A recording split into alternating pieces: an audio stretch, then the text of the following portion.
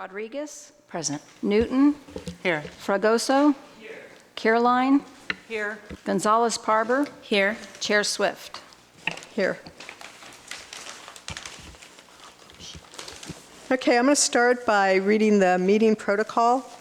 The chair shall maintain order at the meetings in accordance with Robert's Rules of Order, and the commission has the responsibility to be a model of respectful behavior in order to encourage community participation and citizen input at commission meetings. The commission and the audience are expected to refrain from using profane language, and/or ridiculing the character or motive of commission members, staff, or members of the public, and to maintain the standards of tolerance and civility. And I apologize, I bypassed the approval of the agenda. So do we have any changes on the agenda? Do I have a motion to approve it? I move approval of the agenda as is. Second. All in favor? Aye. Aye. Opposed? Okay, now I'm back on track. Public comments on non-agenda items. Anyone wishing to address the commission on matters not on the agenda, but within the jurisdiction of the commission may do so now. Please state the matter on which you wish to speak. Matters not appearing on the commission's agenda will not receive action at this meeting, but may be referred to staff for a future meeting.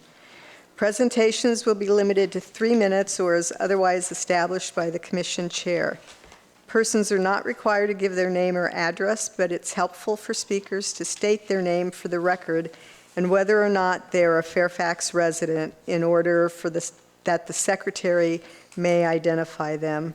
Does anyone wish to make public comments during open time? Seeing none, I'll bring it back. There's nothing on the consent calendar. Can we have our first item, 54 Cypress Drive? So 54 Cypress Drive, it's a 6,550 square foot site. It's relatively flat with an average slope of 4%. It is developed with a 1,189 square foot, one-story single-family dwelling constructed in 1930 that contains 3 bedrooms, 1 bathroom, and a 180 square foot enclosed front porch. There is a detached 304 square foot, 1-car garage located at the rear of the property. The project proposes to add 227 square feet to the rear of the existing single-family dwelling, resulting in a total of 1,416 square feet of living space. In addition, the project proposes to demolish the interior walls to reconfigure the layout and add a second bathroom. Other proposed work to the existing dwelling includes installation of new windows and doors, repair replacement of siding, installation of a new type A fire-rated roof, installation of sprinklers, construction of a new 318 square foot deck off the rear addition, and a voluntary seismic upgrade. The project also proposes to rebuild the garage in its existing location, and other site work consists of new landscaping and parking area for 2 vehicles that would be behind the addition and the deck in the backyard. The uncovered parking area would consist of permeable crushed stone aggregate over leveled soil, and the parking spaces would be 19 by 9 feet.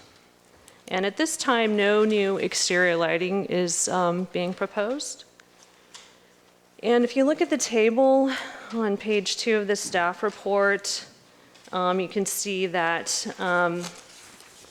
right now they're going to maintain the existing setbacks.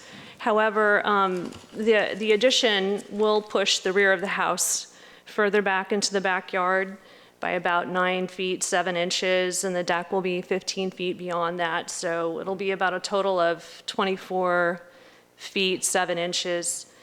But it will still, the house itself will be 51 feet from the rear property boundary, and the deck and the addition would be about 38.5 feet from the property boundary.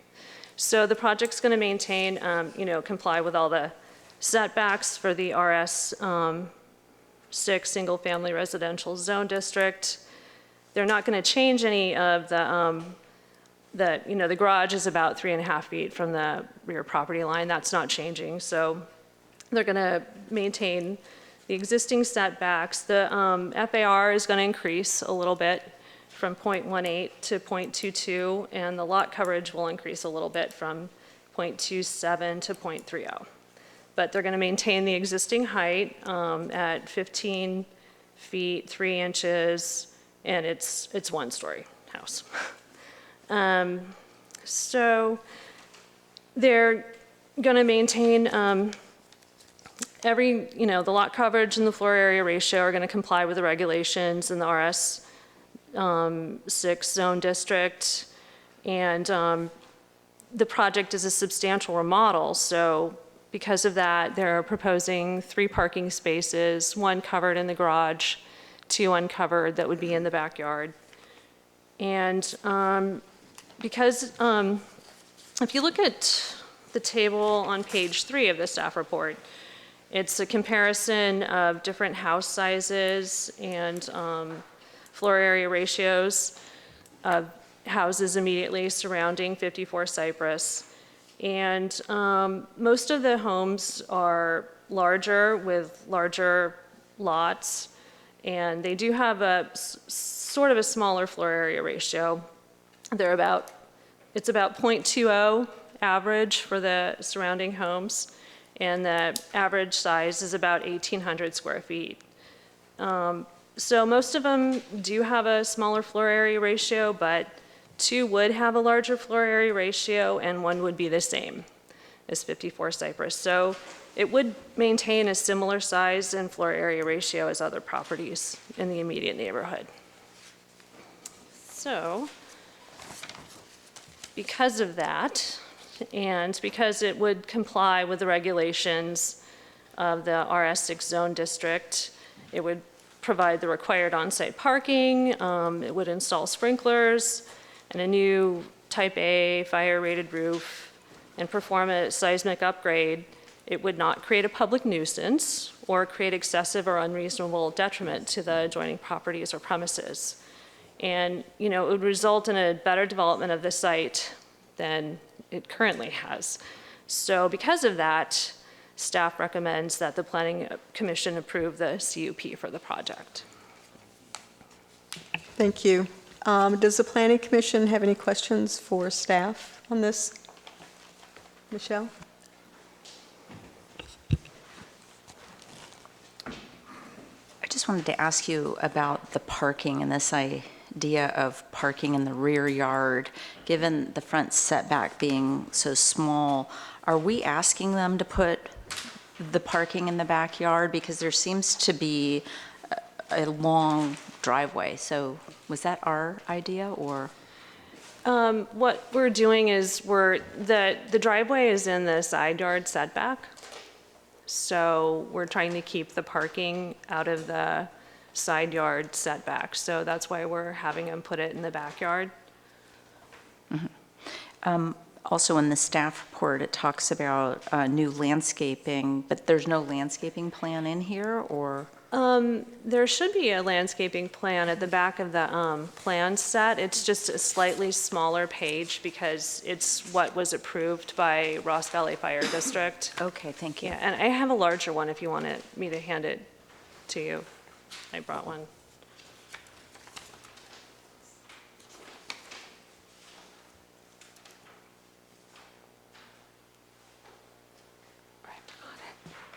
Any other questions for staff?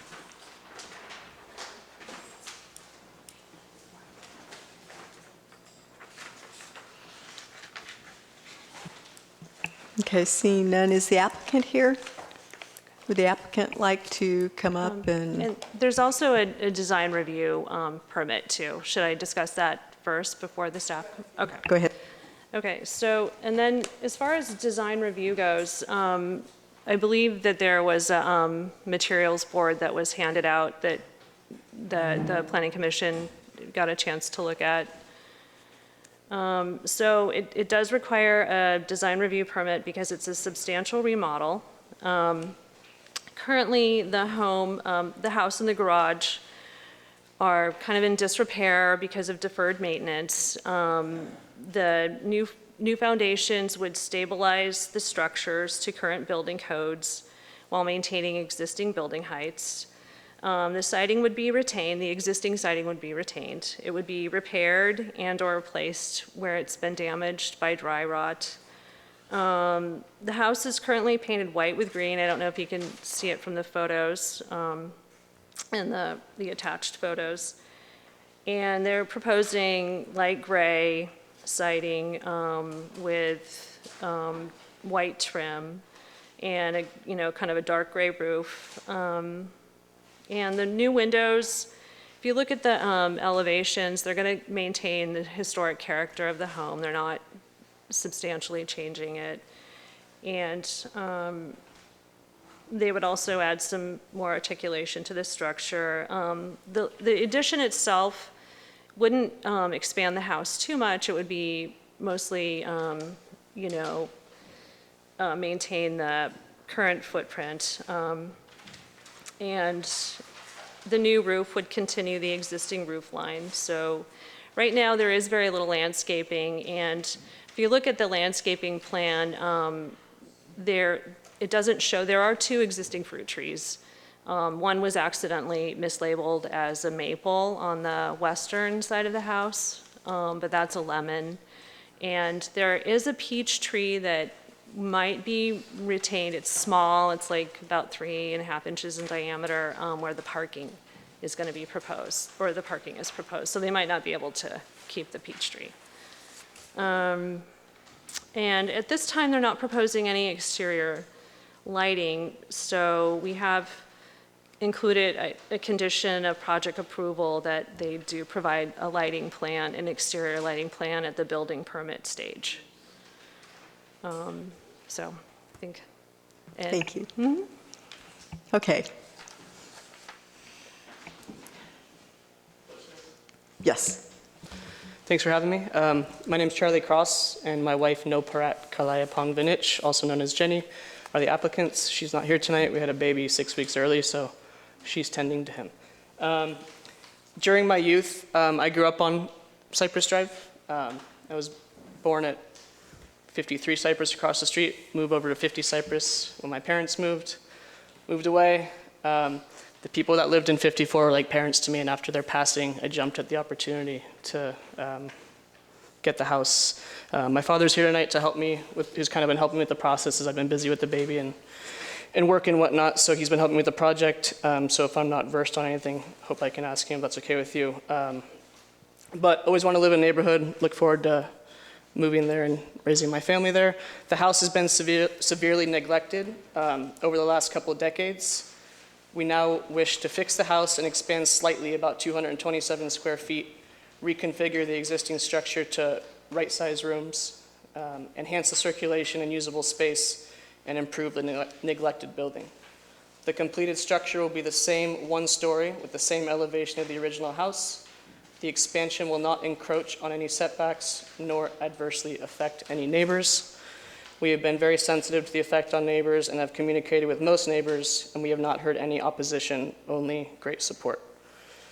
The requested finished project will be 3 bedrooms and 2 baths for a total of 1,416 square feet and a 318 square foot deck, as mentioned earlier, attached to the rear of the house at about 3.5 to 4 foot above grade, the height of the finished floor. We wish to retain the character of the original house and improve the neighborhood. Please let me know if you have any questions.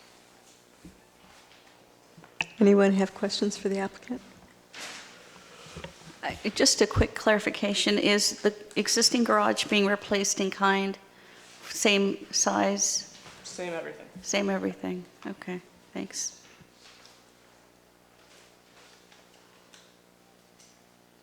Any other questions for the applicant? Thank you. Thank you.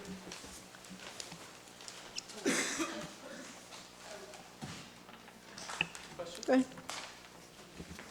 I don't know if it was for you or for staff, but we can, I did a site visit today, so was there, it looked like some improvements have already been started, like you had like a foundation So you guys, permit? we had permit for the foundation and demo, and that's all that we've done. And we didn't lay the foundation in the extension. That's just framed right now. We're waiting for you guys to give us the Okay, approval. all right, so when you were going, did you ever consider, I mean, I guess you've already done the foundation for the garage, but did you ever consider, making the garage wider so you could have to satisfy the parking requirement instead of From what we having to add understood, because parking of, in the back of the yard? from what we understood, we weren't allowed to because of the original structure and the setbacks, so we didn't even think to do that. And Okay, just a great question, It was but just a no, question. we didn't do that. Okay. Through the chair, I actually had a similar question as to why the garage couldn't have been expanded into the rear yard. You mean the Because you're side? parking the two cars where you will be parking the two additional cars now. So I noticed there's only 10 feet at the narrowest point between the corner of the garage and the corner of the deck. Do you need to back these cars in? I see them pointing No, front to you'll be- get them out. you won't be able to pull in two at the same time, but Right, one will but go are in you- off to the left and one off to the right. So you're either backing in or backing out of those spaces? Correct. The architect calculated all those turning radiuses and was quite confident that that meets the turning requirements. I agree. I have his yard next door to use though, so I lose the yard when I grant him. He lives next door. Is his the one with the pool? Yes. Any other questions? Thank you. Thank you. I'm going to open this up for public comment on this application. Does anyone have public comment? No, I'm going to close public comment and bring it back to the commission for discussion.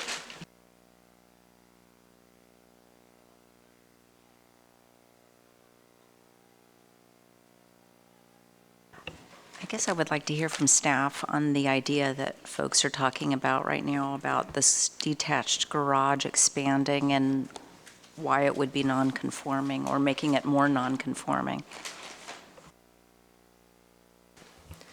Well, the detached garage already encroaches into the side and the rear setbacks. So if they expanded it, I mean, they wouldn't be expanding it more into the setback, but they would be expanding an already non-conforming structure and increasing the non-conformity.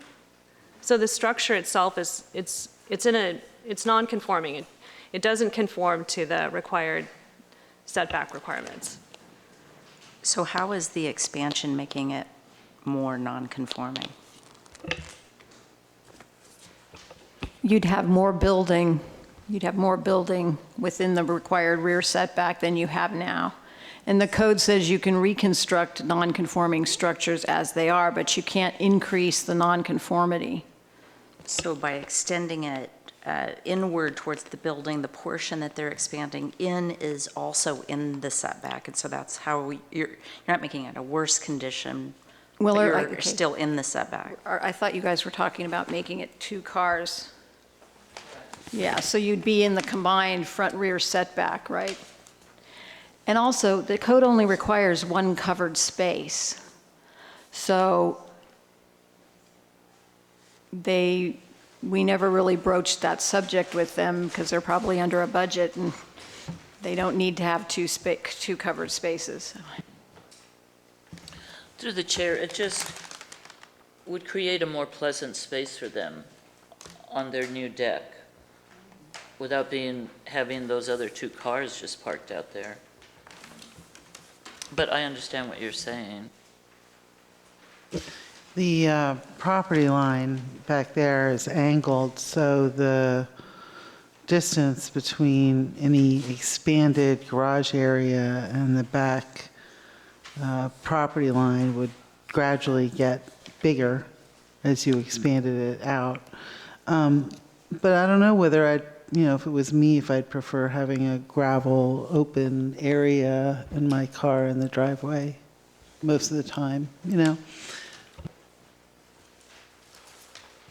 Well, I think this is a really sensitive design. I think it's a very modest expansion. I think it was very well done, and I think a very sensitive design. I'm in support of the application. I think that I saw the revised resolution. I was suggesting there be some changes to the resolution to add that the landscaping be native, and including attachment B, which was the color styles, and on condition 2, just making sure that the lighting fixtures are consistent with the architectural style and downward directed or shielded, but that's my recommendation. Can you repeat that? I'm sorry. That the lighting fixtures be consistent with the architectural style and downward directed or shielded. Yeah, I'm sorry, from the beginning of those, I didn't hear the first couple. That condition 1 be modified to, on Plan L-01, which is the landscaping plan, to have them be native, and to add attachment B, which was the color materials for the painting strip, and then modify condition 2, as I said.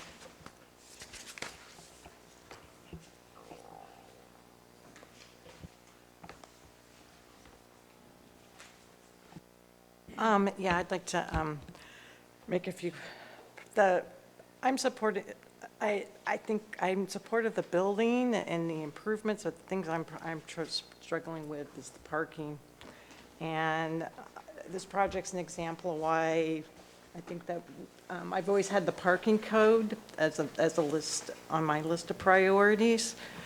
Because when you have a long driveway, it just doesn't seem to make sense to disrupt additional site area for the parking requirement. So I was trying to look through the code to see if there's a, and I actually asked a question of staff earlier today if we've ever approved any tandem parking situations like this. I tried to remember the one we did recently, 74 Cypress, but when I went there today, it looked like their side yard was wider, so it did allow the 2 cars side by side. But I thought there may have been some other projects, because that's really the thing that I'm struggling with on this application. It seems kind of like you're paving paradise to put in the parking lots. That's my comments. But semi-permeable. Are there other affordable options for parking surfaces that are not gravel, that are more like kid-friendly, that we could have approved as appropriate by the planning department? There are some nice, like, block and grass combinations. It's a concrete paver driveway blocks that you can plant, and so it would look more like grass, though I know with the waters I also have gravel, because the water seeps through it and it doesn't get all muddy and mushy. But those pavers obviously would be more expensive than gravel, but would be much more attractive off your deck when the cars are not there. We had a project recently where I think we talked about just having Yeah, 2, two paved, right. Tire. And the rest was tire. grass or whatever, so I think there are some options there. It's just tricky backing in around the stairs of that deck and being able to stay on those 2 narrow tire trails. Now, the garage that's there, though, can fit A car? a car Yes. Right. once it's Right. rebuilt. So And- what's, and what's- So would that be would be used- one covered, right. assuming we're parking our cars in our garages. It- That would be one. And it would be used to park a car? Is that in It's the, supposed to be used to park a car. can we put that in the conditions? We can't, yeah, you can't, yeah. I had a comment, though, to Michelle's comment about just natives in the landscape. I think if a property owner wants to plant fruit trees or something like that, I don't think we should restrict necessarily to natives. I mean, this house had, or still does have, some fruit trees, and probably, long-term fruit trees that were there. I mean, if the owners wanted to do that, I think that would be fine. The plan doesn't seem to talk about existing fruit trees. It talks about a lot of new fruit trees. New Japanese maple. Yeah, so on the, if you look at the western property boundary, there are two existing maples and one was mislabeled. It should be a lemon tree. And there is a peach tree, but it's not shown where the parking area is because they're not sure if they're going to be able to keep it.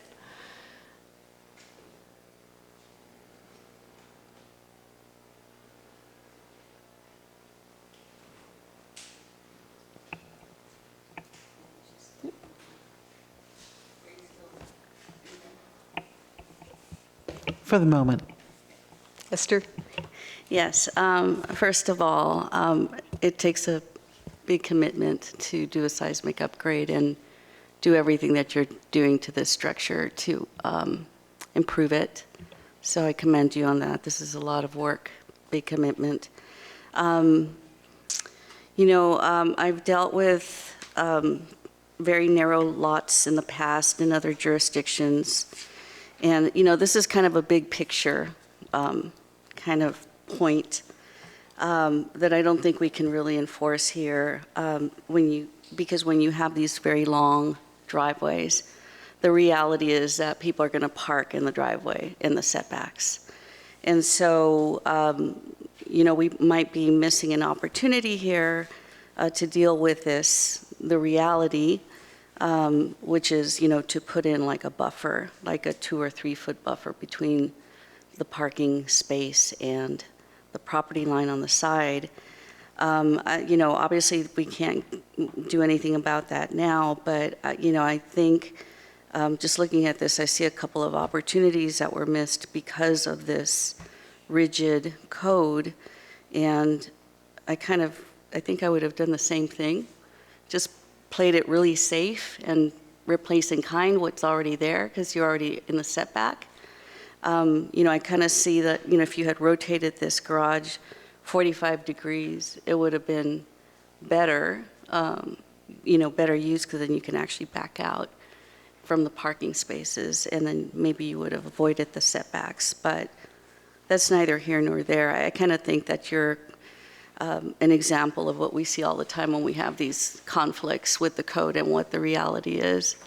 So, you've replaced this garage where it was, so I can't really, fault you for that. It's just kind of what we say grandfathered in.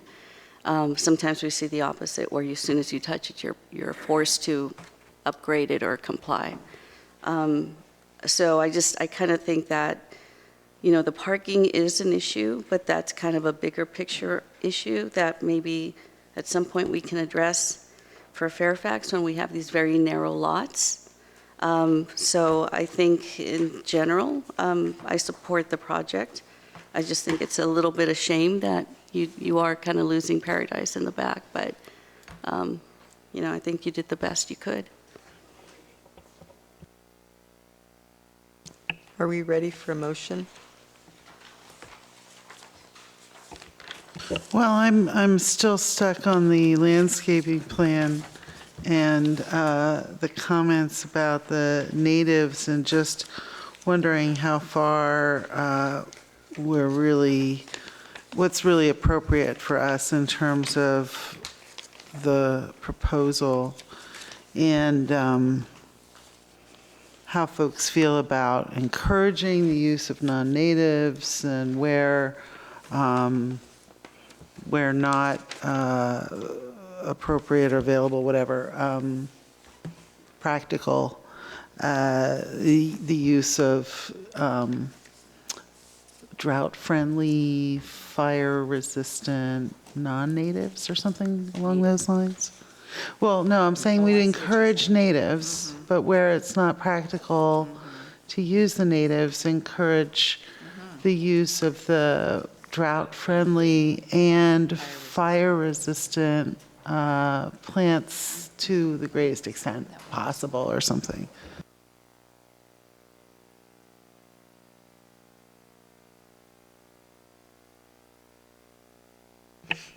Motion?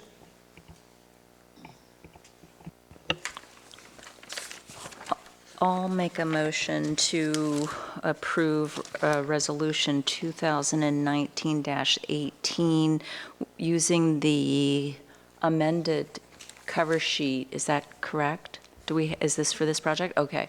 The amended cover sheet that has the correct family spelling, with the modification that condition 1 would reference or add attachment B, which is the attached color styles, and that after L-01, encouraging natives, however, if using non-natives, have them be fire resistant or drought tolerant to the extent feasible, and then modifying condition 2 to include lighting fixtures consistent with the architectural style and downward directed or shielded. And I will, I'm sorry, on the lighting fixtures, if we can just identify them as dark sky compliant, that would address that, I think, along with the architectural style. It already says dark sky compliant there, but that does not address the downward directed. That's more about illumination. I'll second. All in favor? Aye. Aye. Any opposed? Motion carries. Thank you, and there's a 10-day appeal process. Thanks.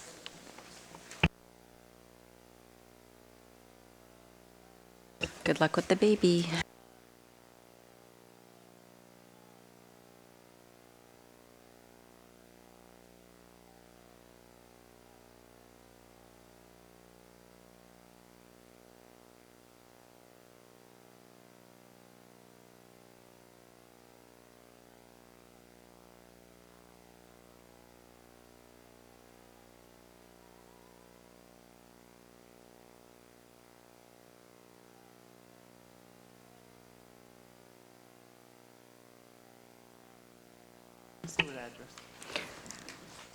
So, agenda item 2, 80 Crest Road, application 19-10.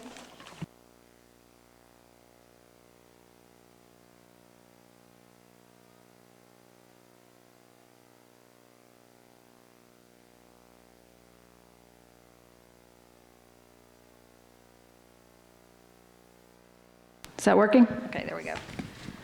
Okay, so I just wanted to put some pictures of the approved plans and what the applicant is proposing up so the audience could see it, because we're going to be talking about a lot of stories and basements and second floors and stuff, and it can be a little confusing. So I think I'll start with basement.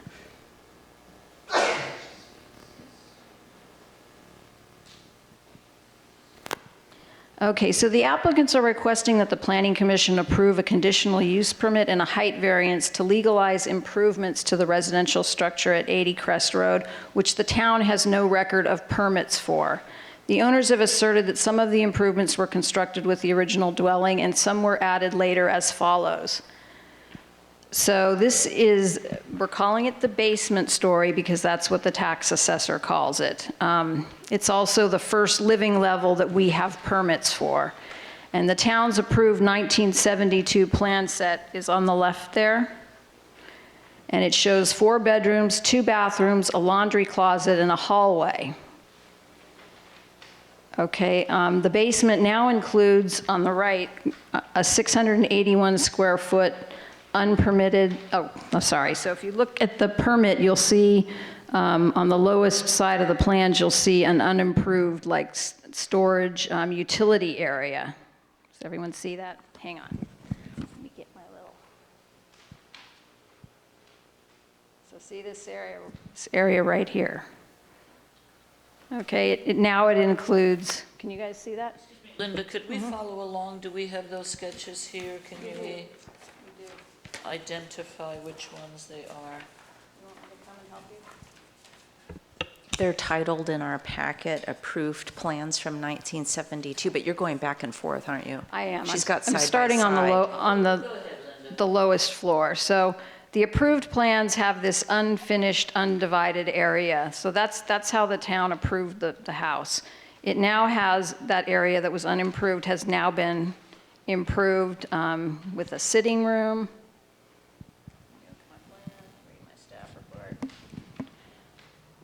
Okay, so it now has 681 square feet of new,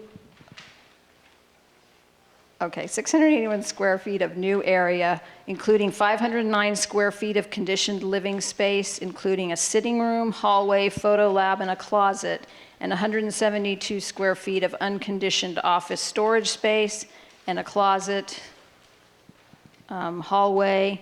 The area includes a stairway down to the lowest level of the structure, referred to as the foundation in the 1972 approved plan set. This access stairway from the basement level to the lowest level is not shown on the original construction plans. I'm going to go to that.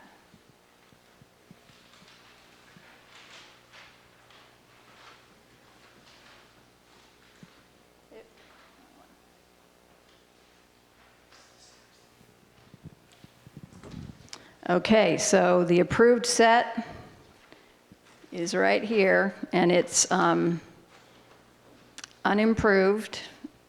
And what's there now is a bathroom. They're calling it all storage, but it has a stairway down to it that didn't exist in the approved set of original construction plans. Has a little improved wine cellar. There's electrical and floors that have been installed. I'm going to take you to the approved cross-section. Let's see here. I hate this thing. That's not what I was looking for.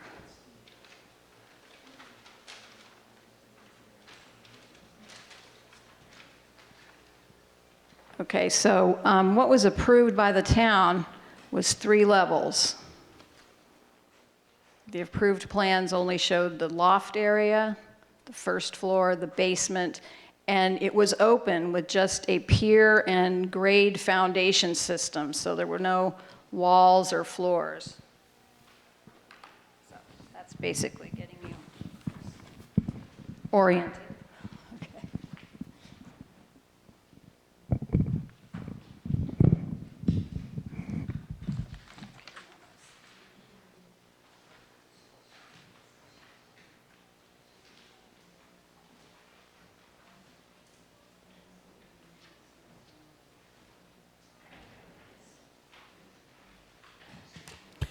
So we also reviewed the Marin County tax assessor's records for the property, and they also show only 3 levels to the house. So we have nothing to show that there were ever permits issued to enclose the foundation area and turn it into improved space, not necessarily, developed as family rooms, but it has electrical, it has plumbing, and it has floors and windows and doors. So legalization of the unpermitted improvements requires the commission approval of the following discretionary permits.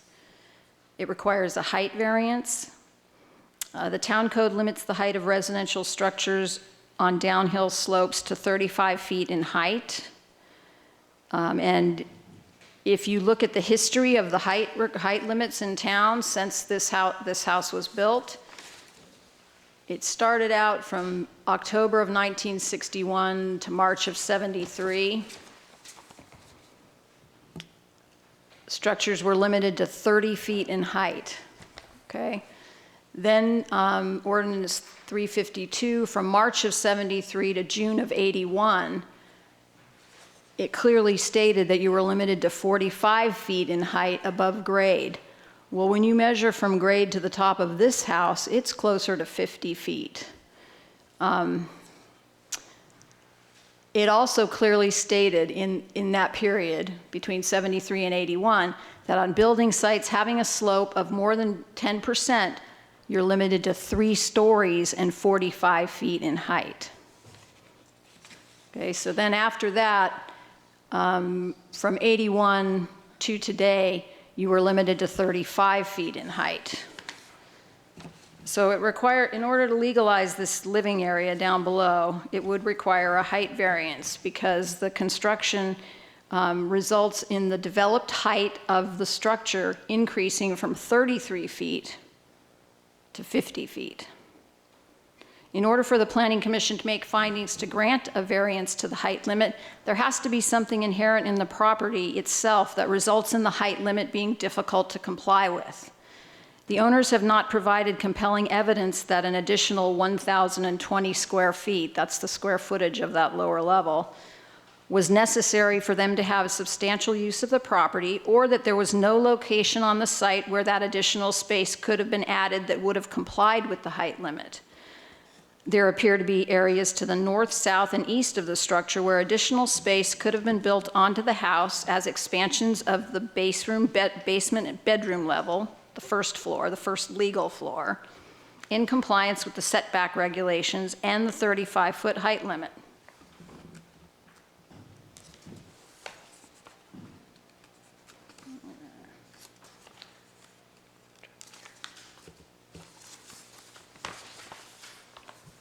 Therefore, the staff is unable to recommend findings to the Planning Commission for the approval of the height variance.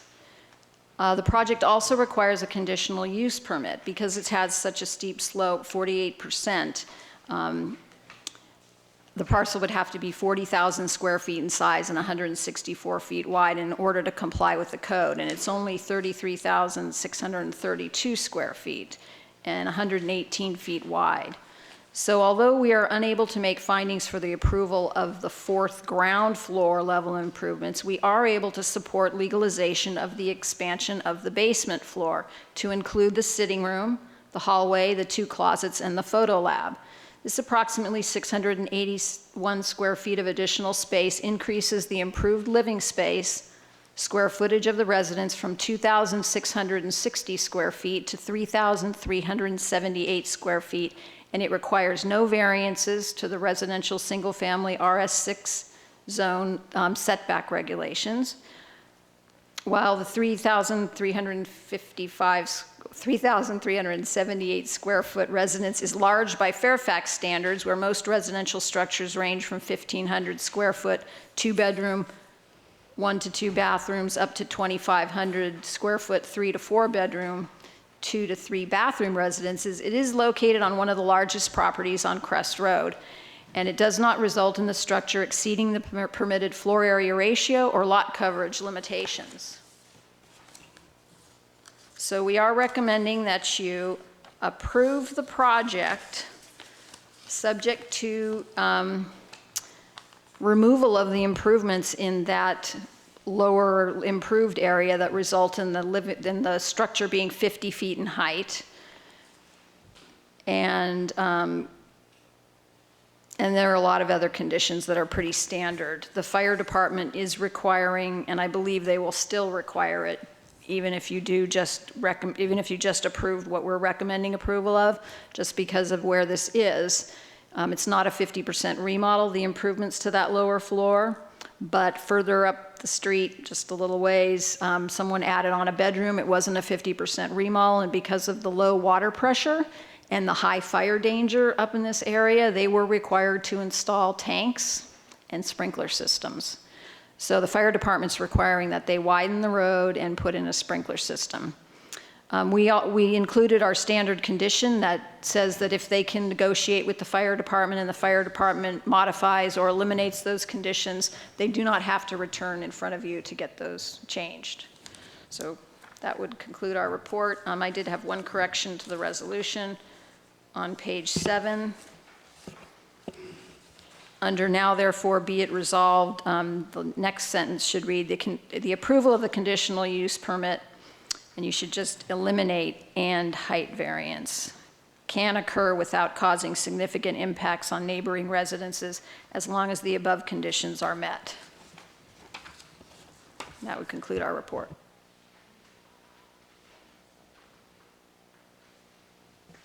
Any questions for staff? Esther? Yes, I have a question. The fourth floor is being triggered because of the loft, is that?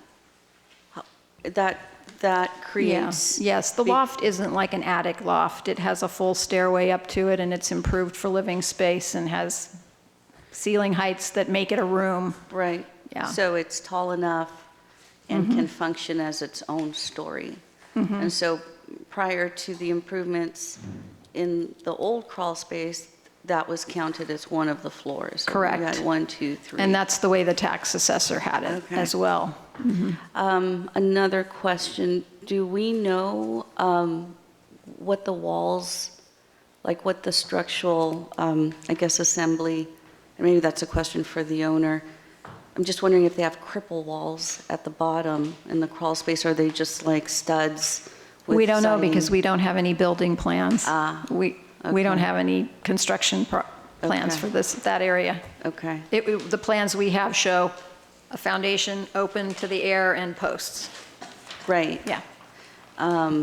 Okay, and if that space is considered by the building code a basement, then the building official would make sure that all the egress codes are being complied with, correct, for a basement? Well, it doesn't meet the town definition of basement, because the town's definition of basement, it has to be underground with only 3 feet of the walls extending above grade. Okay, So we can't find a way to make findings for it. So the floors need to come out. Any walls that aren't necessary for stability of the structure need to be removed. The electrical needs to be removed, unless the planning commission can somehow find a way to make findings for it. okay, thank you. Just a point of clarification to what Commissioner Gonzalez said. She said it was the loft that triggered the fourth floor. But isn't it in fact the basement that's been developed that now triggers the fourth floor because the loft was originally there? That's right. Okay, I mean, just a small technicality, but it's the basement improvements that trigger the height variance. And if you look at, I included the tax assessor's records in your packet, because they only have, if you look at page 5, they have the 3 bedrooms and the 1 bathroom. They're calling it the basement. And then they have floor 1 is obviously the main floor. It has the living room, the dining room, the kitchen, and then the second floor is the loft. So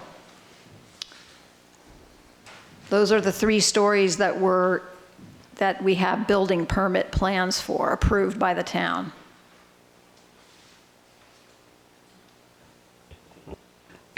Linda, can you, I'm kind of confused by one point. I think I get it all except for the height, because you said in the one, if it's approved as it's built with the ground floor, then it meets the height variance, but you're saying if those improvements are removed, then it doesn't need the height variance? I'm a little confused. If you can explain that a little more. Yeah, so what you need to do is you need to look at the height of the improved structure, okay? So it was approved as a 33-foot tall structure, which complied with the height at the time, and our height limit now is 35 feet. Well, when you measure, if you tried to legalize that lower floor, you would have 50 feet of structure, of improved structure. Okay, so are you saying that you measure the height from the finished floor to the? Right now, the way the code ridge, or read it. Can you explain how you measure it? Yeah, so the reason I'm being a little careful about talking about this is we have a little bit, our attorney has a little bit of a difference of opinion with the applicant's attorney, okay, as to whether our code limits you to 3 stories. So she wanted me to talk about the actual height of the structure itself, the living space, right? So the height measured from, the height of the house measured from grade, right, is supposed to be 35 feet, okay? We now have 50 feet of house measured from grade to the top. Whether it's 3 stories, 4 stories, it's still over the height limit. And it was originally built as a 33-foot, 3-story house. And where would you have measured it Back then? Yeah, back then they, it talks about the vertical distance from the average finished ground level of the site to the highest point of the structure. So And what is that footage 30 feet. When the house was currently? built, you were limited to 30 feet in height. No, but currently, from that, basement, bedroom floor to the top of the loft Is supposed to be 35 feet. right now, is Right that what now. it? No, not supposed to be. What is it It's actually? 50. No, it's Okay. 50 from the surface, the grade, right? You're saying it's 50 from the grade. I'm asking about from the floor that.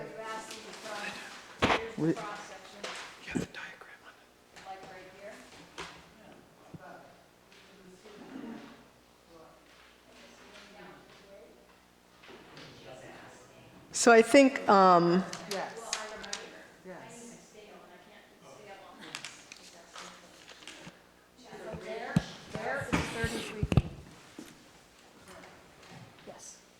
Yes. That's a 33-foot from the existing, the bedroom basement floor to the top of the loft, currently 33 feet. Correct.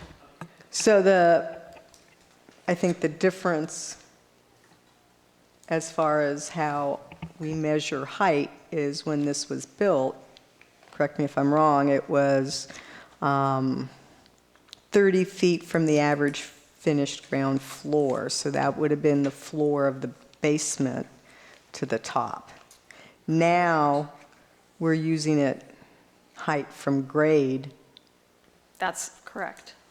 to the top of the building, so we're looking at a different Correct. starting point.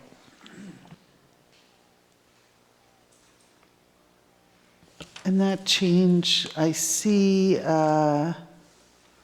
in the 1981 code, as well as the 1973 code, about measuring from the grade, because in the height of the building definition, the vertical distance from the grade is what's listed in the 1973 version. Right, and I So don't know, that- I don't know if this will help or make it more complicated, but the structure was finalized in September of 1973. So if you look at the code that was in effect at that time, it clearly states, on building sites having a slope of more than 10%, 3 stories and 45 feet. So But the building application was done in 72. Correct. Under ordinance 230, which talked about the 30 feet from Right. the floor of the basement. Right. And then that changed in mid-March of 73. Yes, I just point that out because, we don't really know when this occurred, right? So I just wanted you to have the history, because if you look at the history of the height limits, there's not really any period in time when the codes would have allowed this.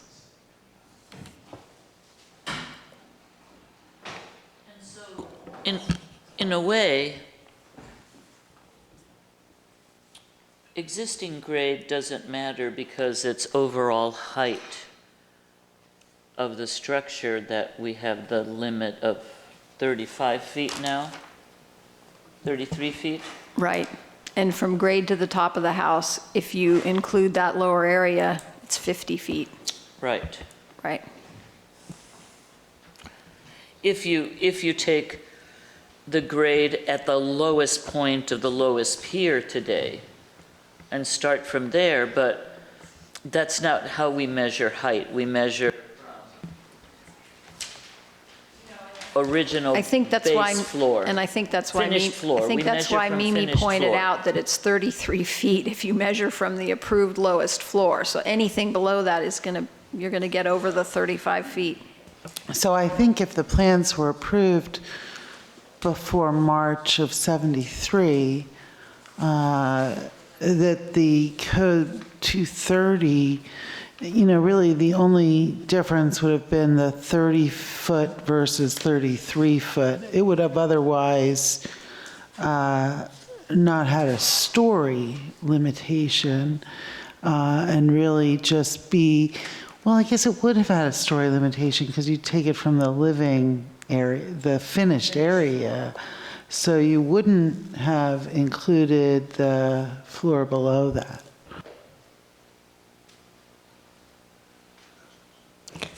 Through the chair, Linda, were the lowest foundations of what, in drawing number 7, we consider the ground level, were those originally installed as support beams for the basement floor? Or were they installed, you don't know, at a later time, the lower piers? Well, you And have floors. the foundation plan in your packet. So let me tell you what page that's on. It was a post and grade beam. Okay, attachment B. Page 1, I think it's. If you look at what I've handwritten in as page 4,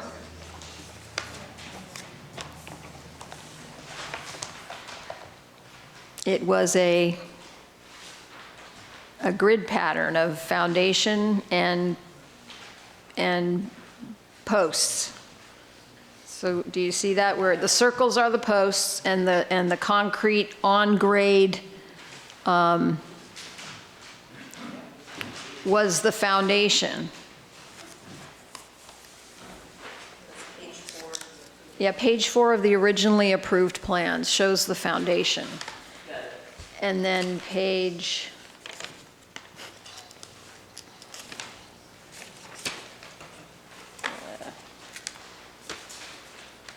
crap. Where did it go? Yeah, it's hard to see because I had to copy it from the microfiche, but if you look at the very first page, up in the left-hand corner, that's showing what the house was approved as. It didn't have siding, it had the foundation and the posts. Yes. Page 1, attachment B, Right, shows no ground floor, correct. just the posts supporting And the 3 the floors above basement that. floor. Right. Thank you.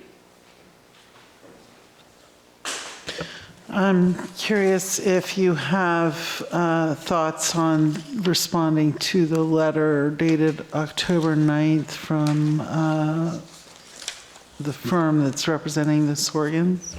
Well, I forwarded you all a response from the town attorney by email.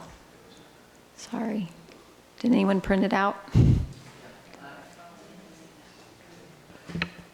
I received the email.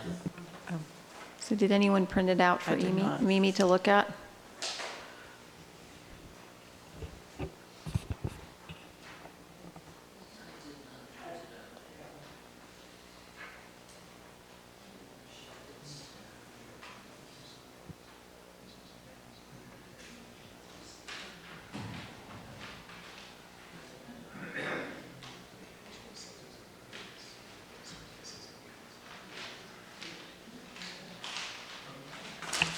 If there's no other questions for staff, is the applicant here, and would the applicant like to speak?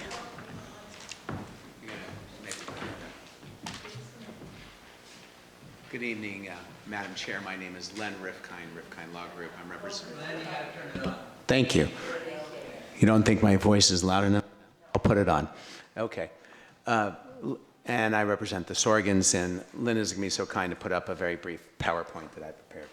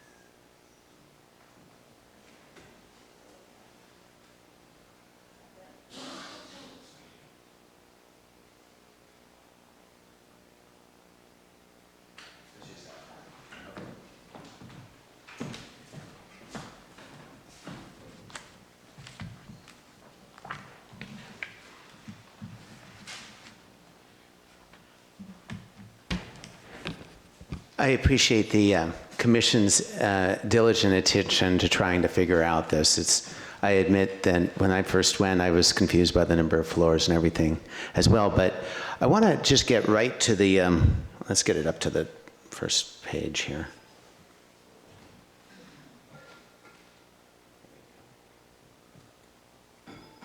I'm sorry. Well, I'm having difficulties. Maybe, Linda, you could get it up to the top. And I'm going to talk, so don't get distracted by the PowerPoint right now. So I'm going to present evidence that's going to show photographic evidence of the house when it was built in 1973. Should I just stand over by the computer and just push the buttons? Why don't we just do that? Ah. Yeah, okay. Thank you. Thank you. And so we're going to show you pictures that are going to show that, believe it or not, there were walls that went, the house wasn't floating up on stilts. There was original walls that went all the way down to the ground. This house was, you think so? Okay, good. Okay, great. Okay, great. So, in fact, here's the first picture that shows that. See this wall?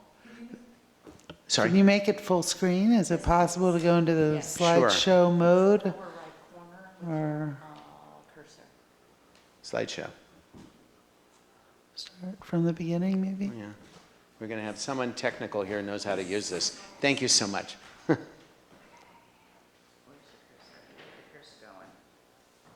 You want to try this? No. You get the cursor. There's no cursor. I think it's a touch screen.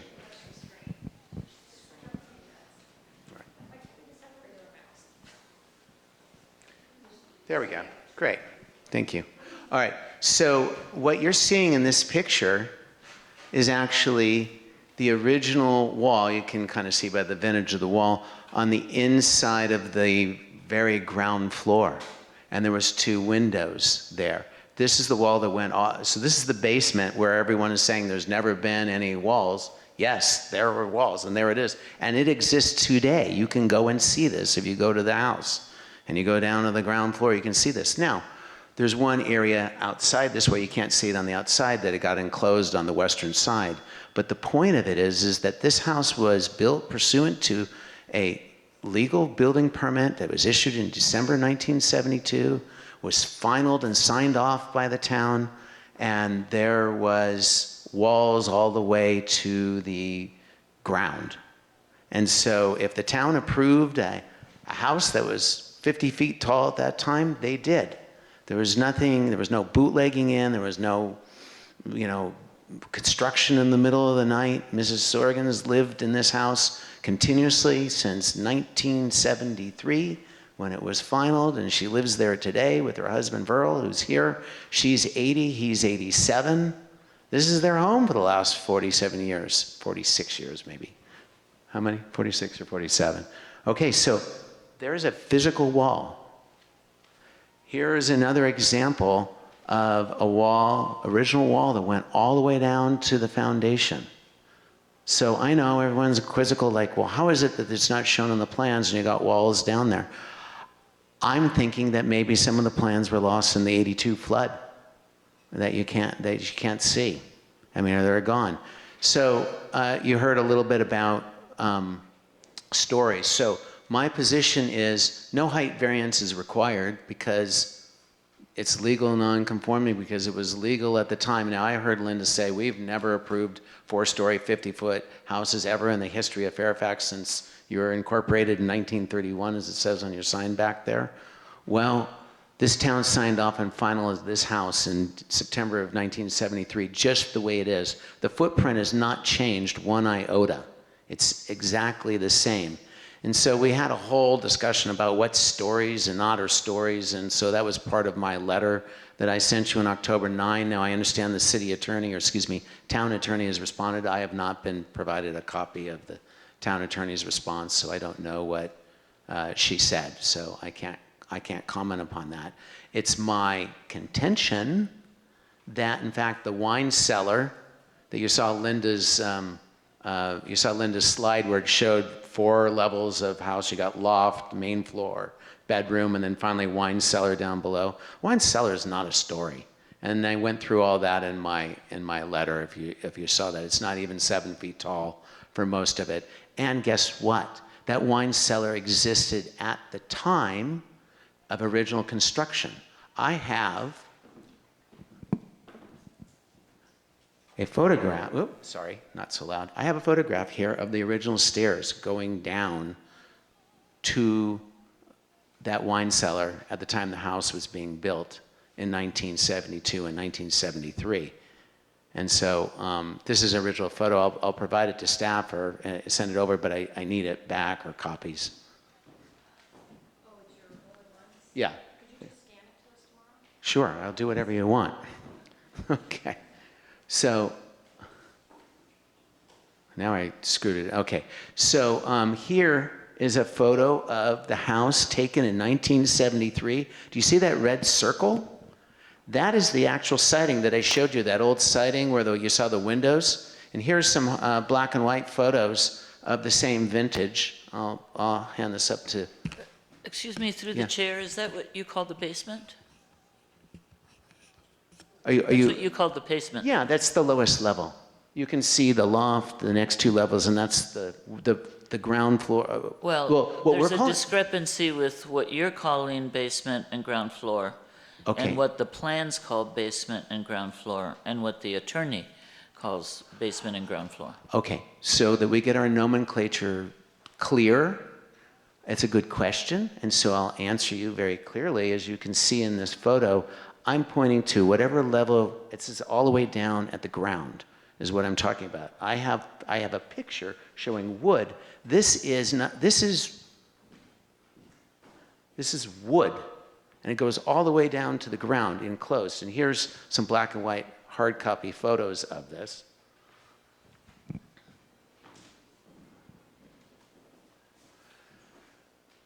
My point, and it's a good one, Commissioner Fregoso, is I have photographic evidence of, at the time the house was being built, that wood is going all the way down. If you want to call it ground floor, that's what Linda's been calling it. It goes all the way down to the ground floor, and we're calling basement where is the next level up where the bedrooms are, and then the next level up is the main level, and the last level up is the loft. Okay, so here is real photographic evidence. What else we have tonight, I don't know, I barely remember this, and I'm 58 years old, but these things that I have in my hand here, they're called slides. This is what people used to put on carousels when you had to invite people over and they would watch until their eyes got droopy. These slides actually have dates on them. January 74, June 73. Similar pictures to this, and it shows walls all the way down to the floor. Okay, so I'm telling you, we got photographic evidence that suggests otherwise.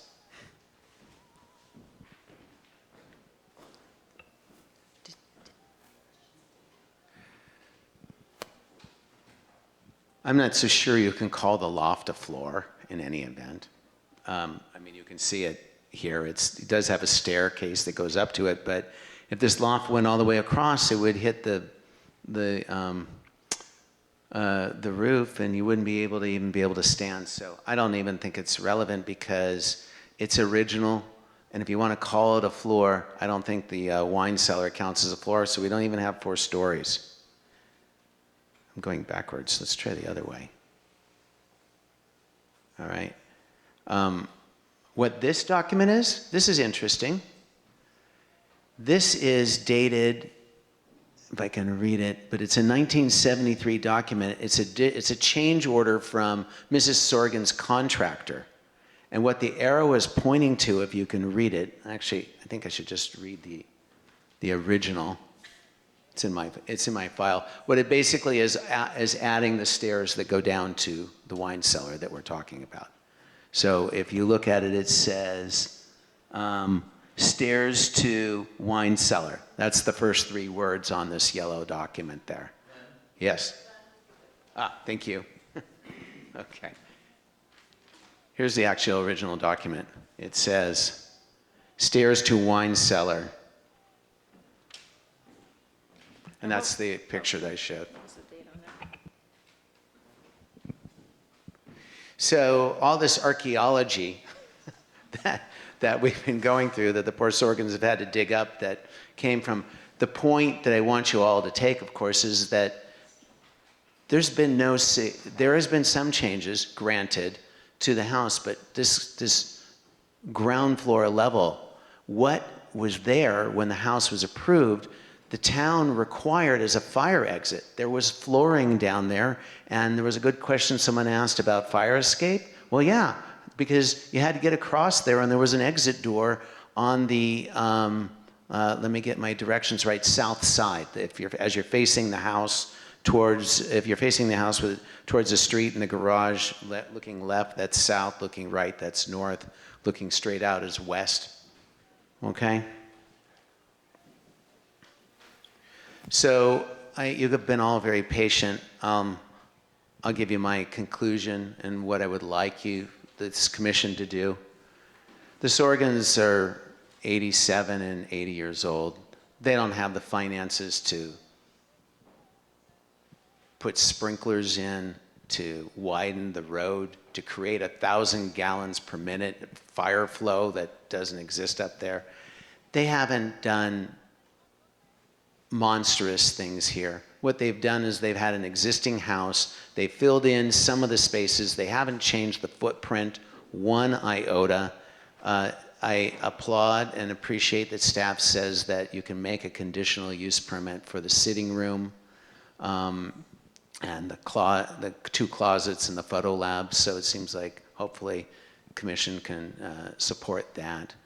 There's 2 areas that there's an additional area on the ground floor that we're talking about that was enclosed past that old wood wall that I showed you. And so that's about 360 feet, and it's just used as storage, and it's just enclosed up to the studs that was there. And one of the reasons why I think the Sorgens did it is because over the years, the posts that supported the beams, they were just out there in the weather and twisting, and they were concerned about stability there. And so it was basically, it actually makes the house more stable when you course, kind of tie it together like that instead of sitting around. So altogether, it makes sense that the commission figure out how we can help this elderly couple that's approaching 50 years in this house to get approved. And by the way, you may not know the backstory on this. The reason why we're even here is because they were at their estate planning attorney. I'm not smart enough to be an estate planning attorney, but they were there, and the estate planning attorney said, well, let's just get all your affairs together and make sure everything's good with your house. So they self-reported and came to town to say, hey, can we make sure is everything good? Because we want to leave it to our family when we're gone, which is a nice thing. So these aren't people that are in the middle of the night trying to sneak things, trying to do anything wrong. They really haven't. And I urge this commission to make a finding that because the house was built pursuant to a legal permit in 1972, staff acknowledges in their staff report it's ordinance number 230 is the one that applies. And when it's 230, that's page 2 of the staff report, there was no stories at that point. That ordinance, the number 230, didn't limit the number of stories. So I think the story issue should be out. That's legal non-conforming at this point. The height issue, I think, is out because they built the house exactly the way it is, other than adding on an outside wall that doesn't change that there was already other walls that already went down to the ground, all the way down to the bottom. So with that, I encourage this commission to decide you don't need a height variance, grant the conditional use permit. And in terms of the onerous fire department conditions, I understand that that's within the purview perhaps of the fire department. We have to work on that, and all of us have to be absolutely concerned about fire danger, of course, all around. I mean, that's a huge issue on everyone's mind. But what these folks have added to their house doesn't increase the fire danger at all. They haven't gone outside the footprint. Linda had suggested that, oh, they should have built to the north, south, east or something like that outside. How would that have looked if you got expansion outside of the footprint and they're doing that? They couldn't even have done it to the north. That was a MMWD tank lot for years that they actually eventually purchased and merged into their parcel. You'll notice that all the zoning constraints are well within. We have very low FAR, low lot coverage. This is not a pig house, trying to push the limits. And so with that, I appreciate your attention, and I'm happy to answer any questions. Thank you. Does anyone have questions? I have a question. And I do have hard copies of the PowerPoint. Did any of the commissioners like a hard copy? Yeah, I think we'd all like one. Okay, let me get that. You indicated at some point that the residents had made improvements to that lowest floor, in addition to what you said about an existing wall. Can you tell me when those changes were made? Oh, when did the western wall created the storage? When was that actually added? Okay, that's a good question because I don't know. I have to ask. Marnie, do you know approximately when that wall was added? I would guess about 10 years ago. Oh, longer than that. Well, now we're going to have a marital dispute. Okay, let's see how this one goes. I'm just kidding. So 10 to 20 years ago is your estimate? 20 years, well less than 20 years. Okay, within 10 to 15 years ago, Commissioner Newton, is when the wall was added, which is about the age of when you're 30 years in and you're looking at your twisted, decomposing wood on your stilts for your deck. You start thinking in that area, that space is used as storage. It's unconditioned storage. No one's living there. No one's doing. It's just got some storage things in there. Any other questions?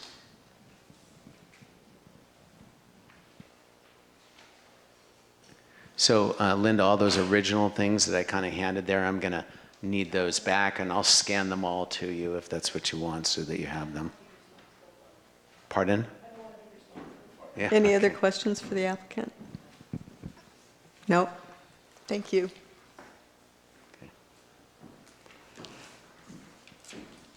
So is there anyone from the public that, Actu- oh, I'm sorry. Go ahead. Just I did have a question about the ground floor. So you showed the picture, the original, that showed that had the bare studs and all that. So currently, is that area just has the bare studs? There's no sheetrock, there's no finishes, no finished walls? Are you asking, is there drywall down there, Correct. Verl? No drywall. Yeah, no drywall. I mean, there is, as the staff report says, there's a toilet with a sink that's near the south end that's put there, and the reason that's needed is because it's the exit door and it's by the swimming pool, and so it's very helpful to have a toilet by the swimming pool instead of walking up the hill pretty far to multiple floors to find a bathroom. So that's the idea of that one. But in general, all the storage areas are unfinished? Correct. There's electrical. There's electrical. There's lights and things there, but there's no drywall. There's not sofas. People aren't watching TV. That's the sitting room that's under the garage where that happens. Can you kind of walk me through the spaces on the ground floor? Commissioner Caroline was asking about, on the lowest, I guess that would be, what is that? Is that south? Which way is south? Can we put up, I'm actually probably not the right person to walk you through the spaces, and if Marnie, if you're up to it, you probably should do that, or Verl. Only because I've been to the house about 3 times, and they've been there about 30 or 40,000 days, so I think they know the house a little bit better than me. And I want to be accurate, to make sure that we're telling you the right information. Is one of you comfortable for walking them through what's on the ground floor? You okay with that, Marnie? Okay.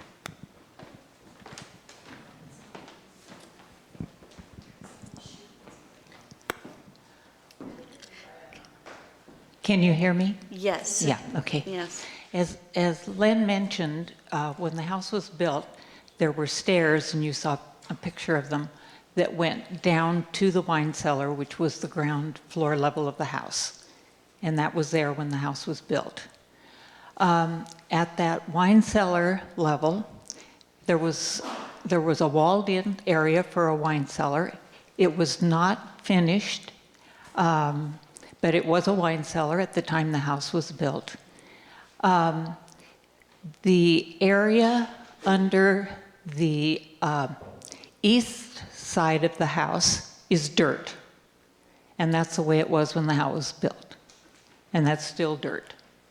The area to the, get my directions right, the area to the west of that, which, well, Linda had the picture up there that you saw the outside wall. You're telling us the rear of the house, the west. Yeah, the rear of the house. That had a plywood floor through part of it because the town of Fairfax required that we have a fire exit from that ground level. And therefore, the stairs went down. There was a way to go out through that area, which now has a plywood floor. It did not have a full plywood floor at that time. But there was an area where you could walk through so that you could exit to the south side of the house. And as I said, that was required by the town of Fairfax. And that was it when the house was originally built. The area to the west of that is the new part that we were acknowledging when we came to the town initially, saying that this had been added because the stilts and the supports that were holding up the main floor, the basement, they were starting to twist, and they had dry rot in them. And so that area was filled in with solid wall but it's not finished in any way. No stucco, no sheetrock. It has a plywood floor, and it has 2 windows facing the west, but the original house had 2 windows facing the west on that same side of the house. So that hasn't When changed. was that, when were those posts filled in with walls? That's the part we were saying 10 to 15 years ago. Yeah. So that's what's on that level. We were advised to put some shearing, is that the right term? Verl, come on, come on up and I'll talk. speak loud enough. No? So that you hand it to them? So it can be on the video. Say again? So it can be on the video. I see. Thank you.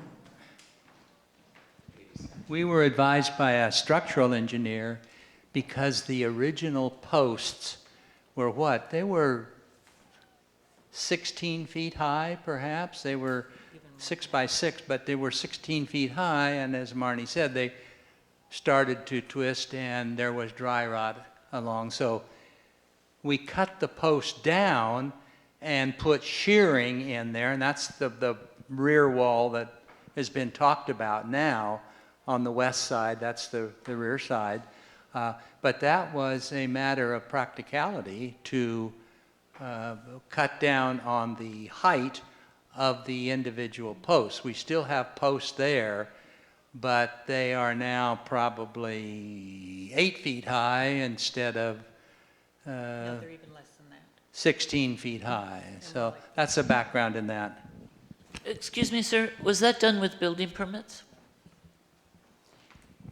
No, this Was is... that work done with building permits? No, it was not. When we originally came to the town voluntarily to say we wanted to legalize 2 areas, that was one of them, and the sitting room was the other one.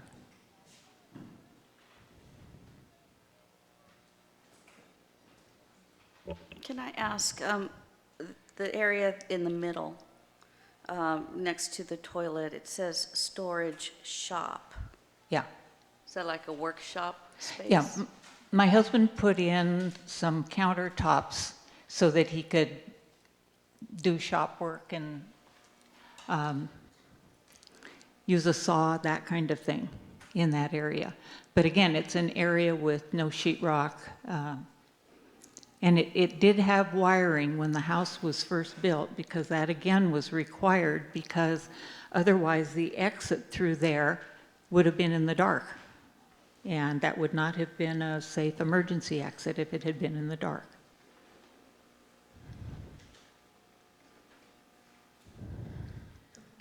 Ms. Sorgan, did the original wine storage area have 4 walls? Yes.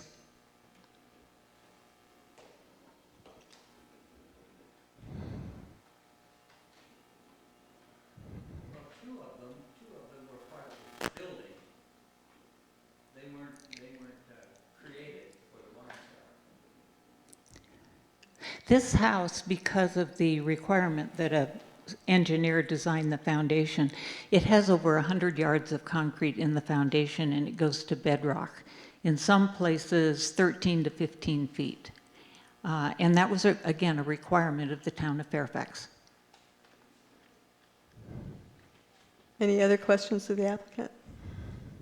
Thank you. Actually, I do have a question. Would you consider removing the cellar and the toilet?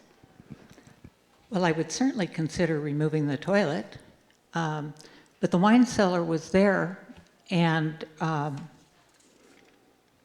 so since it was originally there, as was documented in that change order that Len showed you, I don't see that needs to be removed. And you could exit, or you could enter it through the exterior. No, there isn't. cannot. No, There's no access that way, no. Okay, unless you want to trundle down a steep slope. right. And it also, part of it, the ceiling height is just a little over 6 feet.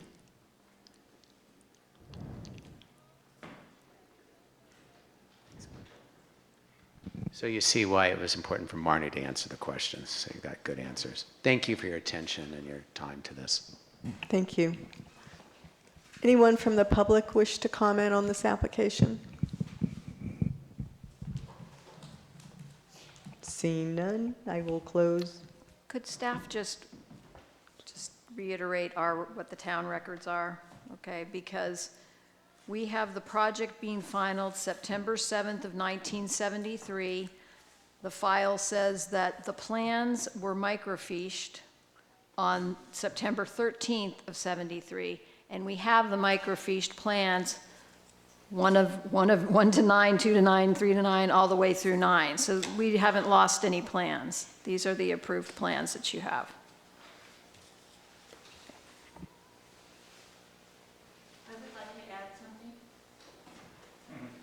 We've closed comment. So we've closed the applicants and public comments, so we're in discussion now. Okay, that wasn't accurate. Thank you. That's why I wanted to add something. So closing public comment, bringing it back to the commission for discussion. Excuse me, the mic is on. Could someone just turn that so that the red light goes out? Thank you. How about this one here, too? Leave it on.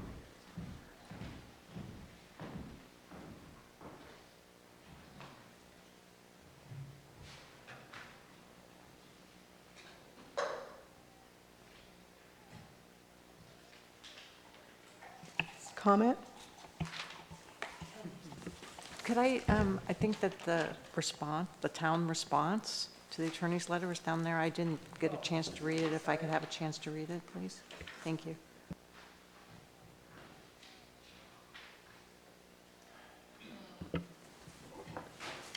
It appears to me that in 72, the approved plans show a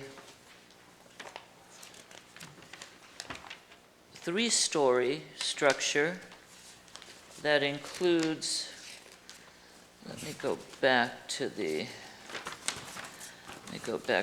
this, I'm looking at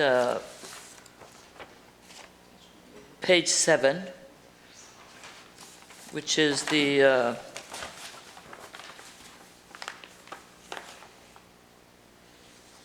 elevation.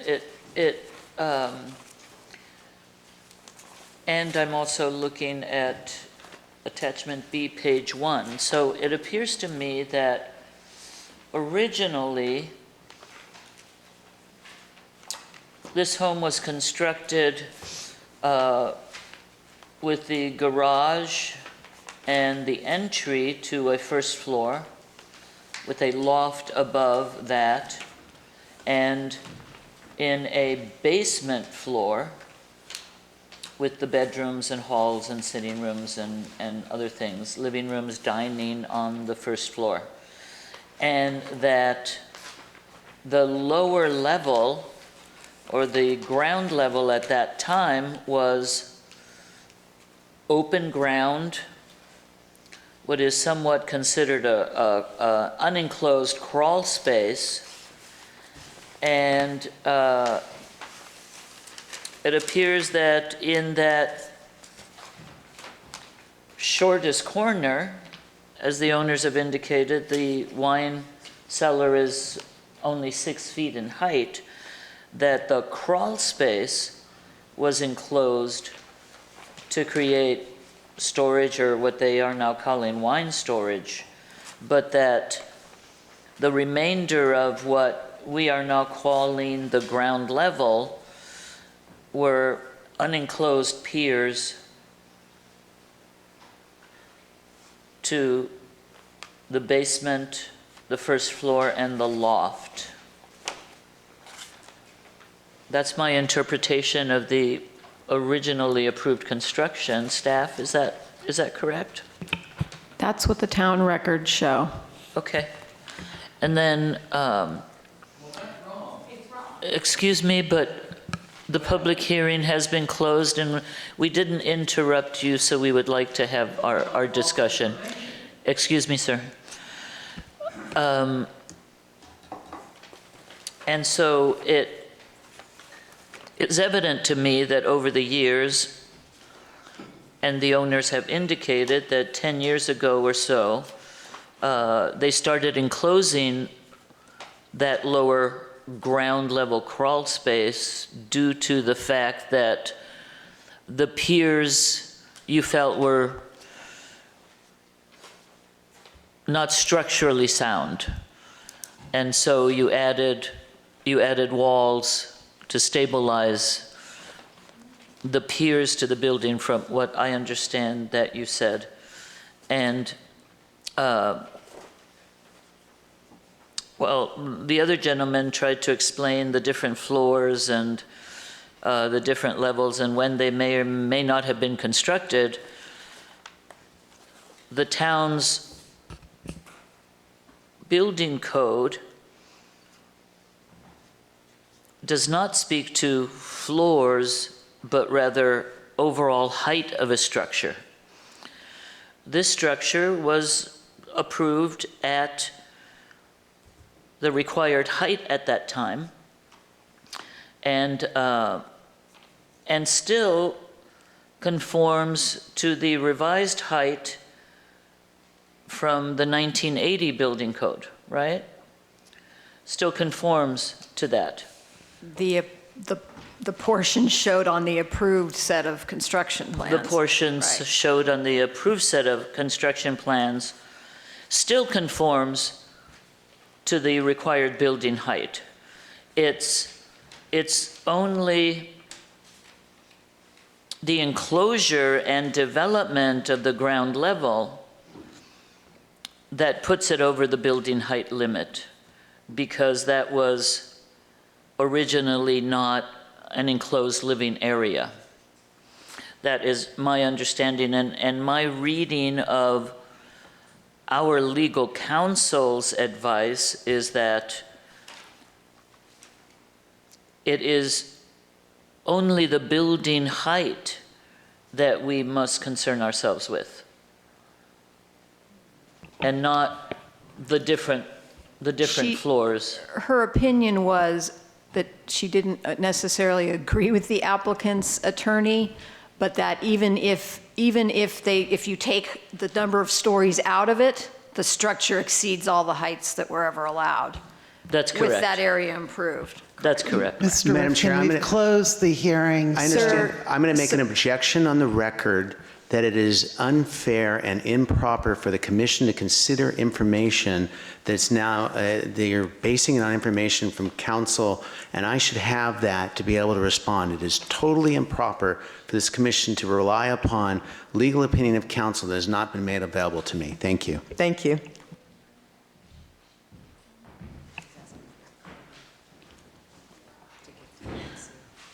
So we could hand him the copy, actually. Oh.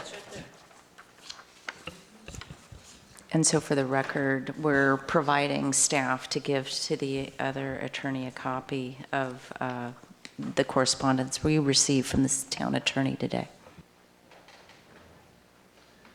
So, do you guys, are you done for a moment, Norma? Can I opine on a few of my thoughts? Thinking aloud, basically, if you guys will let me. You know, my initial reaction to this application, because I'm so focused on affordable housing, is why should we approve, you know, sort of approve something that's already been done that does nothing to alleviate the housing crisis in our town. And so on a gut level, when I see this application, it concerns me. And, you know, I also have a real strong reaction to permitting a fourth story in Fairfax. But there's a couple different things that make this more complicated than that. One of them is the idea that this wine cellar, wine storage area existed for this family and that they were using it in an unfinished state, potentially before,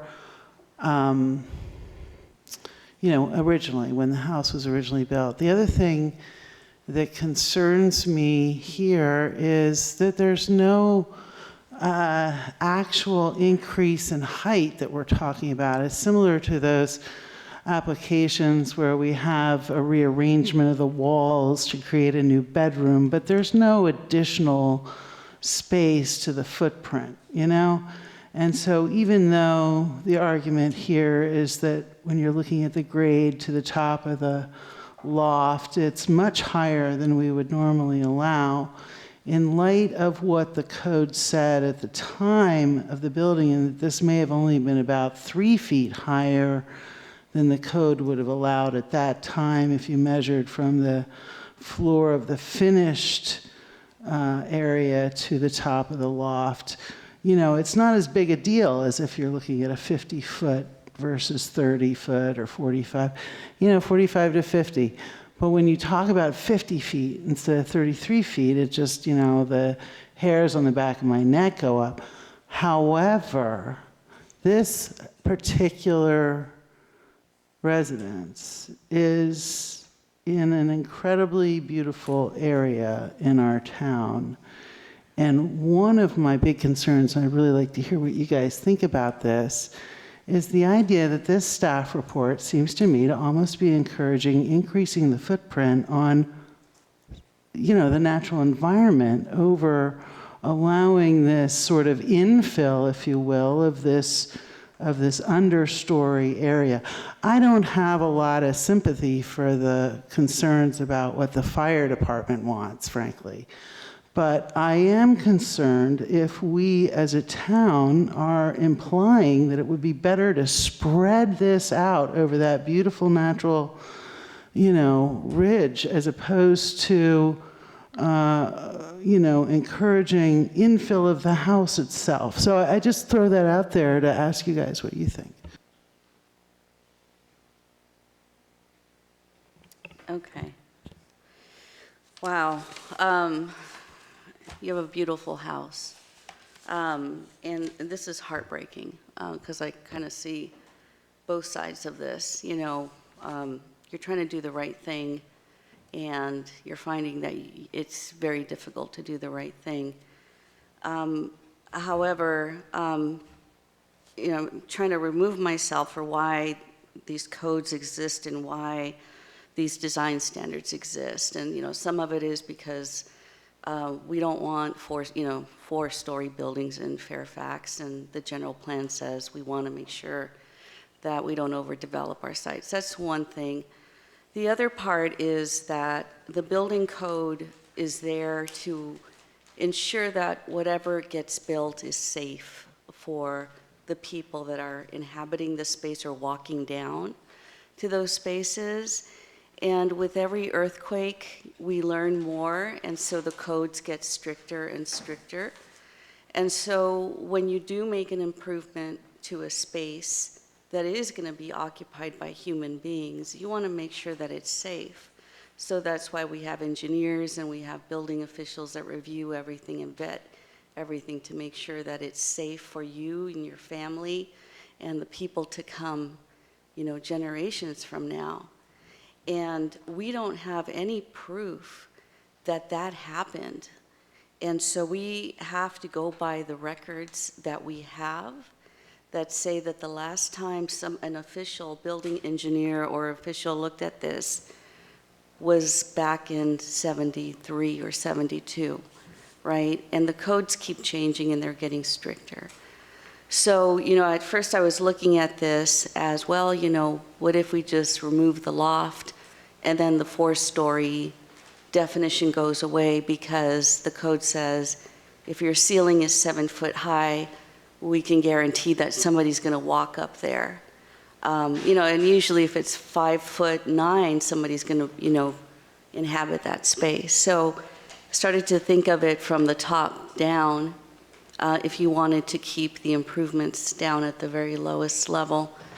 But, and that's why I wanted to have you walk me through the spaces, because I was trying to understand what is more valuable to you. You mentioned that about 10 or 15 years ago, an engineer looked at it and they said, your studs, your posts are starting to twist. And so then you put what we call cripple walls in, and that's the shear, to make sure that the building doesn't twist during an earthquake. So they've learned that that makes spaces safer. But it doesn't mean that you can still put human beings down there safely unless an engineer says. And that's kind of the conflict that we have right now, is that we don't have any evidence that this is safe, aside from the fact that we don't want 4-story buildings in Fairfax for obvious reasons, because maybe you're not going to rent this out to a tenant today. But 2 families down the road with the housing crisis that we're talking about, human beings might end up living there. And so that kind of blows everything that we do and that we strive to do for this town. It kind of just blows it out of the water. And so I appreciate your intent, and I really appreciate that you're trying to do the right thing for your daughter and her future. But we have a conflict here, and legally we can't reconcile that conflict.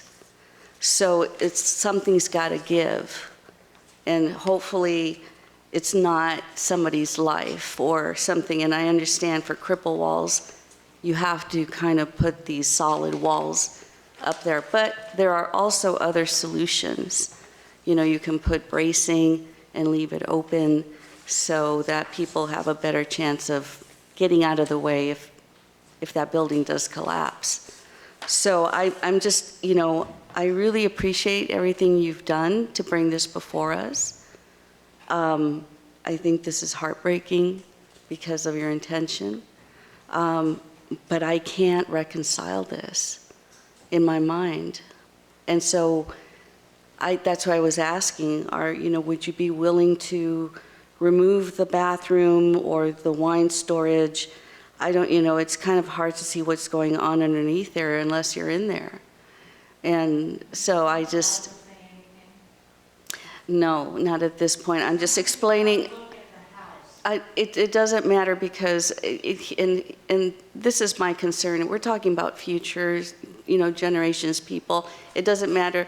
The code stands, the law stands, regardless of the ages and who lives there, until it gets upgraded or improved later, because we learn more about how to build safe environments for human beings and people we care about. So I know it feels really punitive, but I just want you to understand kind of the basis and the reason why, this is a conflict. So I can't reconcile this condition. Laura, did you have comments? Yes. I guess I had a question for staff. So if there is like a tall crawl space area under the house, does that count as floor area or a story?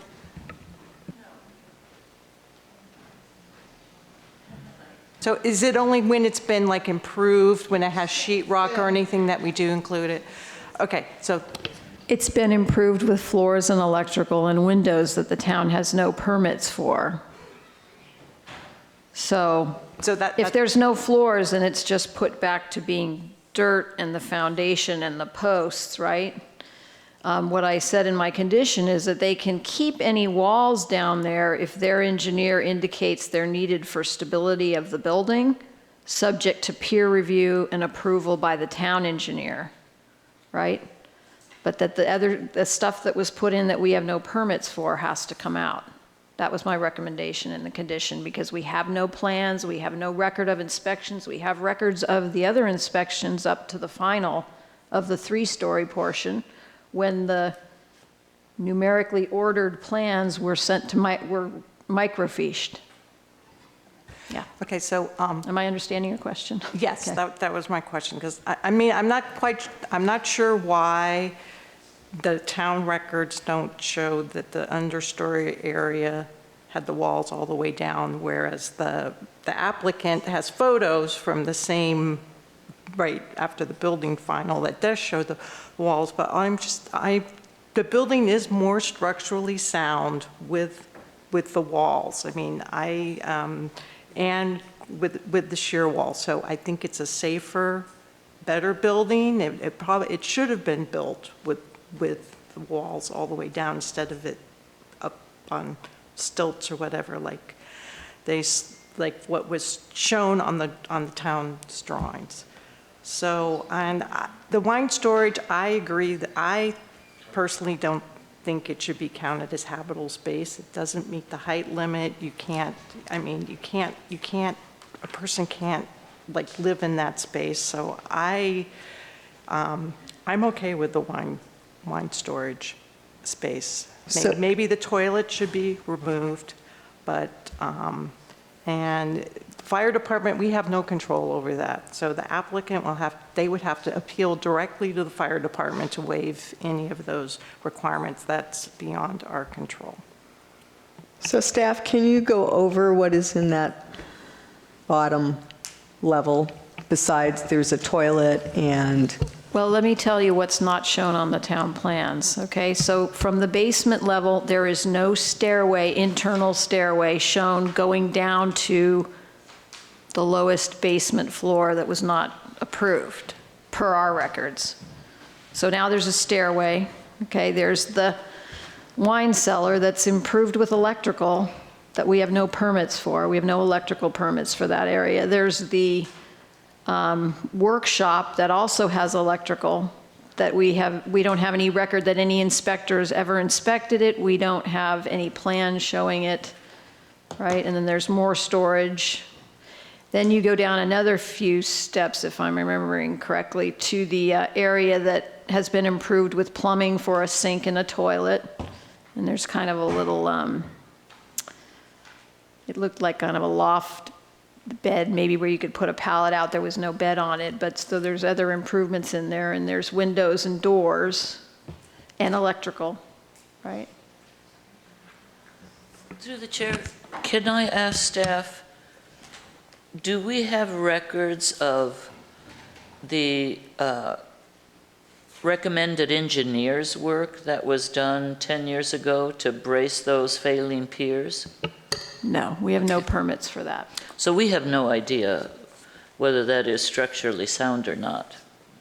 If there were no permits, there were no inspections of that. Correct.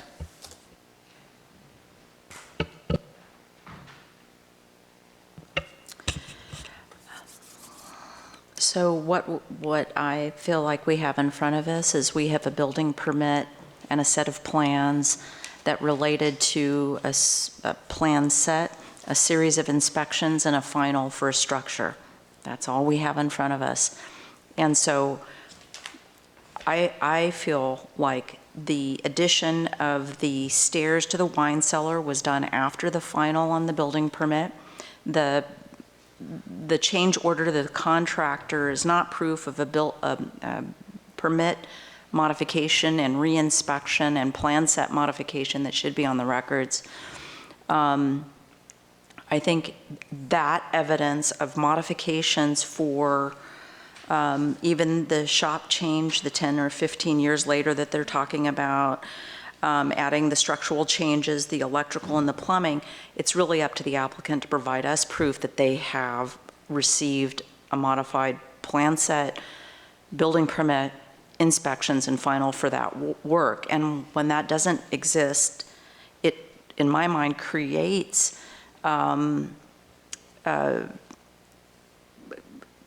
issues related to fire and other instability. So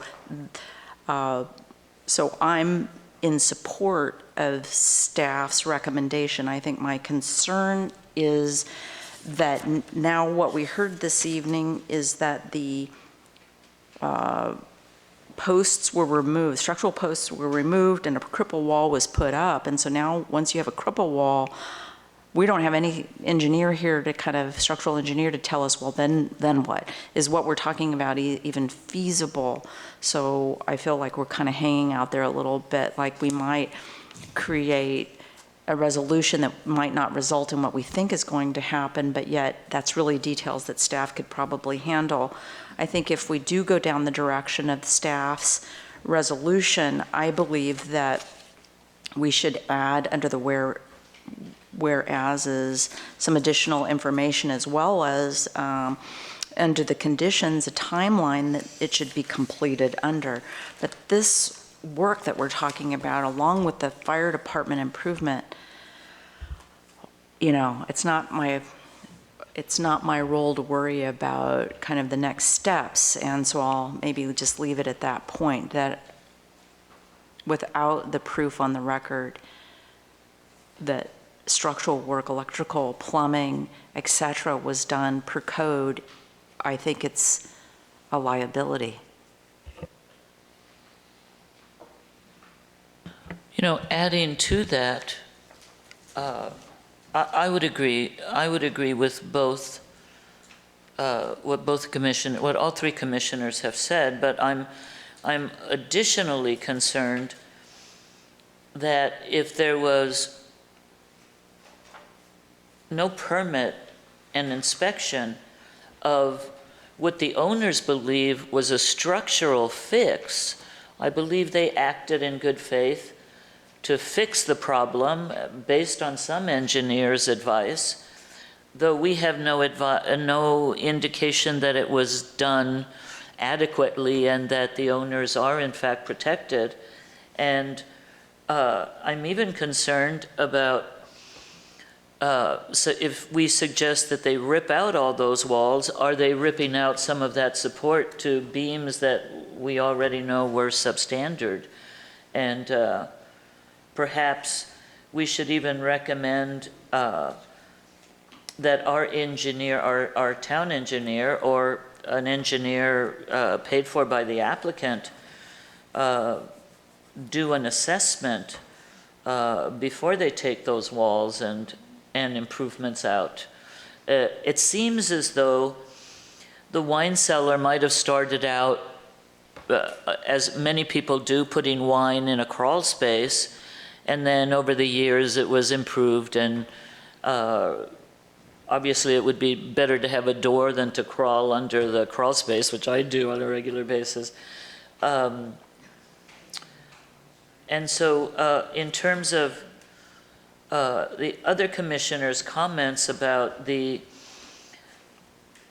alternative of expanding within a footprint or expanding outside of the footprint, I agree. We would typically approve and appreciate maintaining the footprint of a structure if we know that the structure is in fact sound and our guiding building code is height, not floor levels, but overall height of a structure, which this cannot meet with the improvements at the ground level. I too would probably be okay perhaps just leaving wine storage, but I have not been able to see the space. I don't know what other improvements there may be in the wine cellar. And I would also be supportive of staff's recommendations that improvements, either proposed or already made, to the basement would be appropriate and fit within all current building codes.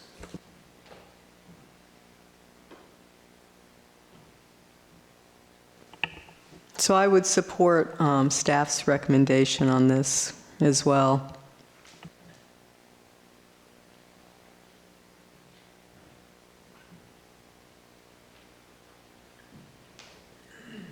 If we are going to go with the recommendation of staff, and, you know, I definitely hear my fellow commissioners' concerns about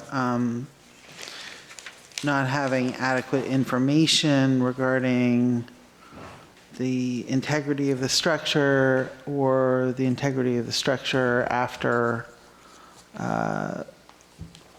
removal potentially of the existing improvements on the lowest level. Okay, so I had some thoughts on the resolution, and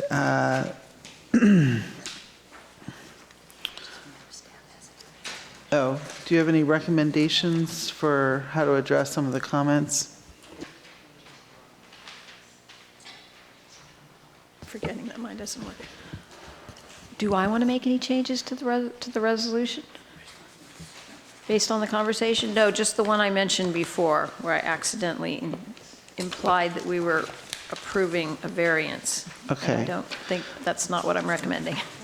On the first page, the third whereas, the third paragraph, the Planning Commission has determined conditional, requested discretionary conditional use permit to approve the portion of the unpermitted improvements. Underneath the next whereas clause, you've got a reference to LU 7.1.5 below that. And that clause that says, provided the fourth story is abated, I'd recommend moving that up as the initial clause after the semicolon. So it would say, whereas the Planning Commission has made the following findings, provided the fourth story is abated, the project conforms, blah, blah, blah. And then on page 2, under the conditional use permit, the first paragraph, in the second full sentence, therefore the approval of the use permit, I would add regarding these issues shall not constitute a grant of special privilege and shall not contravene the doctrines of equity and equal treatment. And then I'd add before the next paragraph, however, granting approval, blah, blah, blah, of the four-story structure. In paragraph 4 on that page, I would say approval of the conditional use permit with the plans modified as described above. And then in the second sentence of that same paragraph 4, approval of the conditional use permit as modified in accordance with the above. And on page 4, in paragraph 10, we've got that paragraph about not modifying the plans. So I'd make a reference there. I'd say any changes, modifications, additions, or alterations made to the approved set of plans other than those reflected in this resolution. And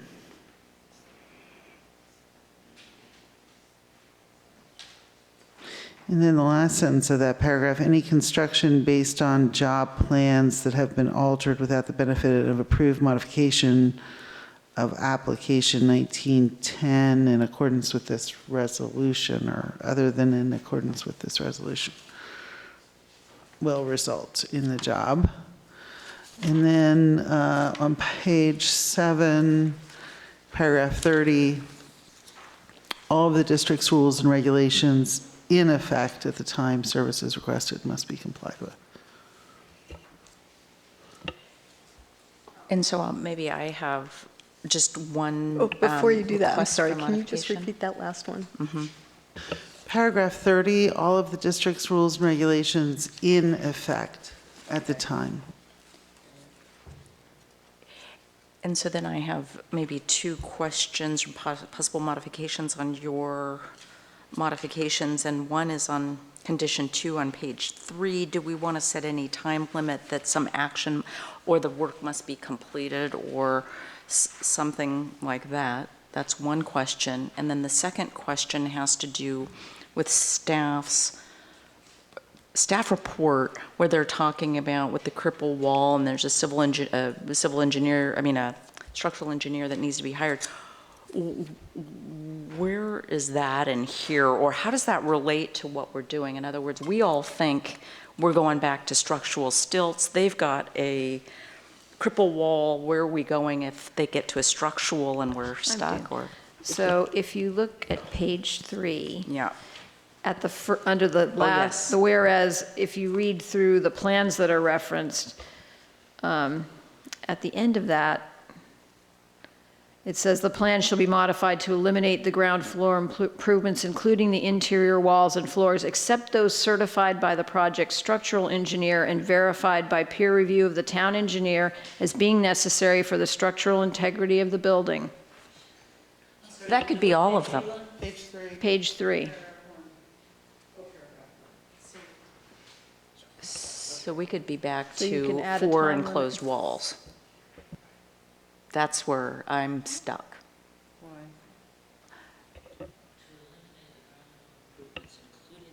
I'm feeling like, Except those certified by the project structural engineer and verified by peer review as being necessary for the structural integrity. So basically as close to a crawl space, which is how it was approved, as they can get it. But with the shear walls potentially for Right. structural integrity. If the engineers agree that they need it. Right. Something else to note is that typically fire departments are in favor of that to provide it, to avoid having superheated air get trapped under a structure and embers and things like that. So that's a pretty standard request these days. And then the electrical, is that also addressed, the issue of, In that same paragraph, I said, there's something wrong with the sentence, though. What we were trying to say is they need to do that with the underfloor, but the toilet, the sink, and the 2 windows, and the wine storage room, and any electrical improvements not necessary to provide lighting for routine maintenance of the ground floor foundation area, it should say shall be removed. So we want them to have enough light to see, to get in there to maintain the foundation, but not to use it as living space.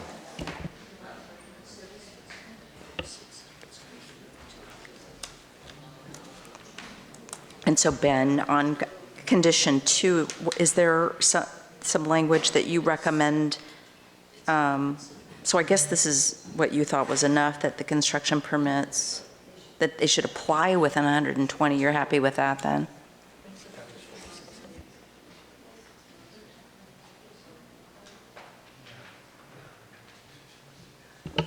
Okay, so we'd be happy with them applying for a permit in 120 days and then completing the work within 6 months. Well, whatever the permit allows. Yeah, because that's 6 months. You know, if they run into unforeseen problems, they can. Linda, you're saying 120 days to apply for a permit? Because they're going to need to get the engineers out there. It's going to take some time. I was going to say, I don't think that's enough time. Well, they can ask for an extension. indicated they already had an engineer design it, so. And if the engineer comes back with a contract saying they need 150 days, I'm sure staff would take that into consideration. If it makes you feel better, you can include language that says that, they can petition the planning director for amendments to that time limit. I trust you. And then on the first page of the resolution, that second whereas, you've got the date of July 18th. Probably change that to today's.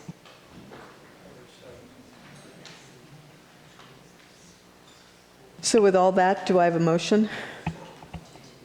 Can you summarize what we're approving, just without the language changes? So we are basically supporting staff's recommendation. I'll second her motion with my modification. Oh, was that a motion? No. Oh, it wasn't.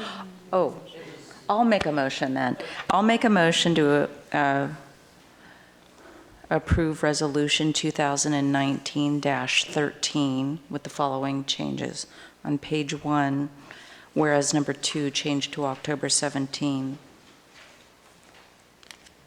On page 1, whereas number 4, the Planning Commission has made the following findings provided the fourth story is abated. On page 2, conditional use permit, condition 1, sixth sentence down, ending in the equal treatment, however.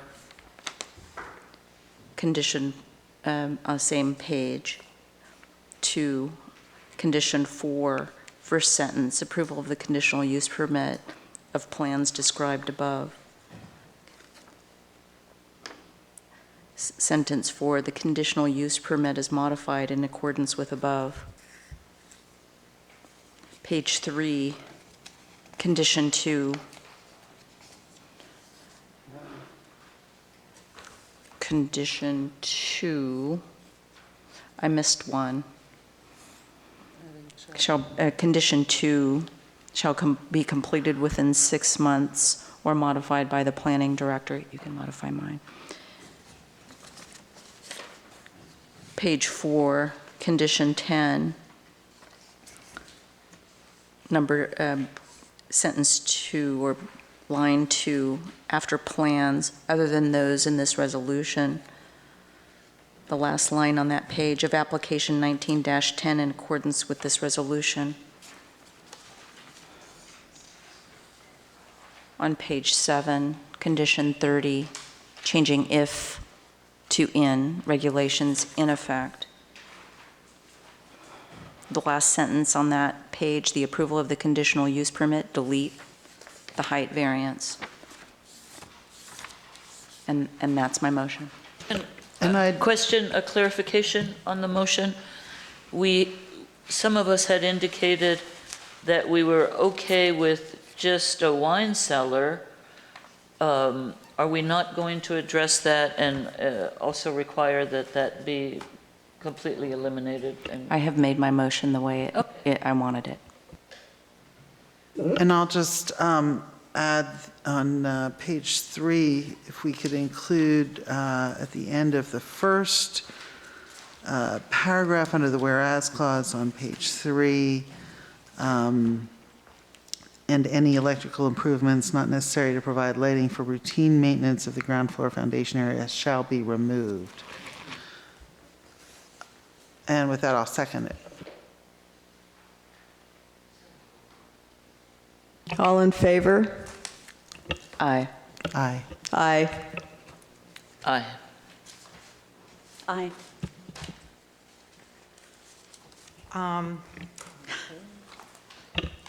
I'm going to say no.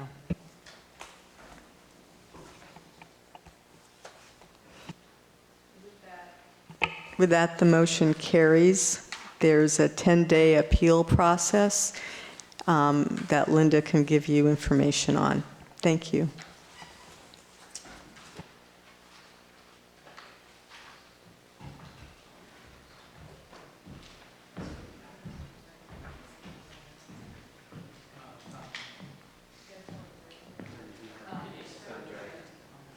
We'll take a quick break. Actually, 5 minutes.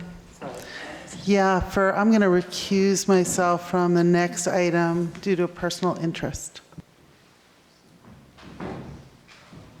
If you could maybe take a little break, I'll watch and come back after that item's done. Property management code for the minimum square footage that you need for the bedroom areas as opposed to the commercial space.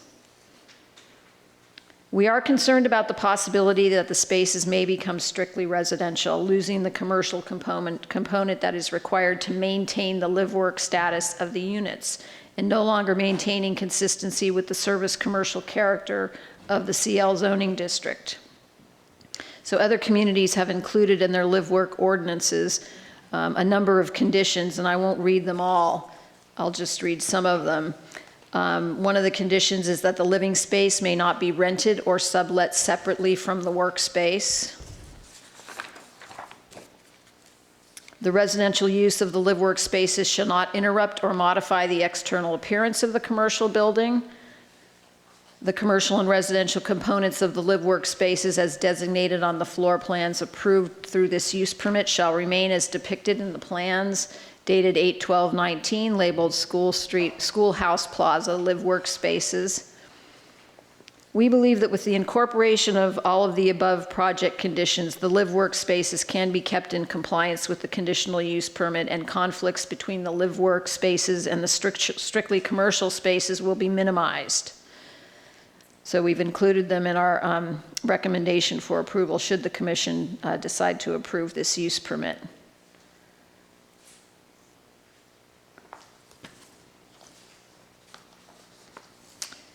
We sent the plans and the proposal to the town traffic engineer, and he reviewed them against the International Traffic Institute traffic manual, and he indicated that actually converting these spaces to live work spaces will decrease the number of traffic trips to the property.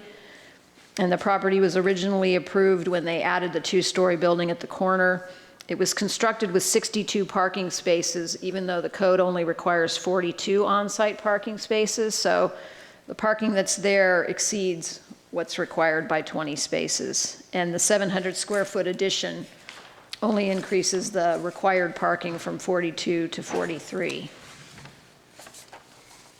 The addition to the building 8 also requires design review because this is a commercial zone. The design of the building to be altered is a typical California public school building with not much articulation except for doors and windows and with a flat roof line. The building addition would match the architecture of the other old school buildings on the site and of the building that's being expanded. Therefore, the proposed project design complies with the design review criteria set forth in the town code. The area that's being added is also not adjacent to any residential structures. It faces the ball field and the pavilion, and the new walls will match the existing building construction and color. No new exterior lighting is proposed.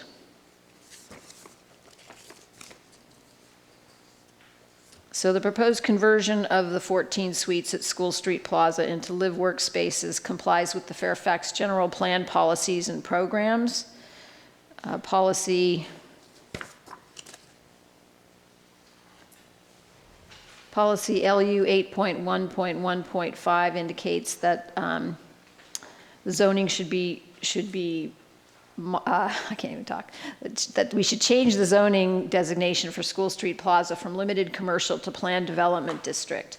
Well, that has not occurred, but allowing these 14 units that have historically, chronically been used as live work spaces, legalizing them and putting conditions in place to control how they operate will go a long way towards meeting that goal, which in the housing element said was to allow at least 9 units of low income or affordable residential units on this property. With regards to the fence height variance, we are unable to make findings to support such a tall fence and retaining wall structure. And we believe that if the 5-foot metal fence was moved back at least 3 feet from the top of the historic rock wall, that there would be enough room to put in a landscaping planting bed. And that stepped wall and fence would also deter people from coming down the slope and jumping over the fence into the landscaping and then off the wall, which is what the owner indicated he needs the fence for on top of the wall, is to deter people from cutting through and jumping off the wall. So we're recommending approval of the use permit subject to the fence design being modified as we just described and subject to the conditions that we've included in resolution 2019-17. And that would conclude our report. Thank you. Commission questions for staff?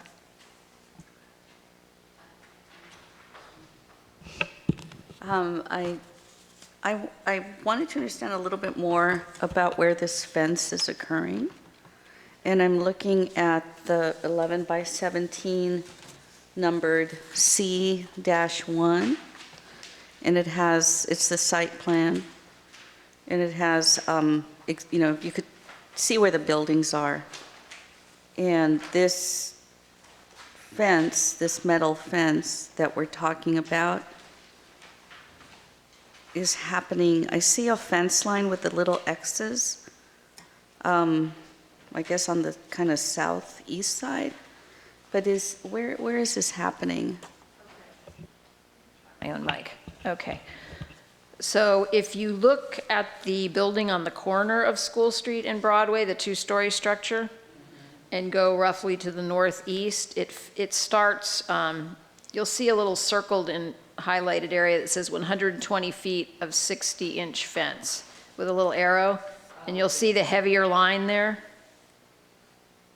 So that's one section of fence. And then if you go around the corner, would you like, I heard you. If you go around the corner onto Merwin, right, you'll see a similar marking, which it says inches, but I think it means 16 to 33 feet, and it has the same marking for the fence on top of the retaining wall. And then they included a cross-section. If you see BB and AA, their cross-sections are over in the lower right-hand corner. And to the northwest of the building on the corner, there I see there's a circle. I was trying to figure out if that's where the owner put a gate. No, that doesn't show up that well in his fence plan. You need to look at the revised. Okay. But there's a circle right there to the north west corner of the building. So that fence line continues there, correct? I think you'd be better off looking at the site plan. So he Okay. submitted these in two different submittals, and so you're better off looking at the large site plan, because actually, now that I'm looking at that, it looks like that's a lot more, they've included a lot, the fence comes around the corner, it encircles almost the whole corner of the property, and the stairway that's been fenced off is shown in the northwest corner by parking space 16. If you go a little bit northwest of parking space 16, you can see it's an old stone stairway that goes from the upper parking lot down to the sidewalk right across from Fairfax Yeah, I Lumber. see that. Yeah. And what's being proposed there? At the stairway that's been blocked Well, off? it's been blocked off, and they want to fence it they want to fence around the property up to that, where they've already fenced off the stairway. And what would happen with the stairs? It's proposed to remain fenced. That there was an idea in the report Yeah. that maybe a security camera would solve that, whatever the problems are right now. Staff has received complaints from citizens that was blocked off. Thank you. Isn't that a safety element? I talked to the fire department. They said said they no? do not care that it's been blocked. Can I piggyback on Esther's question about the fence slope? If I understand this correctly, and I walked the whole property today to look at the fences, so I believe there's a chain link fence right now along Merwin that's kind of up near. It's further up towards the buildings. At the top of the slope. So is that going to remain? I think you should ask the applicant that. All right. Yes, because that's not shown on the site plan. So Linda, I just had a question on page 6, your chart, where you talk about the International Property Management Code. And what I was trying to get a grasp on is how I understand live work and what this chart is trying to tell me, and how does that relate to the conditions of approval. So when we're saying the number of persons allowed, are we saying then that on building 8, suite 8, be that up to 5 people could be living in that live-work unit? Based on the International Property Management Code.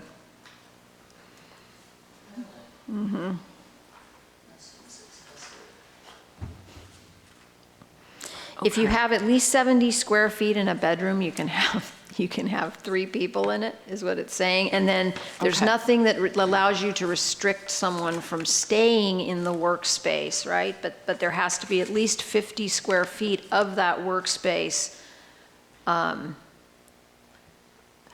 that the person can use, right? While it's not being used for commercial space, is the way it's worded. My next question has to do with the housing element. So this is a housing element identified housing site? Correct. For how many units? At 9. least, it says at least 9. But we have no inclusionary unit Right. ordinance, so he doesn't have to make any of these affordable. Right. Correct. There's no trigger. But since we have a general plan policy that would require a general plan amendment or rezoning, under either of those, do they have an affordable housing requirement? Do we have anything, a pathway we can be going that we would get an affordable housing project out of this? It's difficult to mandate affordable housing without an inclusionary housing requirement. Of course, the applicant could be requested to volunteer some proportion of that. I realize that there was this suggestion that those be deemed affordable. As we know from the Victory Village project, typically if you're going to have an affordable housing site, you have an affordable housing corporation which takes advantage of tax credits and other subsidies to make the situation pencil out. But right now, the town lacks an inclusionary / affordable housing code. And we are in the process, in conjunction with other jurisdictions in Marin, in developing such a code. The state in their recent legislation has kind of added wrinkles to that insofar as we have to make sure that it doesn't adversely impact the feasibility of a housing development. So there's more complications than simply saying you have to do 20% affordable housing. But right now, we lack that code, and I believe we lack a trigger for requiring that. And so the CL zone requires residential, requires a conditional use permit for residential, but what was the anomaly that was triggering the residential? In other words, is there any nexus between the conditional use permit and what triggered that? Because normally, Yes, in the CL zone, there is an allowance for residential in the CL zone with a use permit. And one of the things that's been pointed, again, there's a state statute that changes how we address residential in any zone where it's allowed, but we're processing this under a use permit. And so under the PDD, where it says this site is identified to be general plan amended and rezoned to PDD, if we forced it that way, could we require an affordability aspect without an inclusionary ordinance? it would be very difficult to do so. Again, I think it just comes down to feasibility, number one, or the lack thereof without those type of organizational structures that provide for that. The second thing is we have approached PDD designation in the past, and we've known that that can be very problematic in this town. So I think the determination by staff was, look, we can process the residential component of this or the live work component of this under the current zoning, rather than going through a zoning amendment with this, which with its kind of built-in problems, we would prefer just to direct the applicant to apply under the current zoning, and he's done so. Thank you. So I've got a list of questions. So this is the same owner. My understanding is there is a manager's unit there that is full residential. And that went to the Planning Commission under the same owner for approval in 2005 or whatever. But that was a full residential unit, okay? The staff report, page 2, first sentence says, for whatever reason, the town has historically had difficulty with use of School Street Plaza property for residential versus personal service and office uses. Can you explain that? That was a little confusing to me. Just over the years, we have had complaints off and on about people living there. We hear from the fire department, they get called out, they call us, they say there's somebody living there, right? And then we send a letter and tell them it's not permitted, right? It's illegal. Because they don't have a use permit for it, for the spaces that they were using as residential. Yeah. And the staff report talks about 2 fires and a recent inspection. Did the fire department investigate the site post-inspection and provide a report? Both the fire department and town building department inspected it and determined that the unit in question had in fact at least been partially used for residential. Along with the ghost ship tragedy, this was sort of a motivation for staff to strongly suggest to the owner that we work out a path towards legalizing at least a live-work component for these units. We feel that it's very difficult with people's economic situations and staff's enforcement capabilities to really enforce no residential, and it would be more realistic, I think, to approach this as a live-work situation and get the necessary improvements, building code, et cetera, upgrades so that these units are safe for habitation. And what is the International Property Management Code? And how does that apply in the U.S.?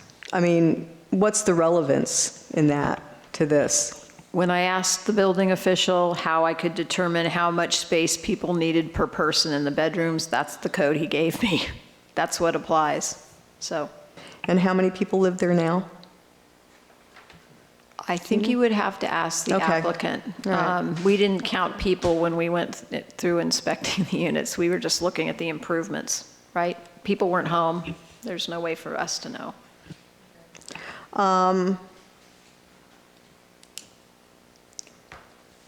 And maybe I'll hold this to the discussion on live work in general, but accessibility requirements for this?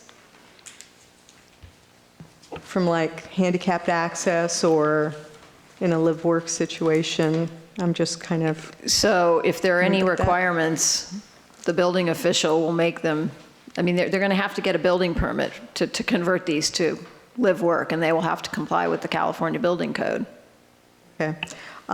Staff report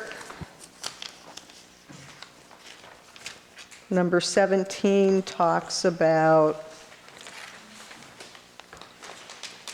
prohibited uses in the live workspaces are retail sales of food and or beverages. Does not include internet sales, mail order, or off-site catering. It wasn't clear to me on that whether an allowance would be made for, I mean, you talk about off-site catering. So what about food preparation in general? I was confused by the off-site catering on that. I mean, I think if they went through the health, if they went through the health department to put in some kind of a catering kitchen, right? But they'd have to comply with the health department and the building department.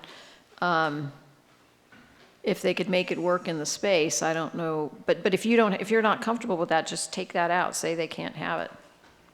And then the plans, is there any division between the office or the workspace and the live space in these, or is it all one space? No, some of them are one space. Usually the bathroom is separated. Some of them are separated. But there's no requirement that they have to have complete separation in the building code or in the International Property Management Code. There's nothing that says that like the bedroom or sleeping areas have to be completely walled off from the commercial area. Other questions of staff?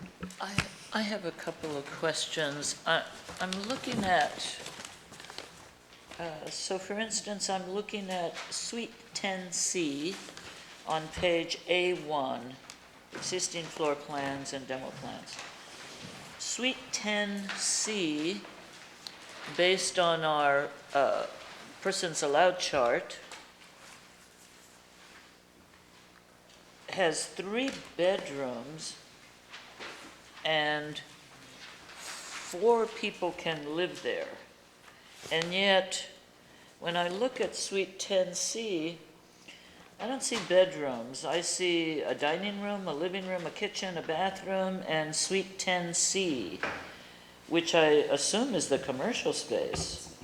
There's a small area with a closet. Would that So- be, but it says 3 bedrooms in 10C. I don't see where there's. What we explained in our building, in our staff report, is that we have no way to control whether those rooms are used for bedrooms, and since we have no control over them, we have to treat them that way because we want them to have the proper exiting for fire, because that backs up, there's quite a drop-off. And so they can call it a dining room, but we can't stop people from using it as a bedroom, so it's going to have to be improved with the safety exiting requirements of a bedroom, even though they're calling them a dining room, because they could put a bed in it and have someone sleep there. Because those would be the 3 bedrooms, right? So they Right. need exterior windows, safety windows. That Is open, that what you're right. saying? Even though it's listed as a dining room and a living room? That's right. And the same, so 10D says 2 bedrooms for 4 people, and 10D only shows 1 bedroom.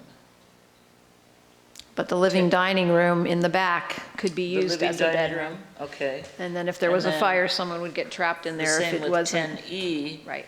That says 1 bedroom, which is their living dining room is the bedroom. Okay, so these don't reflect the required egress windows in those rooms, but, I'm sorry, the plans don't show egress windows in those rooms, but the resolution requires them to all Right. be egress bedroom okay, I gotcha. And I had a couple of questions. Some of these show kitchen. 10Cs, 10C and 10D, for instance, show a kitchen.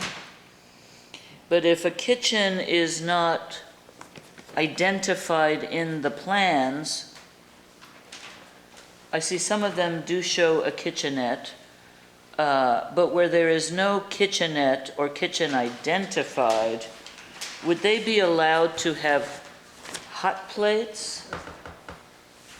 Hot plates are a major fire problem in rooms that are not intended for living necessarily, are not intended for kitchens. So I'm concerned about. I believe the building code's going to require hardwired a cook surface. Okay, so hot plates would not be allowed. Correct. Okay, a microwave is different. Right. But then the electrical would need to be such that is not a problem. Is there anything, I understand there is a manager's unit. Is that a manager for the buildings as they are today?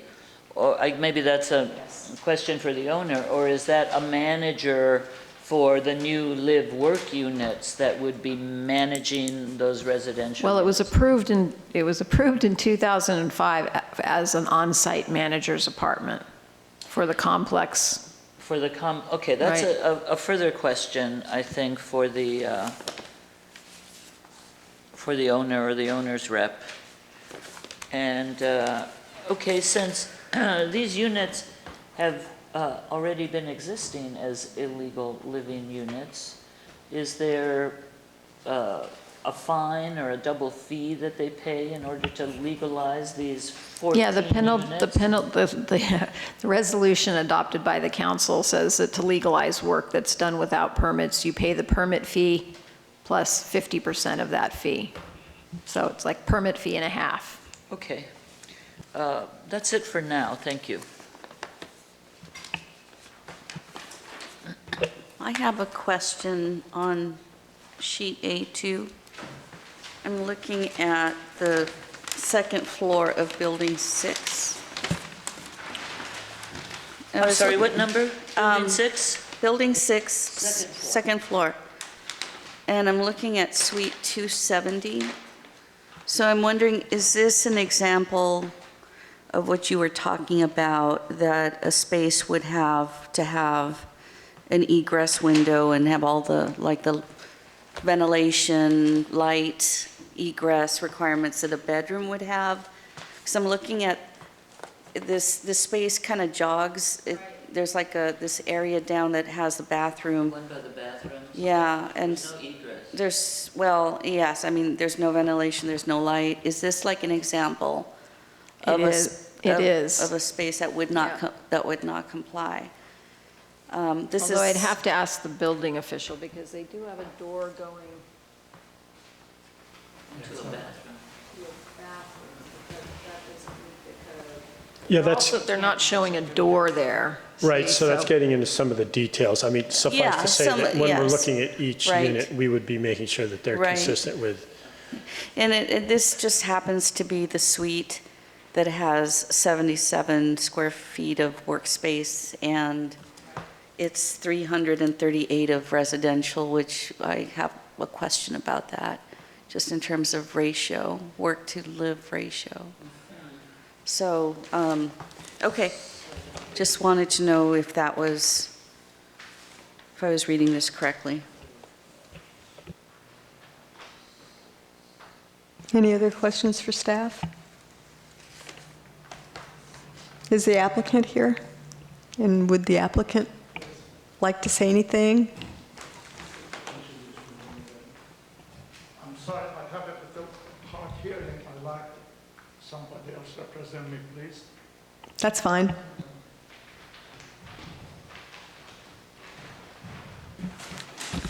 Hello, Commission. I'm Rick Hamer.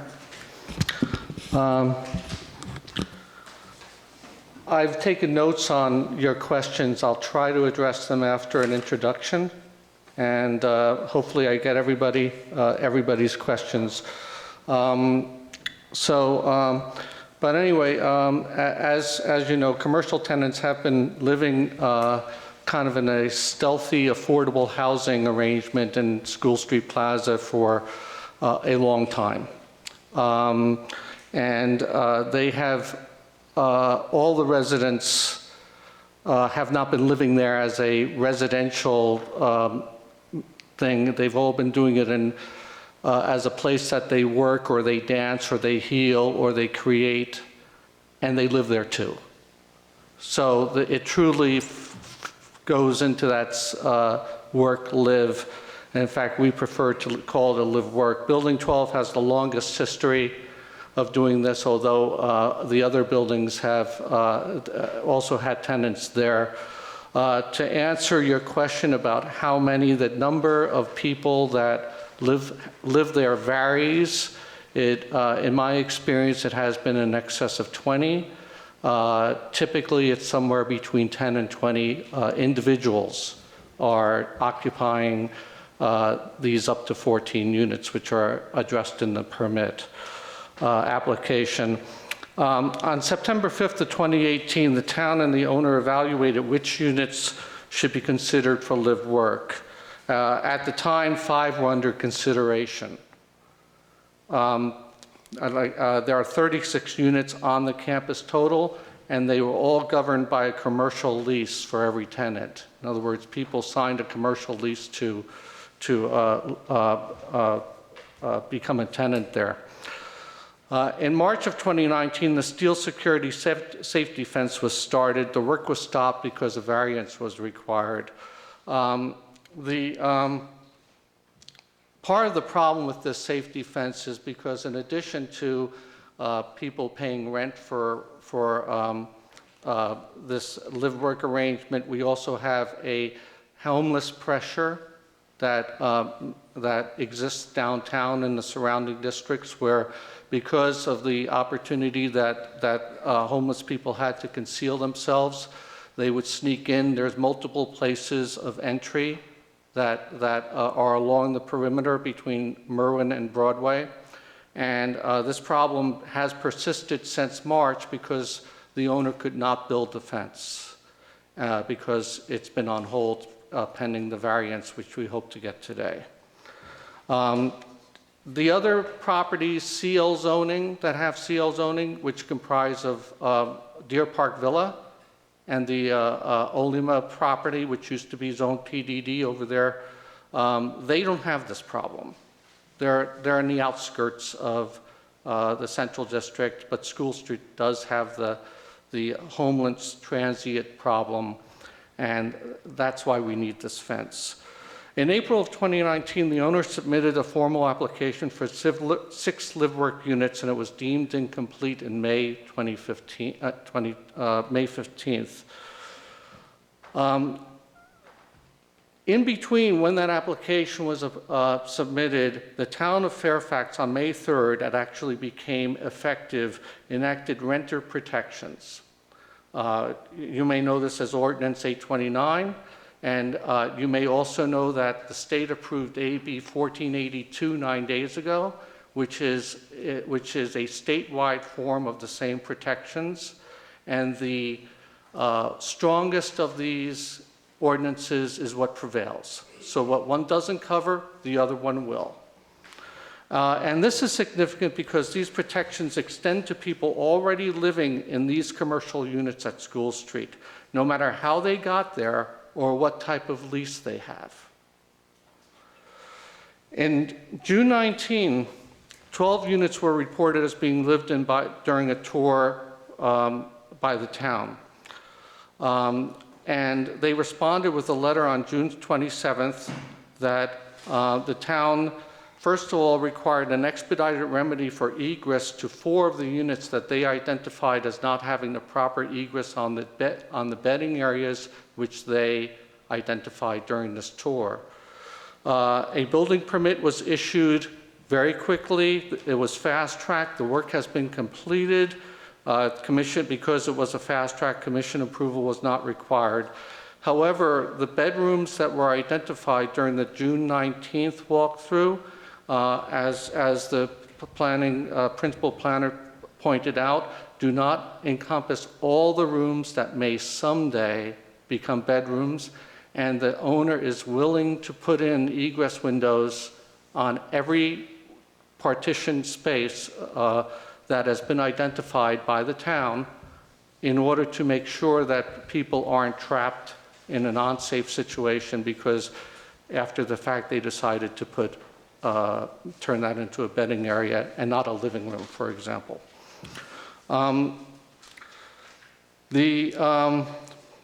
The owner, in that June 27th letter, the town asked the owner to reconsider the application to include any unit that was A, had a sink that was not in a bathroom, and B, was reported as being lived in. By using that criteria, 14 units were identified, and that's why the application you have in front of you right now is for 14 units. That's where the 14 comes from, by combining those criterias. And that was dictated not by us, but by the town. In August 13th, the application was resubmitted back to the town with 14 units this time. And that's what we're talking about right now. The owner plans to execute the completion of these live-work conversions in a certain order. Building 10 egress work will be done concurrently with Building 12, then Building 8, and lastly Building 6. The outdoor lighting plan and screens that are also proposed as conditions in the resolution will be constructed on a path independently from the building remodeling.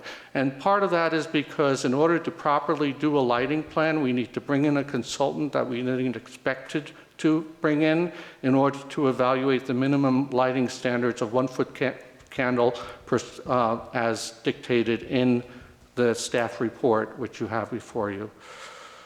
There are presently 9 units being lived in. Filling vacancies for the other 5 units listed in the application are on hold pending this conditional use permit.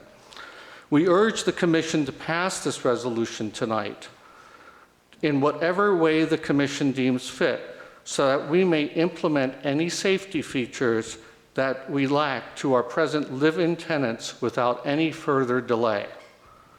We cannot do any substantial construction because we're on hold because of this meeting and the Planning Commission approval. In addition to that, the owner also wishes to resolve any unpermitted work which was installed by tenants over the years. This unpermitted work is indicated on the drawings that you have in front of you.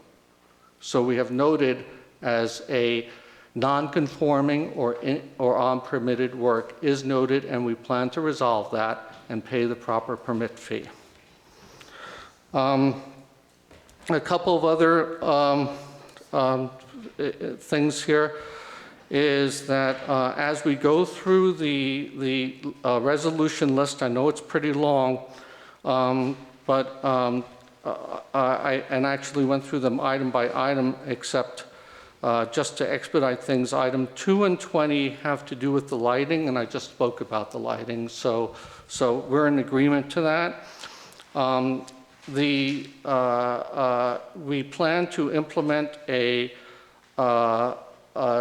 lease addendum that is specific to live work, that we've used a template that in order to compose this, which contains all these points 11 through 18, 24 through 27, and 29 on this, which are all the responsibility of the leasee, and they will be made part of this lease in order to make sure that the tenant complies with what we expect of tenants. These type of conditions could not have been possible with a strictly commercial lease, which is what we have been using. They will be addressed in an addendum to that.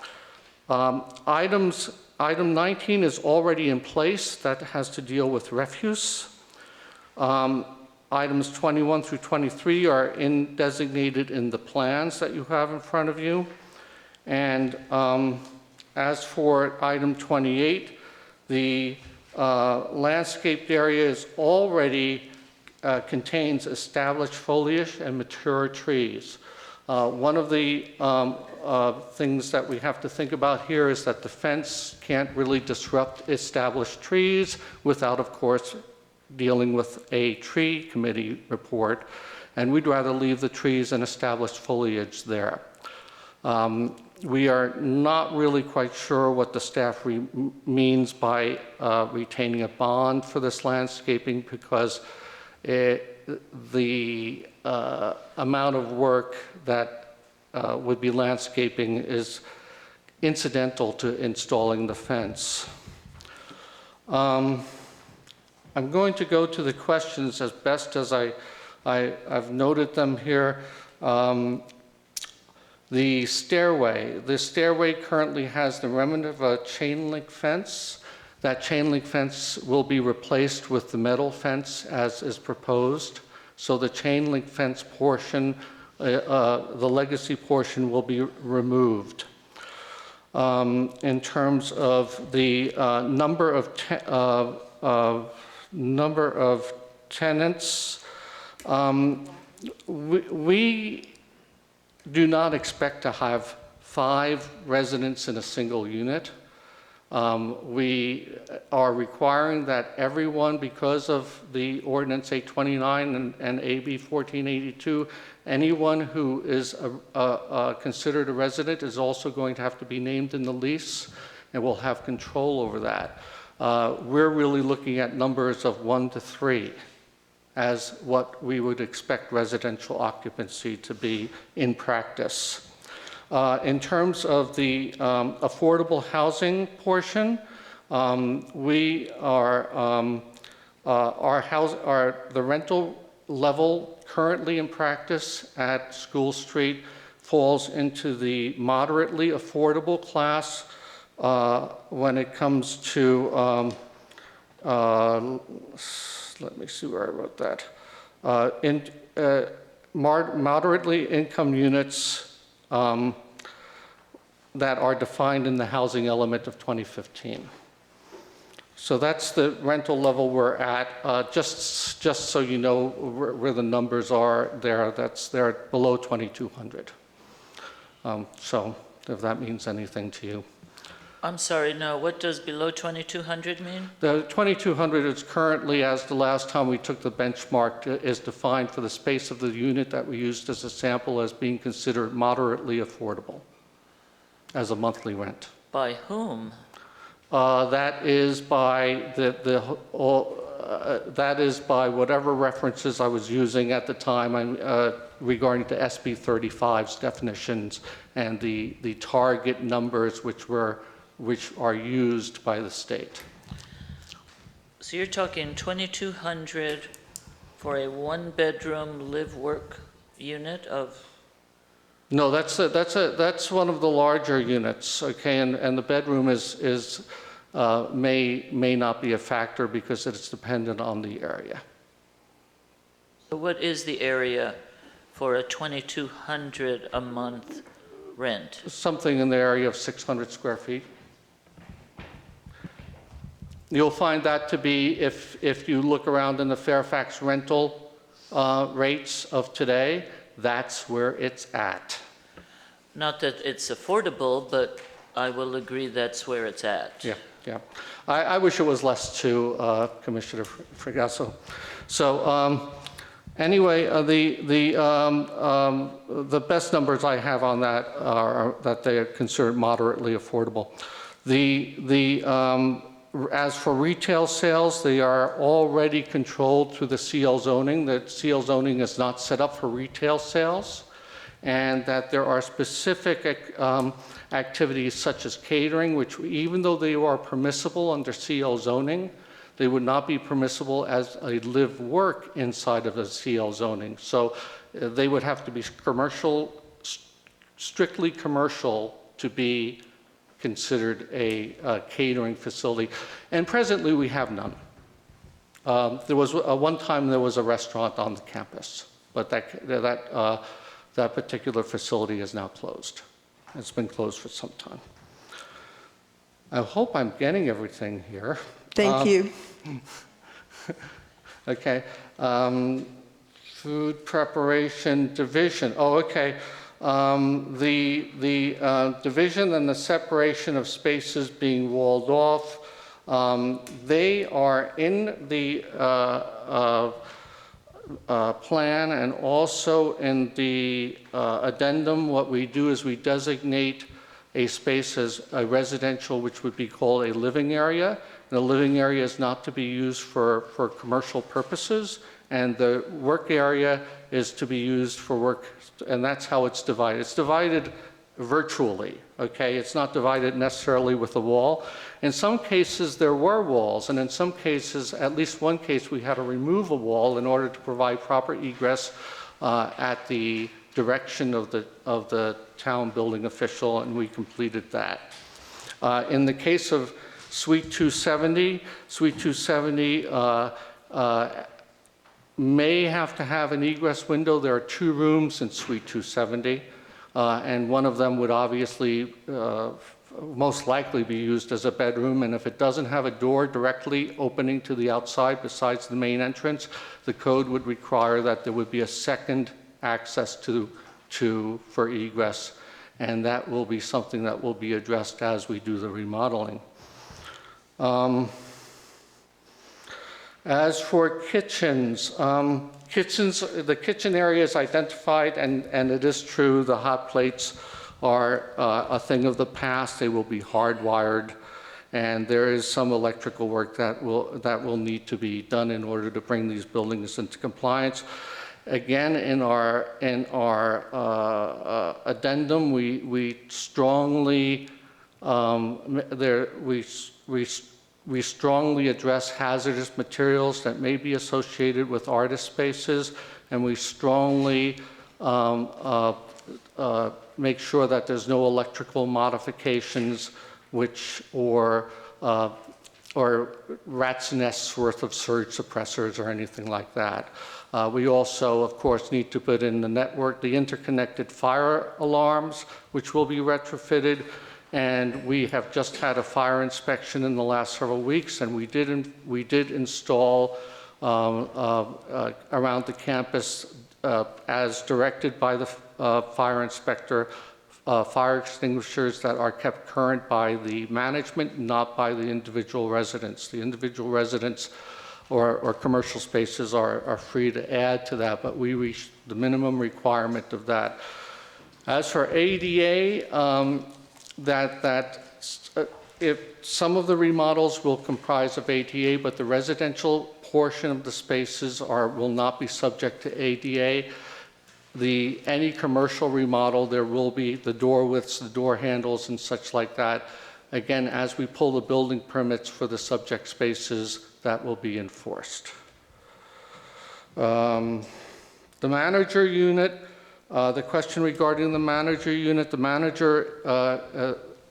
management of the 36 spaces, the structure will remain the same. That means the manager who is managing the commercial 36 spaces is also going to manage the 36 live, work, and commercial spaces going forward. Any questions? I have a question for you. You indicated that your rents would be $2,200 for approximately a 600 square foot. That's just a sample rent. That's on the high side of a recent rental, correct? My question is that all but one or two of your proposed 14 live-work units fall in that $2,200 a month moderate income, which, a moderate income, I think, is about $80,000 a year in Marin County, possibly more. And so I'm wondering if you are willing to provide some lower income rental prices, at least for a couple of your smaller units, since moderate income rents are quite high. Yeah. Yes, sir. Highest one is, as he indicated, but more than half of it are below that. More than half of it. Well, you've got 700, 673, 690, 1,200, 918, 500, 600 square feet. So more than half of them are at 600 square feet at $2,200 a month. Price-wise, it's also lower than that 2,200 he indicated.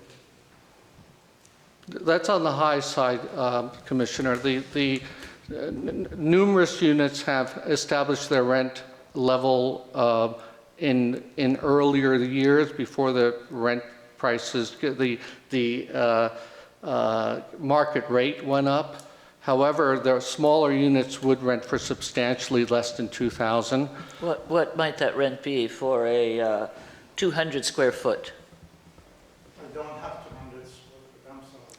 We have 193 square feet, total square feet. Building 6, suite 280. Smallest unit I have for live and work is 475 square foot.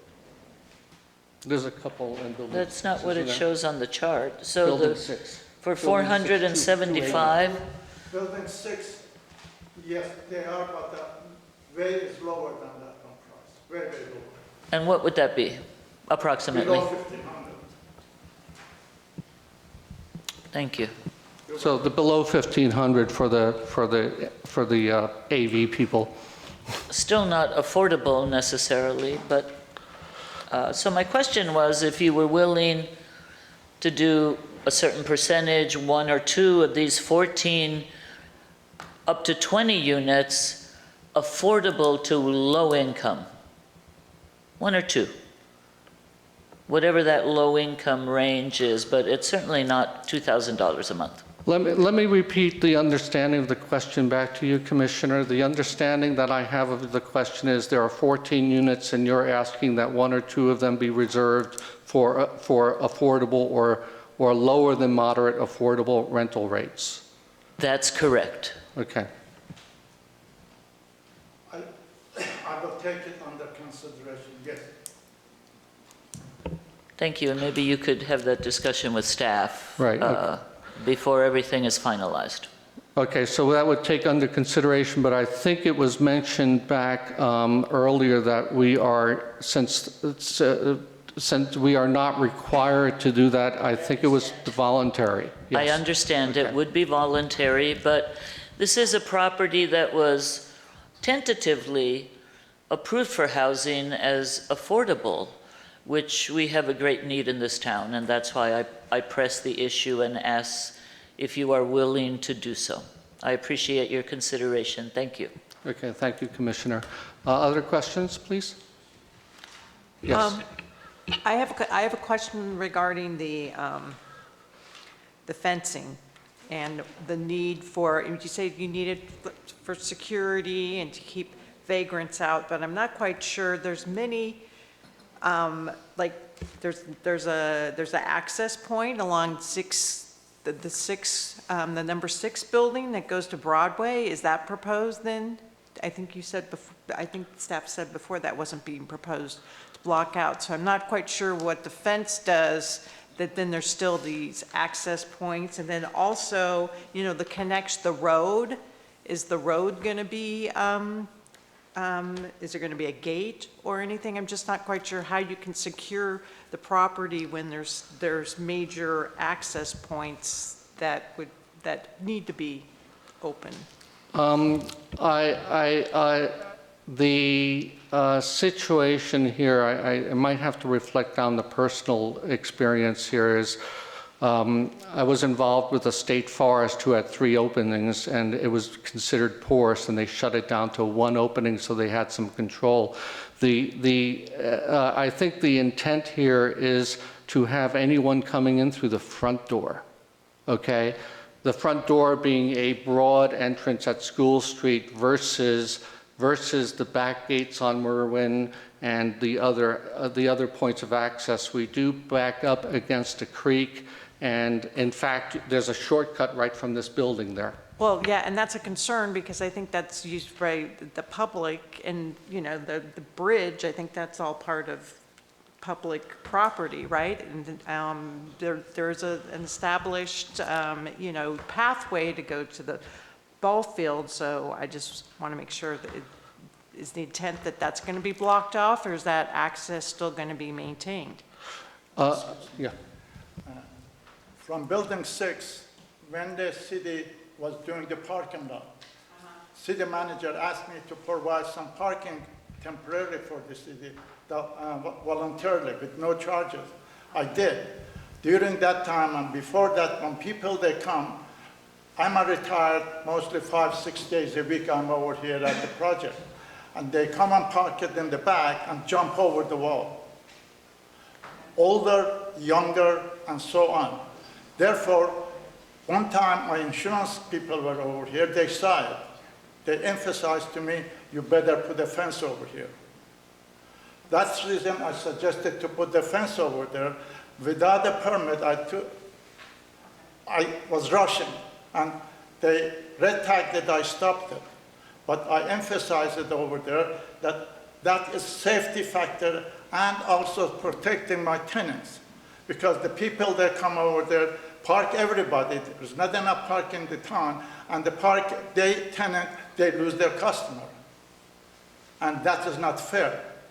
That's the reason I'm planning to put that fence over there, such a way eliminate the people to jump over. I'd love to have a short fence, but short fence is going to be more dangerous. People will jump over 3 foot. But 50 inches is the safest one I have found it, and that's the most beautiful fence I could find it, to put it over there. But again, I wanted to put that the edge, because I put back, I'm not going to help, it will be more dangerous. People probably try to jump over. Because if I put it at the edge, between the sidewalk and the top of that one will be around 7 feet. And the people will not jump over 7 feet.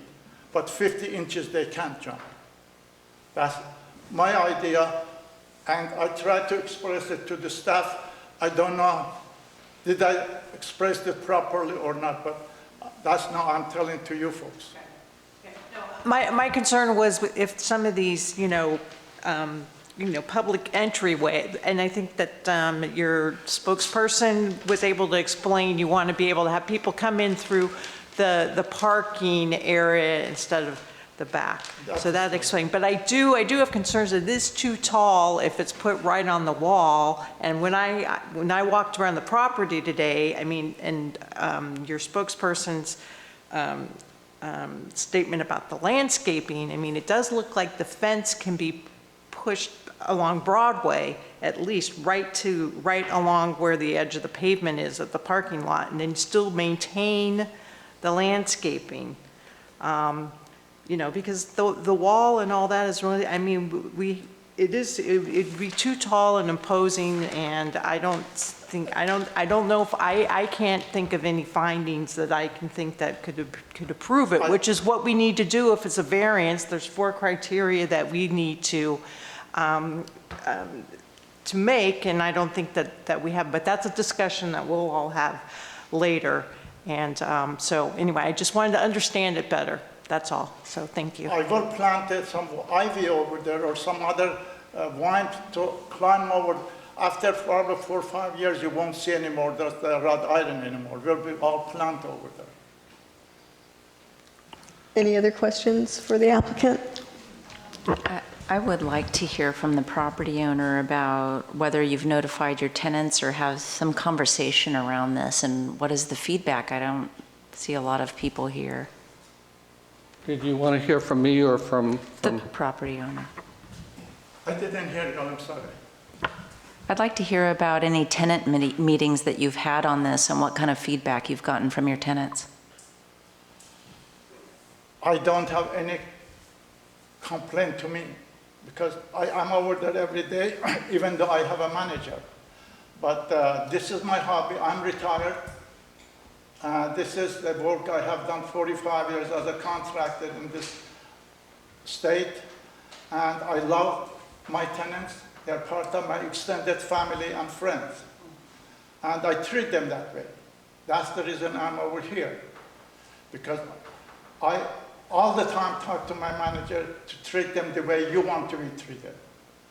And that's all I learned from my parents, to treat the people the way you want to be treated. And my tenants are my extended family and friends.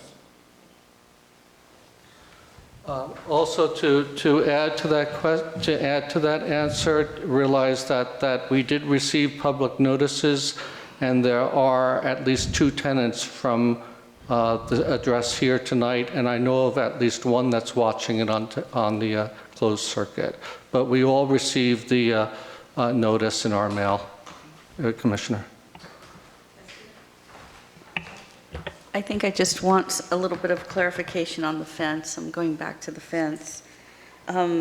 Maybe I missed this. You want to install it at the retaining wall, correct? You don't want to push it back to where the parking, the black top? No, ma'am. If I'm forced to push it back, I have a second thought, will I put it in or not? Because I'd rather to be safe the way my insurance company advised me to do that. Right, but the point is to prevent people from jumping over, right?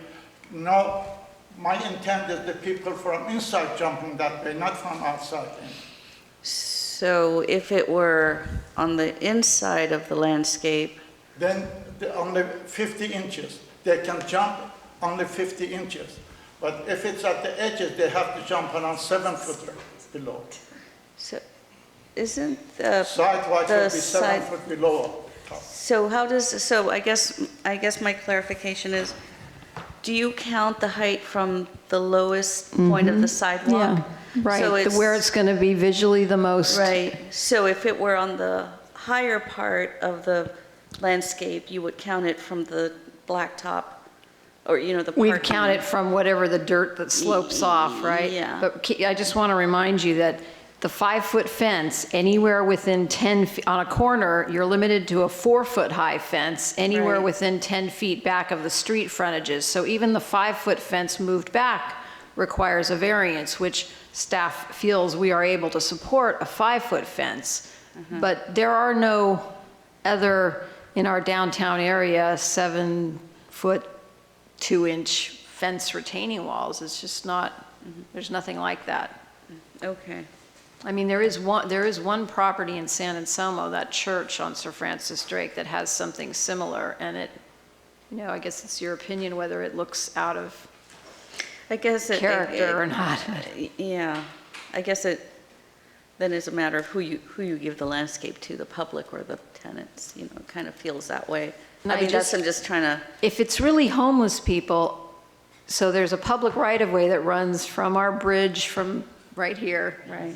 Up past the ball field that they can't block off, and that I just don't, if it's really to keep homeless people off the property, I don't believe that it's going to do that. There's too many other ways to get in there. Any other questions for the applicant? Something to follow up on the fence, kind of to the applicant or to staff. Linda, on the plans for the fences, they all say 60 inches, which is 5 feet, right? So didn't you say 5 feet is the maximum? No, 4 feet. 4 feet. 4 feet on corner lots, the fences are limited to 4 feet in height, anywhere within 10 feet of the property line. Okay, and then for the applicant, you intend to place the fence as is shown here beyond the parking and the landscaping that exists. So it would be at the edge of the stone wall, That's correct. at the edge of the sidewalk, okay. And so that stone wall is about 2 feet to 3 feet. 2 to 5 feet. The stone wall, 2 to 5 feet high? Yes, beginning is 2 feet. As it goes, slope goes higher. It gets higher, so if you have a 4-foot fence, you've got 6 feet there at the lowest point. That's correct. And then if the wall is 4 feet and you add a 4-foot fence, you've got 8 feet there. So would not a 4-foot fence take care of the situation you're talking about, of the problem? That is, I am putting 50 inch, I believe, whatever I purchased, 50 inches, which is almost 4 feet. Yes, that's the one. I'm trying to make it similar from one end to the other. But this says 60 inches. 60 feet. Is it 60? Okay. The plan says 60, which is 5 Then I'm feet, making a mistake. and you need to make it 4 feet. But when it's on top of the wall, we measure from the sidewalk, the wall, and the fence. So it's not, so. Yes, so this is getting, you know, it's a structure, they're connected, they're right next to each other. There's no separation between the wall and the fence on top of it. But then the fence is only 2 feet, and so people can walk right over. Well, that's why we're saying that we believe they should move that 5-foot fence back, and we could support it if it was back. Back to where? Inside? Anywhere 2 to 3 feet back from the wall, so that visually there's a separation between the two. The problem, as I see here, is that it starts to take out trees and bushes and landscaping. Well, but someone said he could put it back up against the edge of the pavement, you know, and if you wrap it around. You mean the edge of the asphalt? Of the parking lot. And if he wraps it so that it connects up, you know, I believe it would be a deterrent for people to jump over, make their way through the trees and the bushes, and then jump off the wall, if that's really what it's supposed to do. I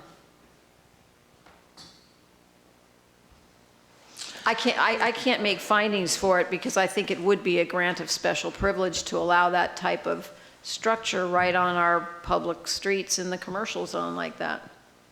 Thank you, Rick. Okay. Good, thank you.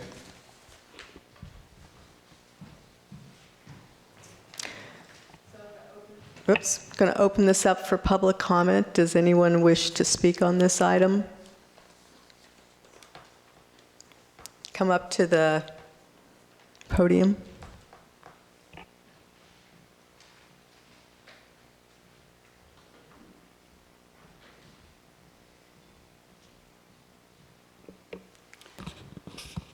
Hi, my name is Lake, and just on the fence, I can understand both end of it, but if you sit back 3 feet from the wall to reduce the height or view, there's going to be a landscaping problem because landscaper has to stand up on the rock wall to take care of it if you're going to save the trees.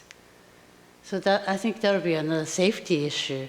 But if the fence was on the rock wall itself, then there'll be some protection as of now. They can go into, trimming, that's fire hazard. We have to maintain the vegetation, so that's all I have to say. Thank you. Anyone else from the public? No, I'll close public comment, bring it back to the commission for discussion. I'll start. So I see this building as an artist enclave, which is really core to Fairfax's creativity, economic development,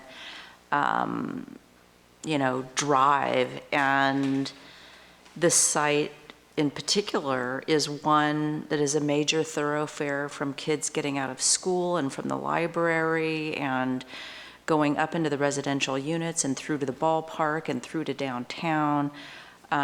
So it's a very vibrant space that has historically been occupied by very low-income artists that I think is important. And I think if we're going to consider something like a live-work project, the plans do not reflect either. They're not giving us the mainstay of what's there, which is the affordability, housing, and support of artists, and it's not enough improvement to justify those rents. And so I'm looking at a set of plans that are partially done. They're not showing us the degree of ingress, egress, kitchens, bathrooms, the landscaping that maybe could be upgraded, and delete this fence idea. The building improvements, we haven't even started to talk about, the garbage situation that's been out there. And so I am not in support of this application, and this even drives home for me even more about how, as a planning commission, we've completed our work plan. I said this at our last meeting. I'd love us to take an action motion to initiate the development of an inclusionary ordinance and direct staff to start that, because I think we're starting to get projects that we're trying to figure out ways to maintain our working class, and we aren't able to do it. And there's haves and there's have-nots, and I don't know how much further people can keep going out to West Marin. So I'm not in support of the project as it's reflected in this ill-conceived set of plans or concept. Other comments? Discussion? I would tend to agree that the plans are lacking the level of detail that would make me comfortable approving it. I understand you're trying to fix an illegal situation and make safety improvements, but I'm uncomfortable with the level of detail in the plans to make a decision. I'm supportive of a live-work situation very much, but not at completely unaffordable levels. And I do think that you could, with landscaping rather than fencing, provide the kind of security that you're looking for. I'll leave it at that for now. I would support a continuance because I like the idea. I think that it's solving a lot of problems I think that town has, but I think we need to have more info. Can we ask what the proposed rents would be? Is that a legitimate thing that we can request as part of, you know, action items? You can ask. I would like to, action items, I would like to include that. I can't support the fence on the retaining wall. I think it can be moved. I think it can move back, especially, I think on the Merwin frontage. I mean, they've already got the chain link fence that kind of ties into the building, and the building itself kind of acts as a barrier. And that retaining wall is already really high. That's along Merwin. So I'm not quite sure why. I mean, the chain link fence, probably it would be good to replace that. That looks like it's kind of at the end of its life. The oak tree is kind of even like grown over parts of the fence there. So, but I'm not quite sure. And I noticed there's a gate over there. So I guess those are my comments. I mean, I like the idea, and I think that this type of these type of units should qualify for some type of for like lower income, because I think that's the whole idea. I mean, it seems like a thing that Fairfax could embrace to, you know, encourage artists and things like that. But I think we need to have more information and make sure that the rents meet that idea. Esther?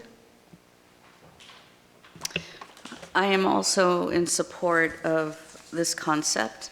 I think it's a great idea. I also would vote for a continuance to show a little bit more detail. I do have a problem with the ratio. Isn't the, well, and maybe that's a question. I guess I would say maybe we need to look at the California or the residential building code for California for the, instead of, you know, the international, what is it called, the properties code? Yeah, in terms of size. So I know we're getting smaller and smaller, but the... In terms of size of the living space Yeah. in relation to commercial, or? Yeah, I think so. Yeah, I mean, I think we need to look at this proportionally. I mean, I kind of think like there's this concept where people started to work out of their homes. So, you know, they had residences that suddenly you're working from home, you kind of have like an office in your home. And then, you know, in particular, I'm looking at 270 where the workspace is 77 square feet and the living space is 338. That starts to feel like a residence more than a workspace, although, you know. So do you know that the building code has like a designation that covers both? You know how they have R1? Because I didn't think, do they? Are you talking about specifically You know how the related to building- live work?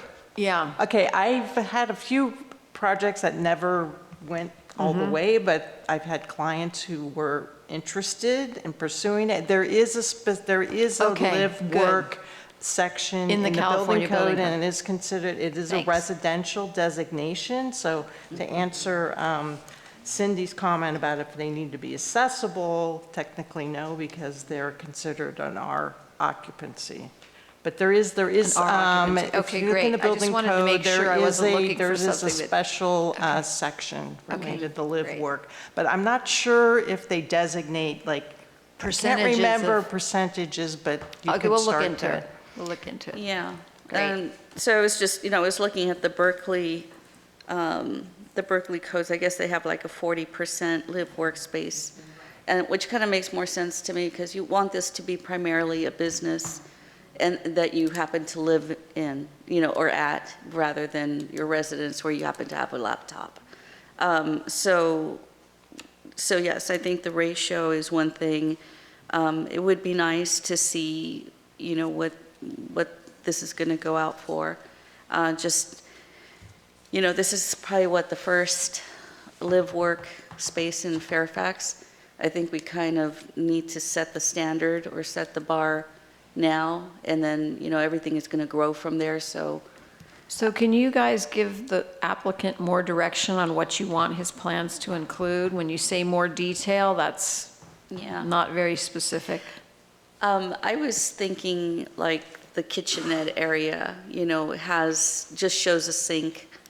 I think we need to show a little bit more, where's the refrigerator, where's the stove or the cooktop? I brought my architect over here. Okay.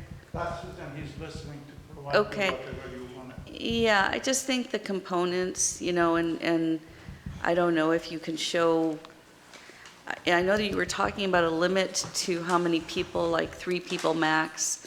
It would be good to get a number. I mean, obviously some spaces are bigger than others. I am eliminating 1 person per unit only. I'm going to keep my commercial lease so that I don't want to crowd it with the Right. kids or something like Right. that one, because this is special. I'm proud whatever I have. I have it for the last 30 years. And Yeah. I don't want to make it such a way I would regret it. Right. I'm voluntarily coming, working with the town, because some of my tenants, they upgraded themselves without my knowing it. And they're living in it, because I live in East Bay. I come over here, only I see the cars and find out they're living here. Yeah. I voluntarily went to see the manager, and I told them what I should do 3 years ago. Some people are living here. Okay, I think I understand that. I guess I'm saying I agree with you in that let's make these places safe to live in so we can regulate and monitor them. And so that's fine. I just think it would be nice to see, what you intend. Is it per square footage? Is it per room? Is it, so just more detail for the kitchenette. Where I guess, I don't know if you want to show where the bedrooms are or how the space is going to get worked out. It would be nice to see like a furniture layout. And the ratio, I think we just need to work on the ratio a little bit, or just for me to be comfortable. I like the 40 or even the 50-50 I'm okay with that. The fence, I agree, I like the fence style. I just think that when you put up a 5-foot fence like that on a tall retaining wall from the street, it feels really unfriendly to the people walking on the sidewalk. And I think this has to consider both sides. If you did move it closer to the cars, the parking, you could put a service gate for the landscapers so that they can safely access the space without jumping up, from the sidewalk. I don't like the idea of having it right up against, in this picture it looks fine. I'm worried about what it's gonna look like in other parts. And this is really borderline. I think I could agree to a 5-foot fence if it were pushed back.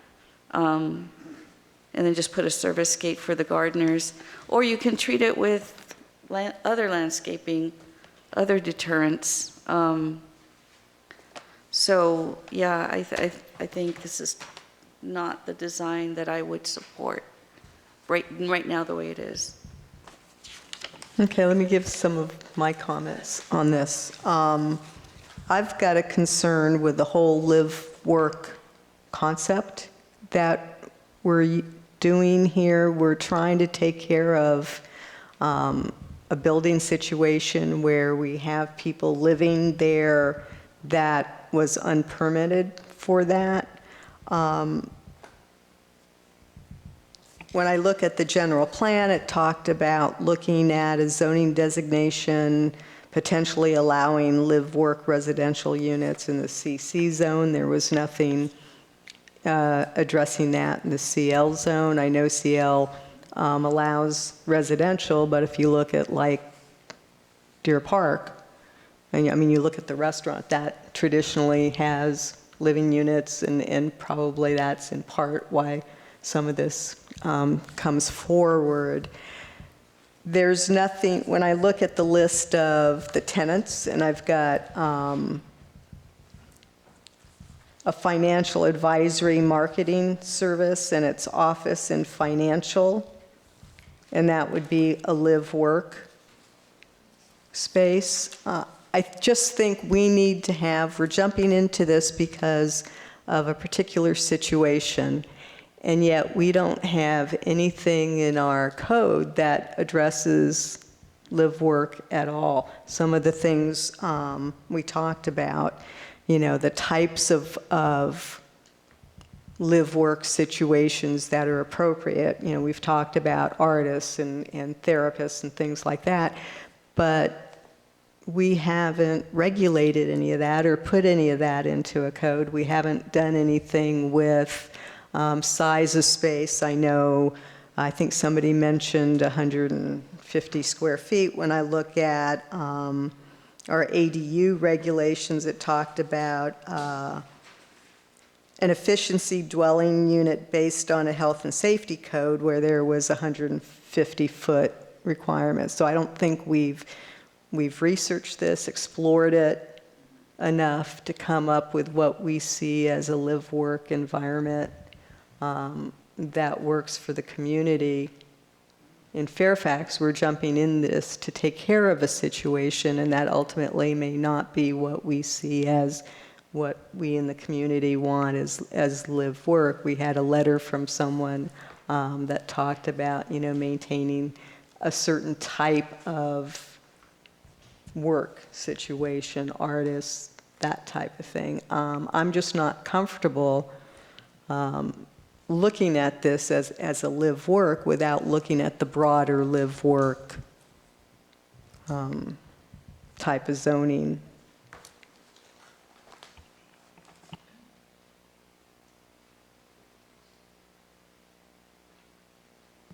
I could speak to the fence, though. I mean, I think you're actually going in an interesting direction. So what does that mean? We've got a couple of people down there who are kind of saying, well, let's do a continuance and come back with a revised plan. But where were you going with that? Because that was very interesting, actually.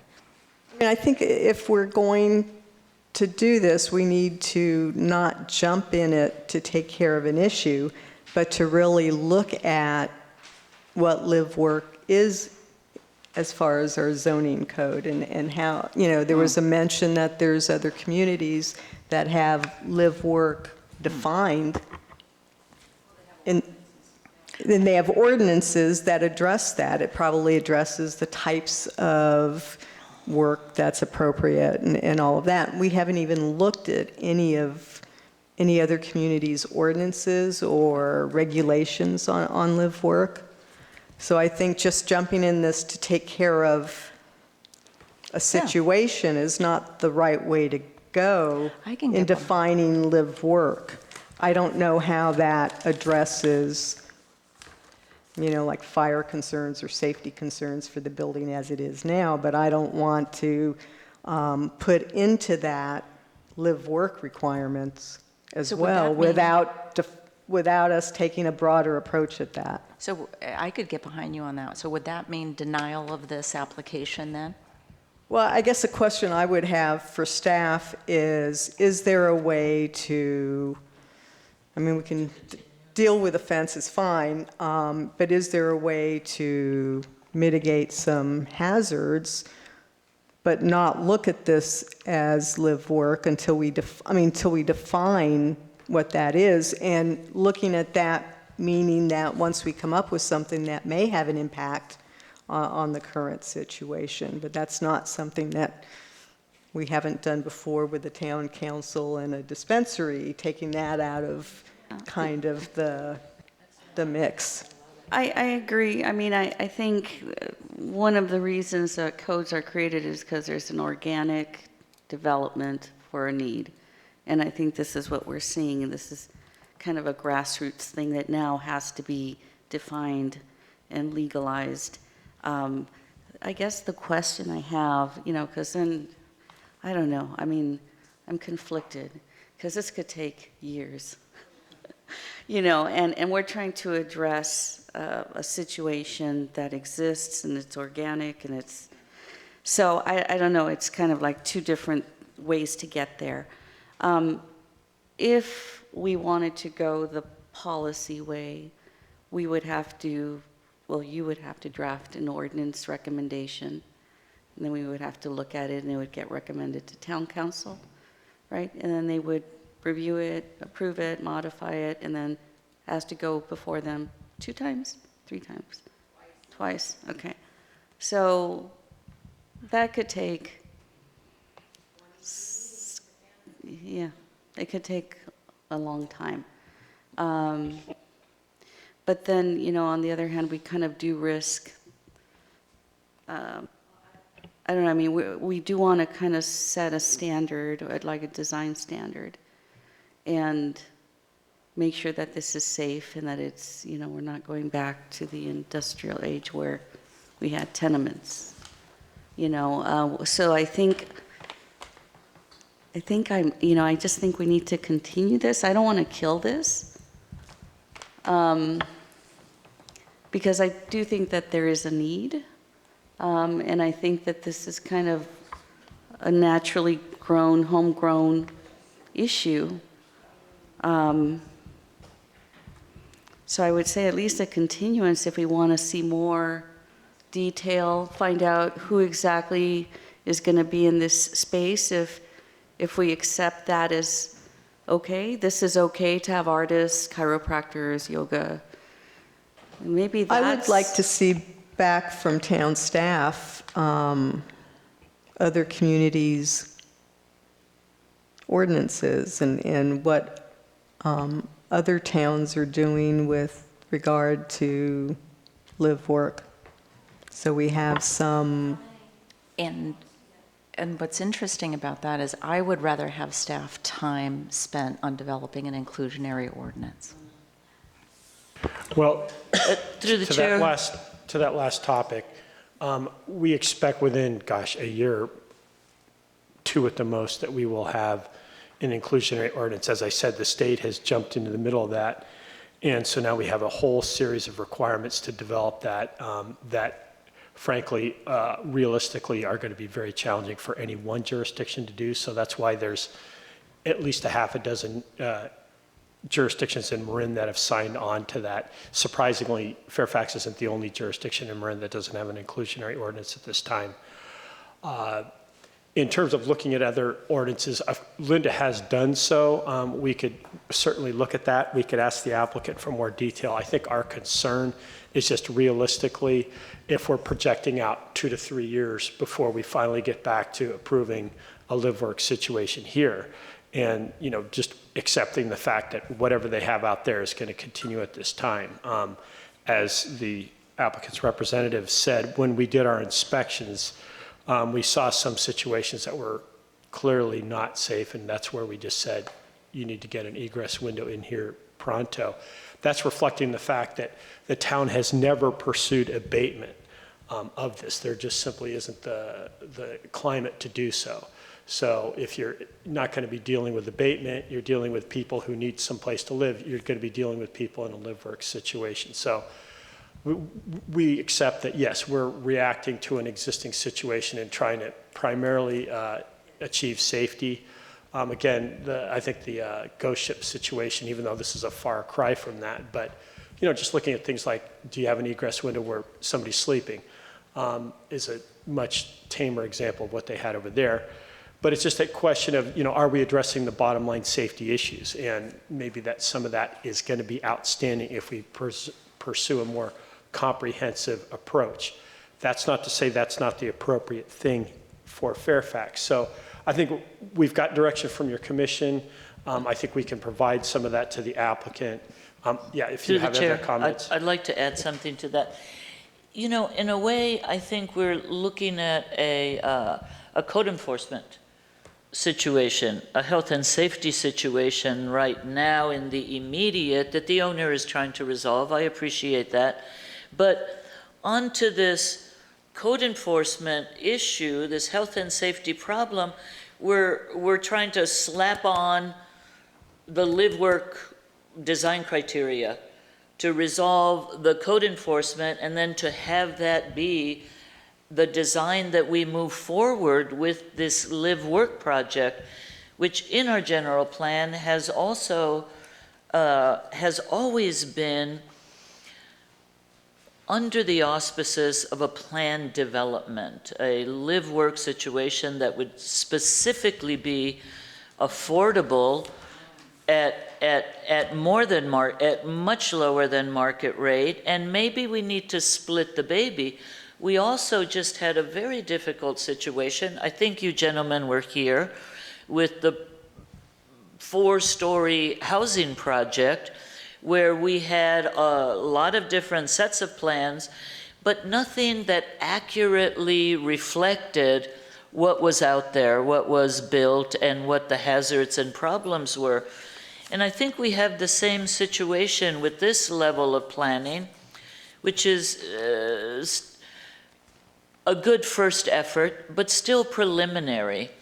And perhaps we should address just the code issues that they currently have and come up with health and safety solutions, and then move forward with, if you have a concept and proposal, something that is more fleshed out and detailed, so we can clearly see what is going to be a bedroom and where is that window and what kind of window will it be, instead of assuming that, yeah, you'll put windows in everything because people are going to use it that way.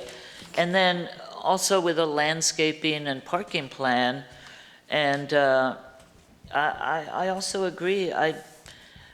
There's not too many options for an inclusionary ordinance. I don't think it would take as long as cannabis, for Christ's sakes. Can I ask, is there a temporary solution? Or can there be an expiration date on this until an ordinance is drafted up and approved by, all the required parties? You mean a continuance? Well, a continuance to get what we need to make a decision. I mean, there are very safe options. I'm just wondering if there's a bridge here, to kind of, a bridge for the gap, because we are looking at like 2 to 3 years for a change, and this situation is not going to go away. Well, the one thought would be to just look at the areas that were identified as bedrooms or appear to be bedrooms, and just, that could be done at a staff level, ministerial, and just work with the applicant to get egress windows. Exactly, and that's a health and safety. We address that right up front, and then we move forward with the broader design. Yeah, and I don't know if that needs to come back to the commission. Meanwhile, we can do this broader brush, more in-depth thing, which is, realistically 2 or 3 years out before. I don't know if it's 2 to 3 years out, but let me ask a question, and I don't think it's the same as cannabis, but let me ask a question. I think Mr. Hamer mentioned that, or staff mentioned initially there were 4 units that were a concern, and they're actually coming in to do all 14. Was there 4 that were? No, I'm not sure exactly when they did the original fire inspection, post-fire, there was some preliminary determination of the number of units, but I think the real recognition of what we had out there came on the heels of staff's inspection of the entire complex. And I will say this, the applicant has provided a lot more information than the town has ever had. I mean, to get to these plans with that level of detail that accurately show where the walls are, et cetera, that was a substantial lift. So, just a little bit of credit to the applicant, to the owner. But yeah, in terms of, as I've been discussing, in terms of work programs, in terms of 2-a-month meetings, we'll get to that further on the agenda. When we talk about where the commission's attention is going to be directed and staff's resources.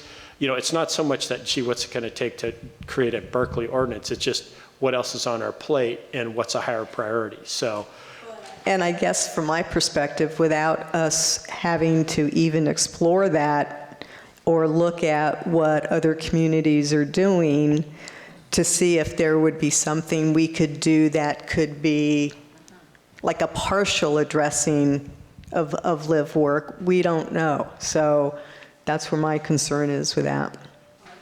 Madam Chair, I actually... Rick, we've closed comments.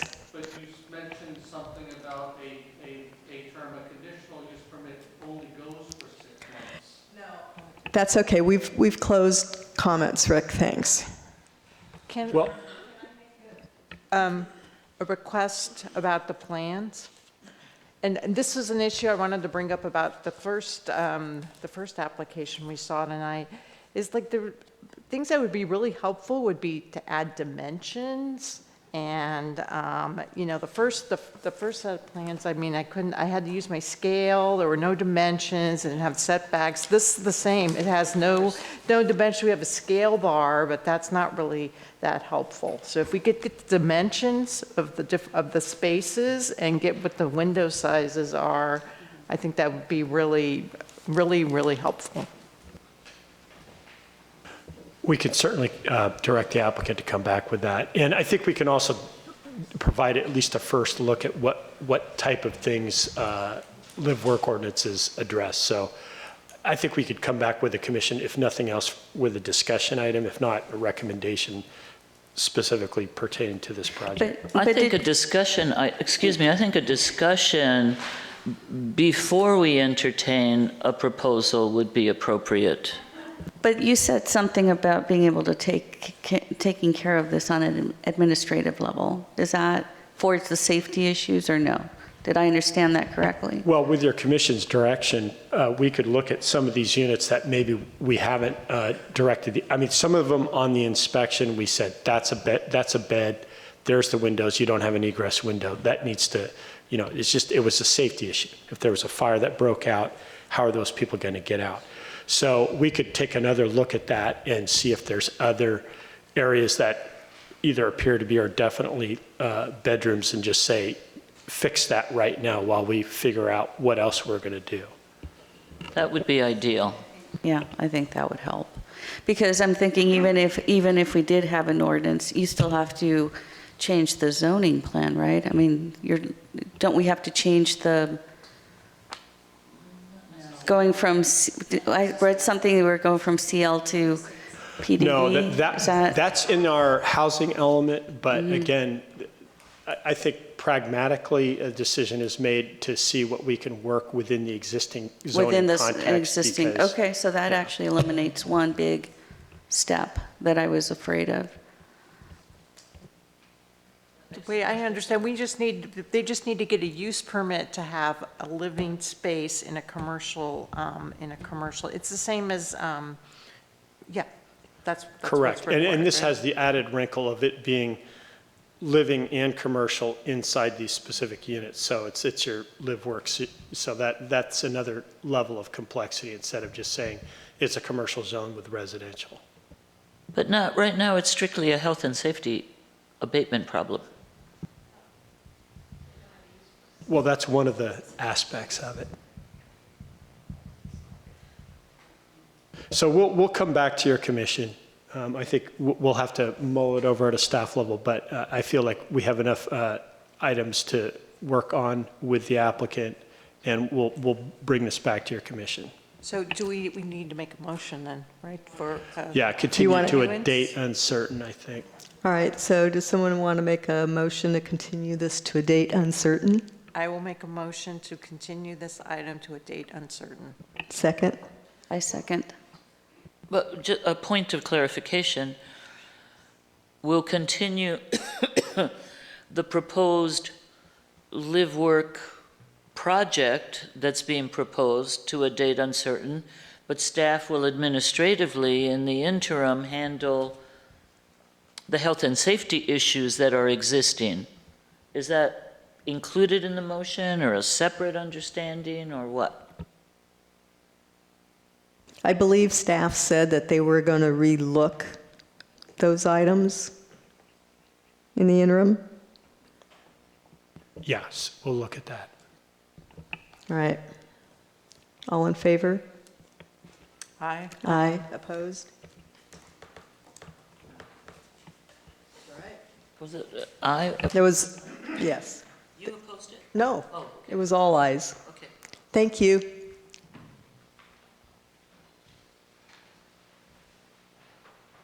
I think we're going to take a few minutes break for Mimi to come back.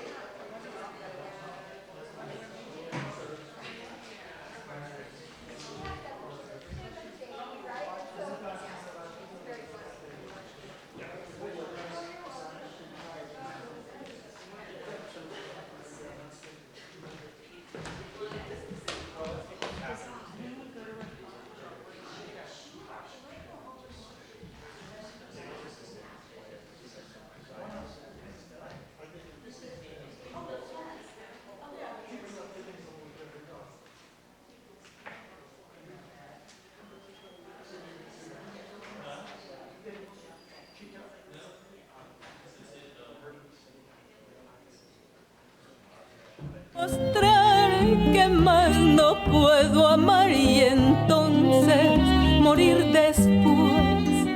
Y sin embargo, tus ojos de amor, qué breve fue tu presencia en mi hastío, qué tibias fueron tu mano y tu voz. Como luciérnaga llegó tu luz y disipó las sombras.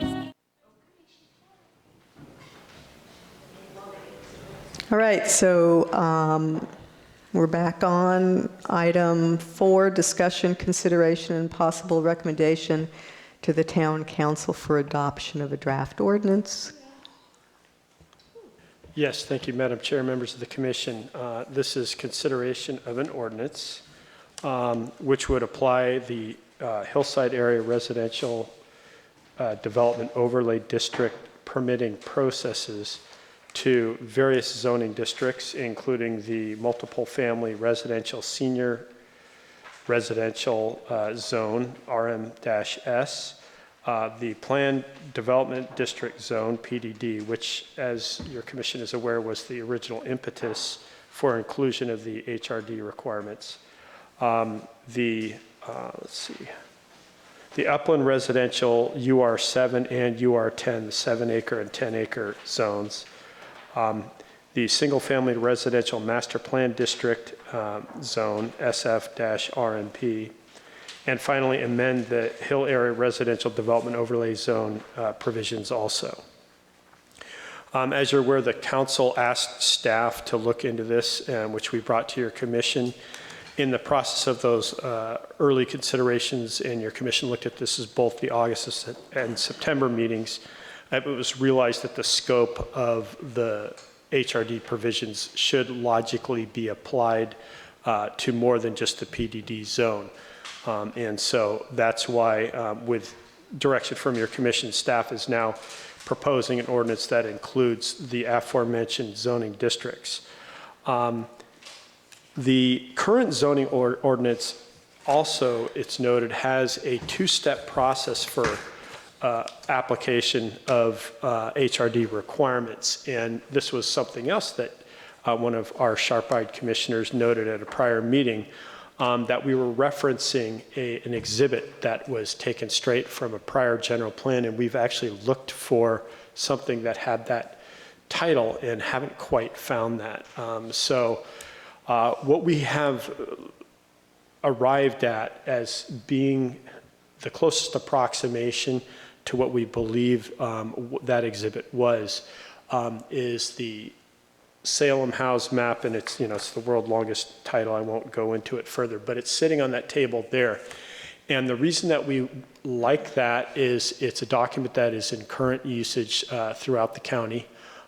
It's a conservative application of hillside stability. It's got a sliding scale of 1 to 4, and when you apply it to the Fairfax area, the jurisdictional limits, you can see that it roughly coincides with all of the sloped areas in Fairfax. In other words, those are the areas designated 3 and 4 in the continuum of more unstable slopes. So we feel that that is a good carrying reference point to use for the HRD, which, as you know, not only looks at a map that says, hey, these are potentially unstable areas, but it also looks at the amount of development that's occurring with a particular project, and it relates the slope of the hillside and the amount of excavation. So it's a pretty good process for saying, look, we're not just going to drag you through this HRD process. If you're on a steep slope, it depends on how much work you're doing, and the more excavation you do and the steeper the slope, the more likely it is you will have to go through this, which again is appropriate given the history of instability. Now, be as that may, we also, and we've gone through a lot of maps, including the ones that Commissioner Newton provided at the last meeting. We think that there's the genesis for referencing at least one of the maps in the safety element. Now I have to find it. It's the Town of Fairfax Safety Element Hazard Map figure S-3, areas susceptible to landslides. But when we looked at this, and we actually are able, with the GIS consultant that we now have on board and working in a GIS environment for us, we're able to see what this actually attempted to do. And we're still in the early stages of figuring out how to apply it, but we believe that in the course of that investigation, we will be able to come up with a recommendation for applying more or less the areas, the boundaries that are shown in this diagram. It'll be in a slightly different context, though. And what I mean is that when you're looking at the designation, you can't even figure out, they've got mostly landslides, many landslides. You can't tell where these areas are, and we'll be able to do that. That this was an attempt to just create a paper product.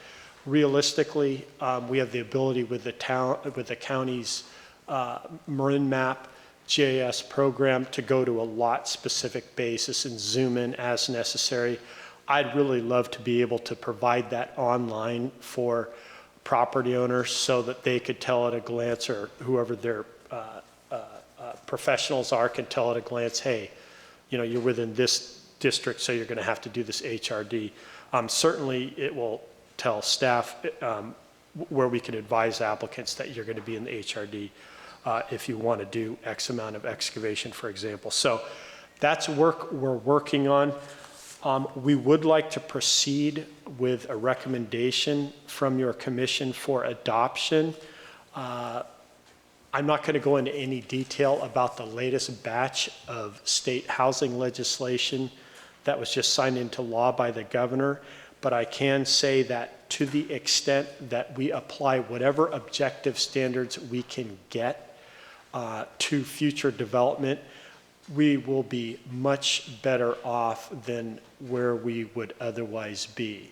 It's really important. The HRD is one of those areas that looks at really common sense things like geotechnical reports, and staff believes that it's critical to evaluate development on hillside slopes and require these up front. And if you look at the state legislation, and we will get an update from our town attorney staff, but they're really, it's really planning by the numbers, where you have to have an application form, and it's got to be very straightforwardly laid out what they have to provide. So within our current zoning ordinance, this is the best that we've got, and it actually does a pretty good job. So that's one way to generalize a way through a lot of very detailed information that was provided in the staff report.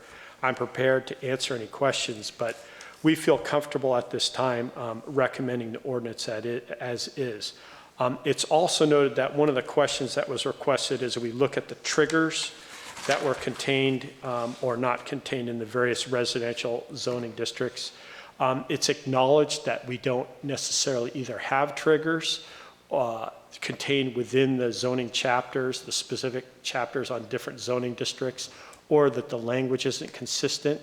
But we feel that at this time, it would be best to get this up to the council for adoption and deal with the cleanup items that would improve the readability of the ordinance, but aren't necessary to implement it in all of the residential zoning districts. And again, I'm just looking at the trend for loss of local governance over developments, and believe that given our hillside environment and some of the vacant lots, it's really important that we get these HRD triggers in all those residential zoning districts.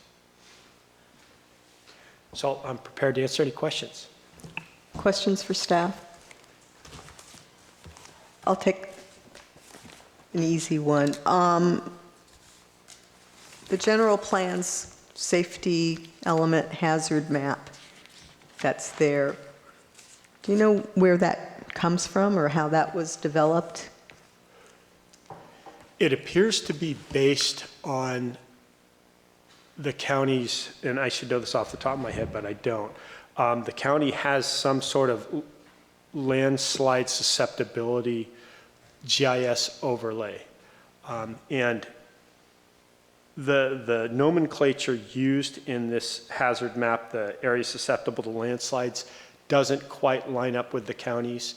And if you look at the way this is, I mean, it's referencing, many landslides and surface deposits, and you can't even read that on the map. So that's where we just need to make sure that the boundaries are consistent and maybe change the titles, and then probably go back to the general plan and say, look, we believe this is what the general plan was trying to adopt, and show it to you in a PowerPoint presentation, or maybe even have our GIS person apply that layer so you could see all the parcels in the town and see the hillside slopes, and then apply these overlays that relate to landslide zones, and then relate it to what that the town actually adopted was, so that you can see that it lays on top of that and just provide it in a more user-friendly, because these legends don't work. They're not what we could tell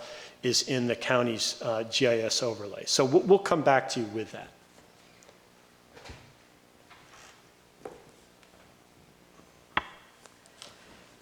Okay, so I missed a meeting because I was dropping my daughter off at university, and that's not a good idea. Because both, for mommy. Because what I'm missing here is, in the first whereas, it introduces some of the concepts we talked about with the WUI and watershed, we were talking about watersheds and floods and special status species and ridge lines when I was last here, and that properties that were either going to be subdividing or were in a hazard area would then go into this special review. And so I see that those topics are in the first whereas, but then they're not referenced anywhere else. So I got lost about, is the only trigger then now for if somebody's doing a subdivision or in one of these zoning districts that are at one of these slope levels, only now going to be this new safety map, and then what happened with those other topic areas? Okay, yeah, the safety map actually wouldn't be in this first version that we're recommending, staff is recommending that your commission recommend to the town council. It's that map that's on that table, and I'm happy to reference that. But what we're doing right now is just boiling it down to landslides, because we believe that that's consistent with, if you look at the HRD provisions as they exist right now, those are the triggers. And let me just go back to it.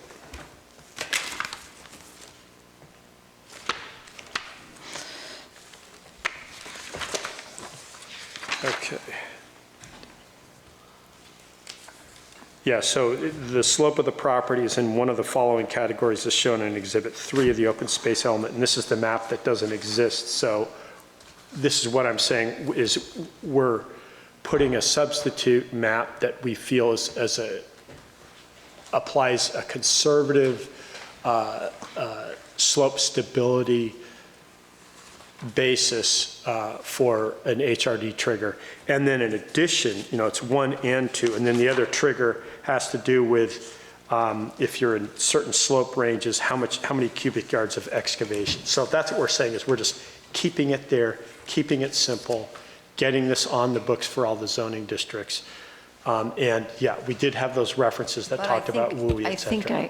I think I see where you're going with that. It's almost like we need a second whereas that ties the fact that, so the building in the hillside areas now, because of the WUI zone, requires the removal of a lot of trees that also increases instability of the slope. You know what I mean? We might need, is that what you're saying? We need another whereas that kind of, so we were citing those because it's no longer, now that we have all these wildfires, it's no longer just a matter of the unstable slopes. Once someone wants to develop, right, in the WUI, in the hillside areas, the fire department requires the removal of a lot of vegetation and trees, which increases your chances of potential sliding. You see what I'm saying? And I think like there's a missing whereas. Well, I think, I hear what you guys are saying. I'm also wondering about the wisdom of tying the locations to ancient maps as opposed, not ancient, I mean, they're not as old as me, but pretty old maps that are susceptible to change as conditions alter and maybe our understanding of the unsafe areas changes. Are we intending to freeze it as of a certain time, as a snapshot, or have a reference to something that changes? I'm not sure we can do the latter. And I think what I was saying is that this is a hillside, a residential hill area permit procedure that we started with. And the issue, as I understood it from council, was that it opened the door to enable staff, us, and other decision makers to ask for the information needed in order to make a decision on a project. And so where I'm feeling disconnected is that I feel like those topic areas in the hillside for me are not just landslide. They could be WUI, they could be flood, they could be special status species or some other point of beginning that we could thread from. And I don't know how we ended up moving from that laundry list to just landslides. And I think that's one disconnect. And then the other disconnect that I'm missing is this idea of that a major one being 0 to 15% slope at 200 cubic yards. And for me, that's 200 truckloads of soil. And when I break it down into numbers and I think, whoa, that's a lot of soil. So yes, there could be a trigger to ask for information, but I think that number seems very high to me. And you know, sometimes you can remove surface soil and not do anything in terms of cut and depth. And how did we kind of get there? So well, I'm not sure that 200 cubic yards is really the right measuring method. But the 200, well, to answer your question, we're trying to start with what we have. And what we have here is really good. And I don't disagree that WUI and other concerns are not valid. It's just a question of bandwidth and getting something, using what we have on the books right now. And this, you know, came from the council. And they said, look, we don't have, the HRD does not apply to the PDD. Well, if you look at the PDD chapter, back before we had to have objective development standards for everything, it had an interactive process, 3-phase. You know, it was a great process to get to a good development, and the town has used that in the past. The state has eliminated our ability to use this subjective process with no hard objective standards. This HRD chapter contains those objective standards. So the idea is to, I hate to use the word stopgap, but as an interim measure to just simply say, let's make sure that every residential zoning district has a trigger to this HRD chapter if they're in a steep, unstable area, or if they're removing a certain amount of cubic yardage of material, which, by the way, usually in a big tandem truck, you get 20 yards per truckload, so 10 trips. I mean, it's still a lot, but it's a fairly shallow slope. Is when you get into, you know, some of our hillside areas are 31%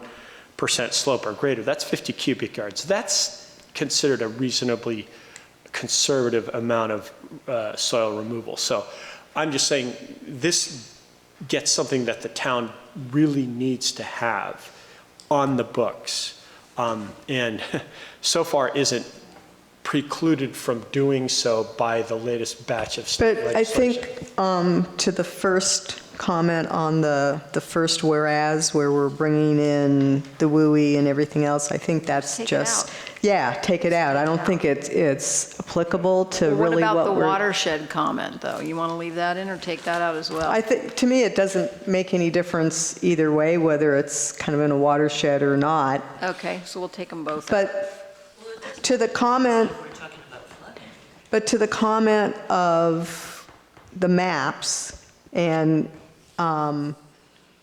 development requires the taking out the cubic yards. The other part of this, and I thought I may have heard you wrong, the B part says it's either A, that it's you're going to develop and you know you're going to remove this,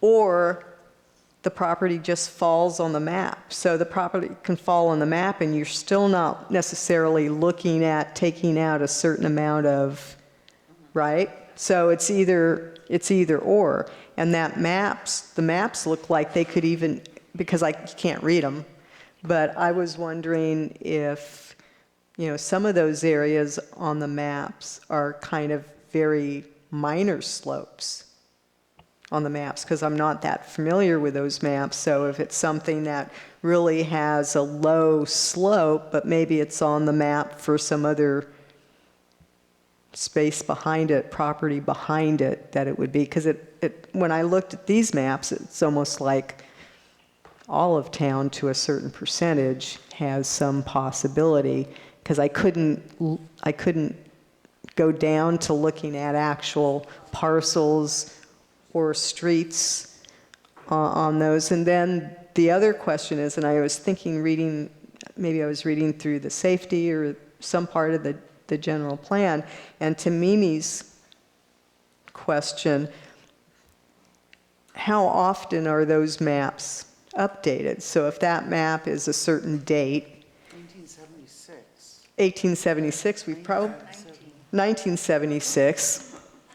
So we've probably had some changes since then. So what happens in this process when you have this map that's 1976 and 2000 you find that you've got a new landslide area? How do we update that as opposed to the 1976?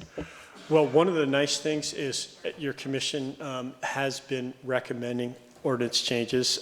This would be a combination of zoning ordinance and general plan amendment.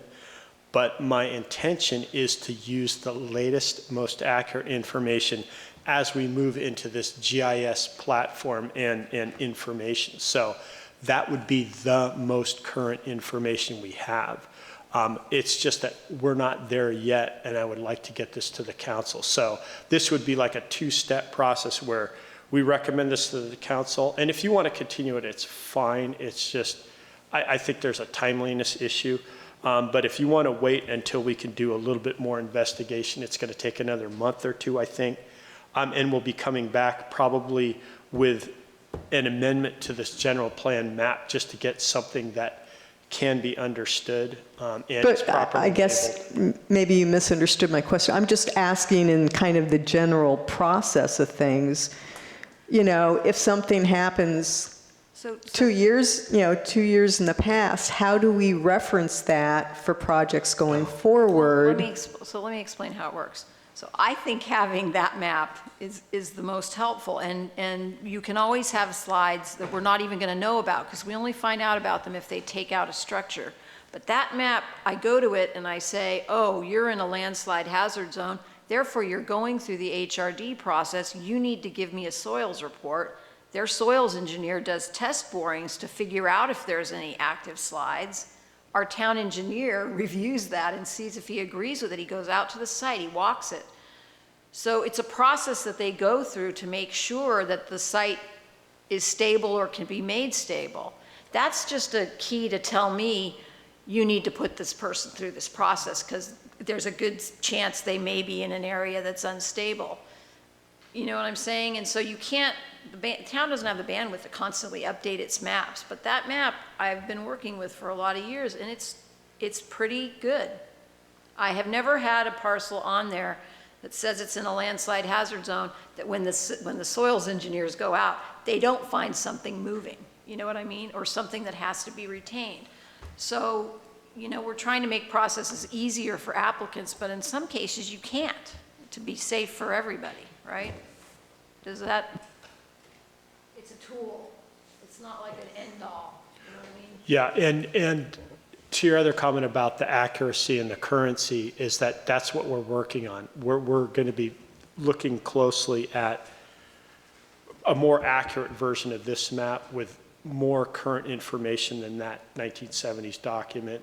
And we'll be coming back to your commission with that and saying, okay, we're not just changing the zoning ordinance, it'd just be to add a reference to this new figure, but we're going to be saying it's now something that you can actually understand and use, because right now, at the very minimum, it's mislabeled, and I think there's probably some other issues that need to be addressed, but we will have that in a GIS environment, so we can, you can get very specific about on a lot-by-lot basis. So in some ways, it'll be the best of both worlds, because an applicant hopefully can go to Marin Map and see at a glance, oh, I'm in this zone, so I have to get it. And they don't have to talk to us. They know automatically. We'll be able to figure that out too. So I think it'll be an improvement when we get there. We're not there yet. Any other questions for staff?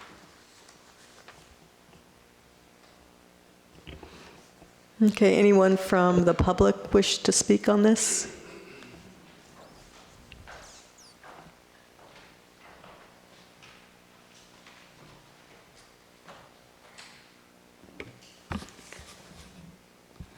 Almost 11:45. Commissioners, Frank Yeager, 13 Meadow Way. This proposal directly impacts development of the Wall property. The gold standard for determining Fairfax landslide hazards is the 1974 Fairfax Area General Plan map from the open space plan, delineating landslide areas from a high hazard level 4 down to level 1. That map was prepared by the planning and land use firm Wallace McHarg, Robertson Todd. Because of Fairfax area's known landslide problems, the State Division of Mines and Geology sent state geologist Ted Smith to live in Fairfax for 1 year and map every parcel in Fairfax for landslide potential. WMRT planners used Ted Smith's field notes to prepare Fairfax's 1974 land use hazard map. So the question I have is, why is that map not here? The last time I saw that map was in a safe in 2005. I don't know where those maps are. There's a whole set of those maps, including a fire hazard zone map. Page 2 of attachment A attempts to change street access and frontage requirements in the town code. I'll read it.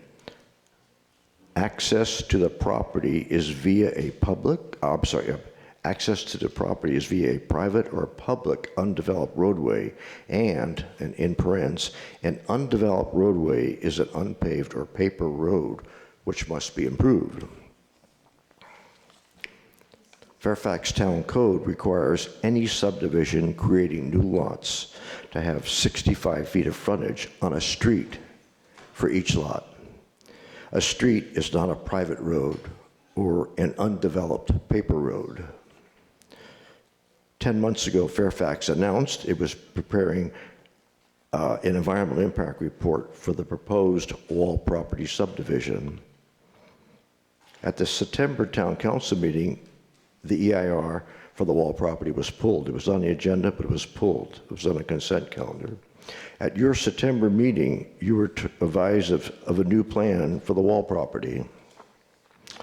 Please do not include upland residential zones. Complete the Wall property EIR first. Thank you. Any other public comments? Seeing none, I'll close the public comments and bring it back to the commission for discussion. Comments? Well, I would appreciate staff's response to Mr. Aguirre's comment. The language regarding the paper streets is straight out of the existing HRD code. So we're just simply including that language. So that provision is, long been in existence. In terms of one of the challenges with that gold standard map, and we do have that, but the reference is slightly different. So where it says it's in a landslide hazard zone, it's not referenced quite as that in there. We also, when we looked at that map and we compared it to this map, it correlated to the hazard zones 3 and 4 on the Salem House map, which again that's dated 1976. The McHarg map is from a few years earlier. So it was a great product for the time, but it's challenging to apply right now.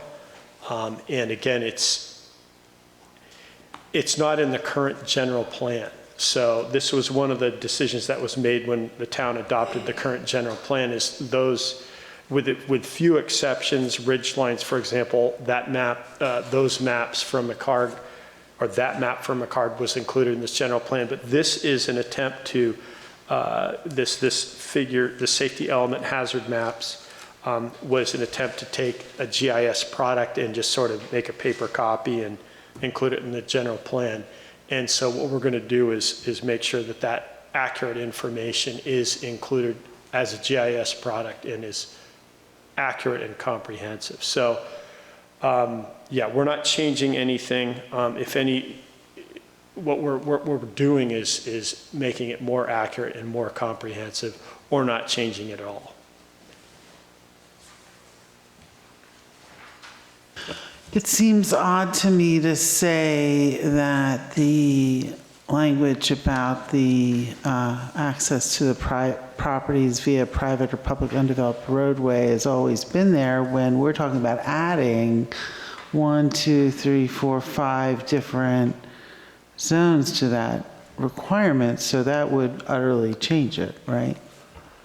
For those zones. Yes, what I was saying is that the HRD provision that talks about developing a paper street, and again, that makes sense. If you're going to be punching in a new access road, you want to be able to go through this HRD process and say, let's get a geotechnical report to make sure that you're doing that in a manner that's not going to create problems. We are adding zoning provisions that would trigger this HRD review to additional zoning districts. So it's making it more comprehensive and more stringent, not less so. And how would that impact the wall property application? I believe that they are required to go through an HRD. I would say this, that I would say that the functional equivalent in any regard is going to be the EIR, which is going to be a very, very detailed geotechnical drainage, et cetera, analysis by independent consultants. So this is sort of like the non-CEQA EIR level review that we would just do for a regular house. What we're going to be getting from the EIR is a much more in-depth analysis that's going to provide a lot more information than we would get for any individual residential project.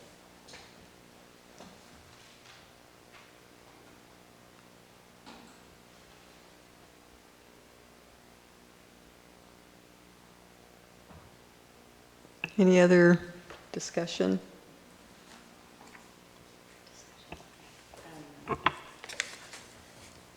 Since the way this is written, there are, if in any of these zoning districts, if they have any of these following characteristics, then they can do more. And the 3 is that map, the slope,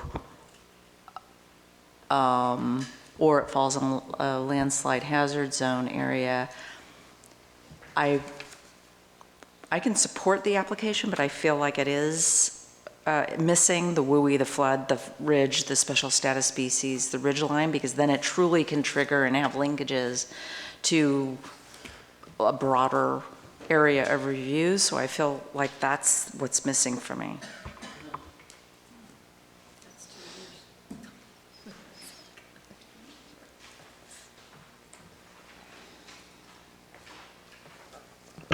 Through the chair, I'm looking at page, based on Michelle's comment, doesn't attachment A, page 2, incorporate those other elements? And then also, I thought that would incorporate those elements.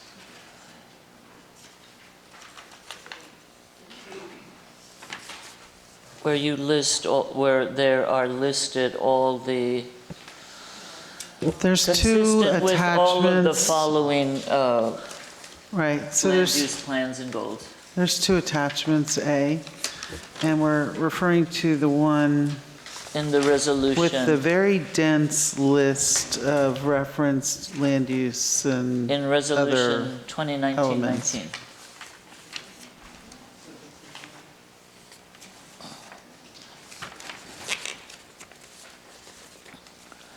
And then the second whereas in the resolution also identifies requiring in-depth geotech survey, soils report, hydrology surveys reports, drainage, tree removal protection, and otherwise that may be required during later phases.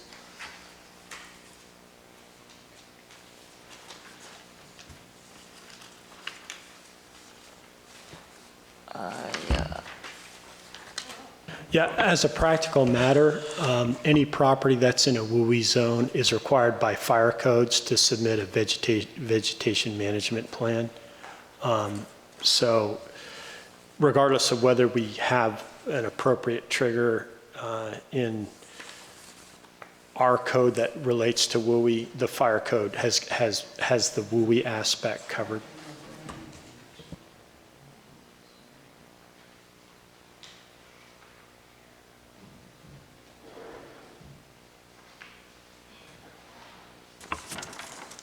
Well, I'm willing to make a motion to, yeah. Sorry about that. I have concerns about, I know you say you're going to address the map. I think that just be careful when you're adding the references to the maps in. If landslide hazard zone is the term that's used in the 1976 map, refer to that when you're talking about the 76 map. If there's another term that's used in the other map, be very careful about how you fold that into the language of the ordinance. I absolutely agree. Yes, the terminology has to be synced up or it can invalidate what you're trying to do. And, in any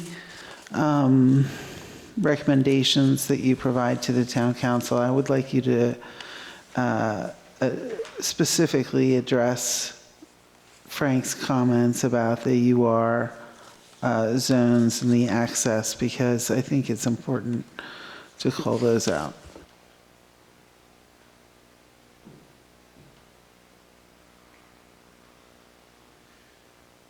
I have very minor typographical things that I might share with you guys.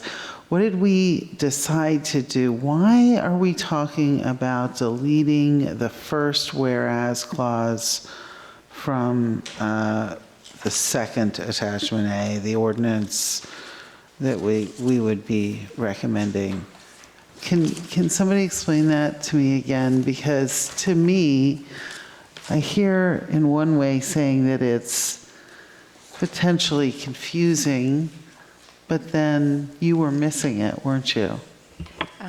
I can make a motion to adopt Resolution 2019-19, the Planning Commission recommendation to the town of Fairfax's Town Council, amending, however, modifying ordinance, the draft ordinance, to add to 17.072.020 under applicability, item A, and carrying forward into every other subsection that relates to the map discussion, where it includes this landslide map to include the WUI, the flood, the ridge, the special status species, and the ridge line. So that would mean that the sections that would be subsequently modified prior to getting to the town council would include 17.072.020.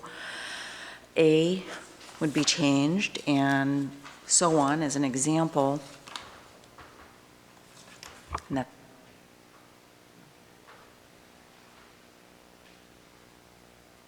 Could you read that list again? WUI, flood, ridge, special status species, and yeah, that was it, I think. Can you explain that for me?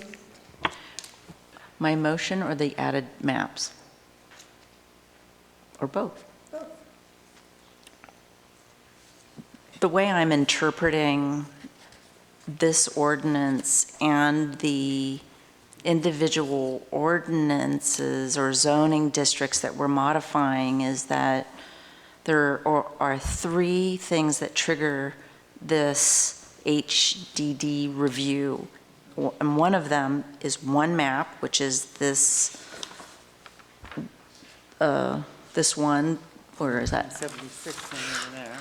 Yeah, that one, the 200 cubic yards, and something else. And what I'm doing is expanding the maps to include the WUI, which is the fire district map, the flood zone map, the special status species map, and the ridgeline map.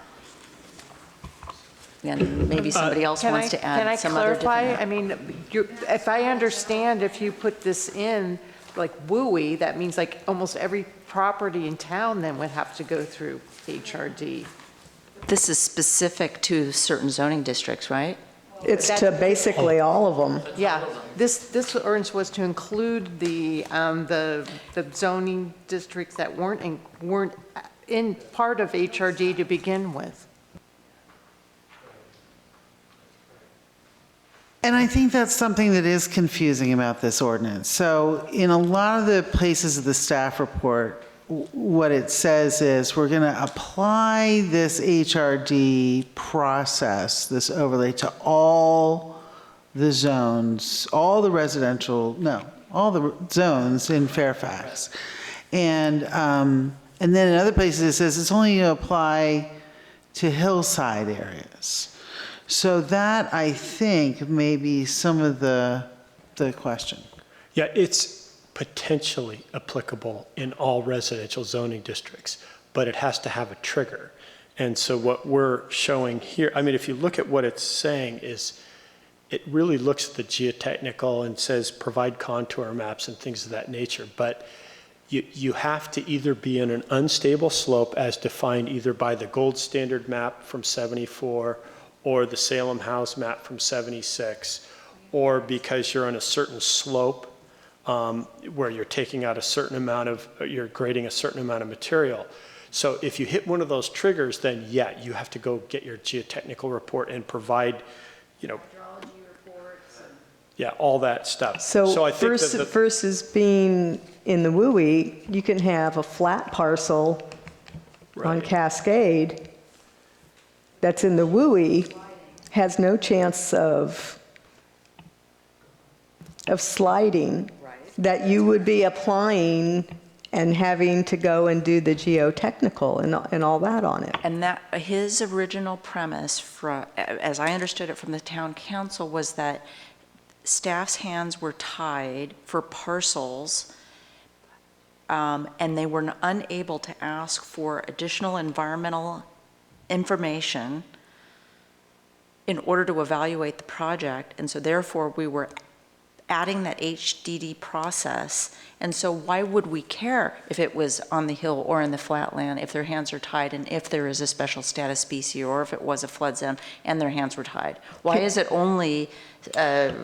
What I hear you asking is, why aren't we revising the whole program to have triggers and then follow-up based on the specific trigger?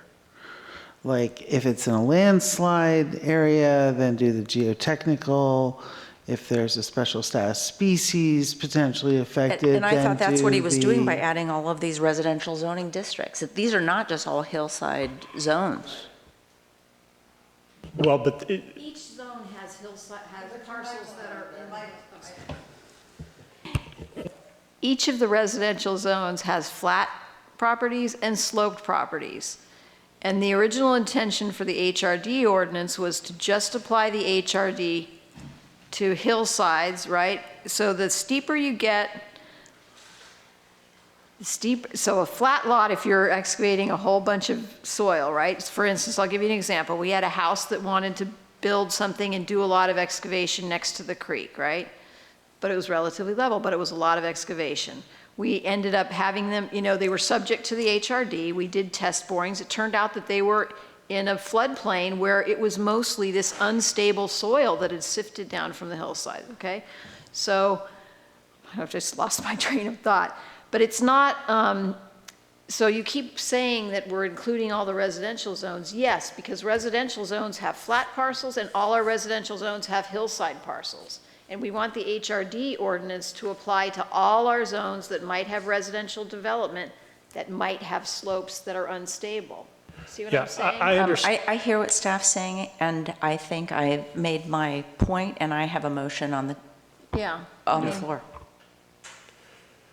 And I don't know how we do not it. to belabor the topic, but I understand the concern that we have all these other parcels that have sensitive elements or constraints, and we're not necessarily there where we need in terms of objective standards and requirements for applicants up front.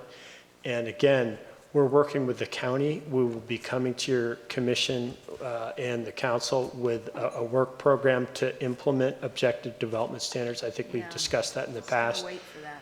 So, and that's something that will be proceeding apace in this next year. So I think and it's, some of it's going to be the downtown area, but we're basically trying to provide those objective standards so that we retain some local control over housing developments, regardless of whether it's in a WUI or in the downtown area or on a hillside area. This, it's hillside area residential development overlay zone. So Hillside. Michelle's got a motion on the table. Do we have a second to her motion? I'm sorry, can we hear that motion again? Can you say it again? Okay. Motion to approve. I don't know if I can read.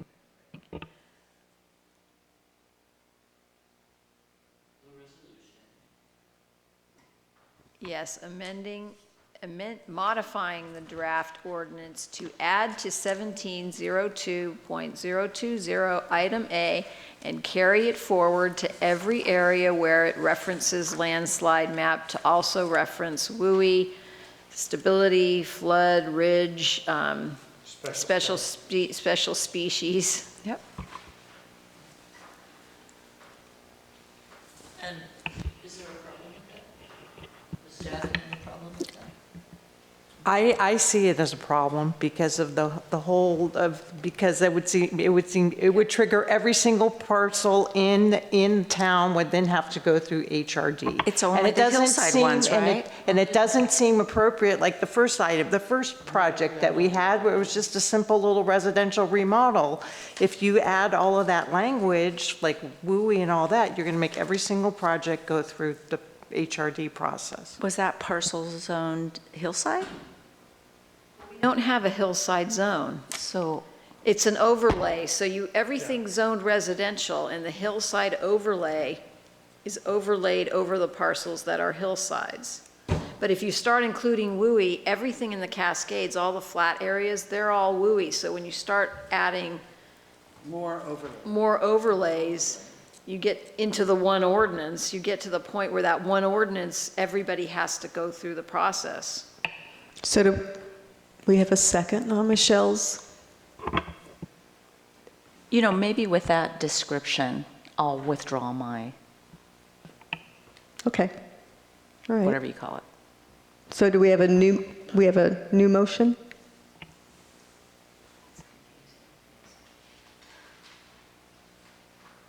I'll make a motion as how it's been presented to us for approval. I don't know if there was, I think Mimi said she had some technical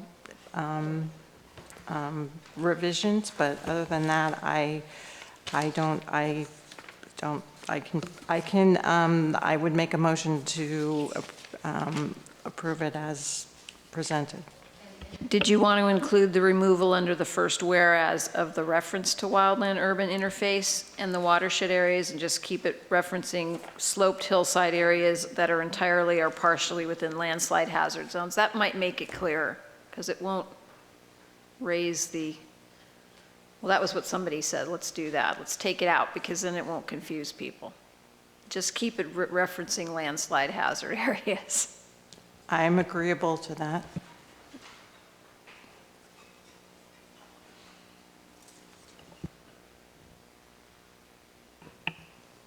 Do we have a second? Or Mimi, did you have corrections or no? I'm just Minor- wondering whether we should amend that motion regarding the effective date to include anything that's currently in the hopper, or do we really want this effective possibly a months in the future? Yeah, generally speaking, for local ordinances, it's applicable to incomplete applications only at the effective date of adoption. State gets to do clawback stuff, but we don't. Do we have a second? I will second. All in favor? Aye. Aye. Aye. Aye. Aye. Opposed? Motion carries.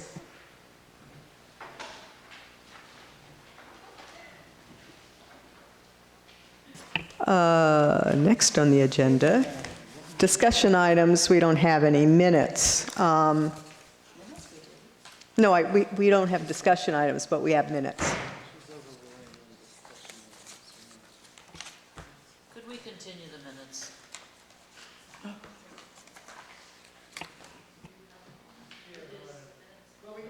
We just keep in mind we have two other items on the agenda yet, so. What else is on the agenda?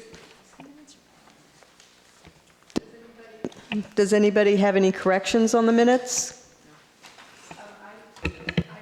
One minor correction.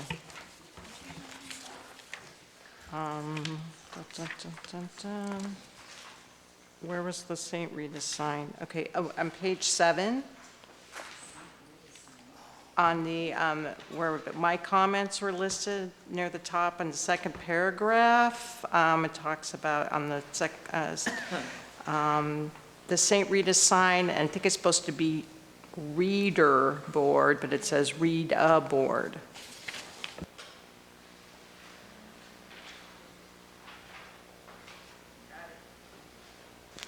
Any other corrections? I have one that, I don't know if it's a correction. I just don't like the way it ended. So on page 5, the third bullet down, this was talking about a project that had been continued. And it says that, I would like to see a demolition plan. The elevation from the back and the stairs look alike. And then it says Chair Swift stated, this was not requested at the first meeting, which I did not attend. So I would like to either strike that last sentence or add, Gonzalez Parker did not attend the first meeting.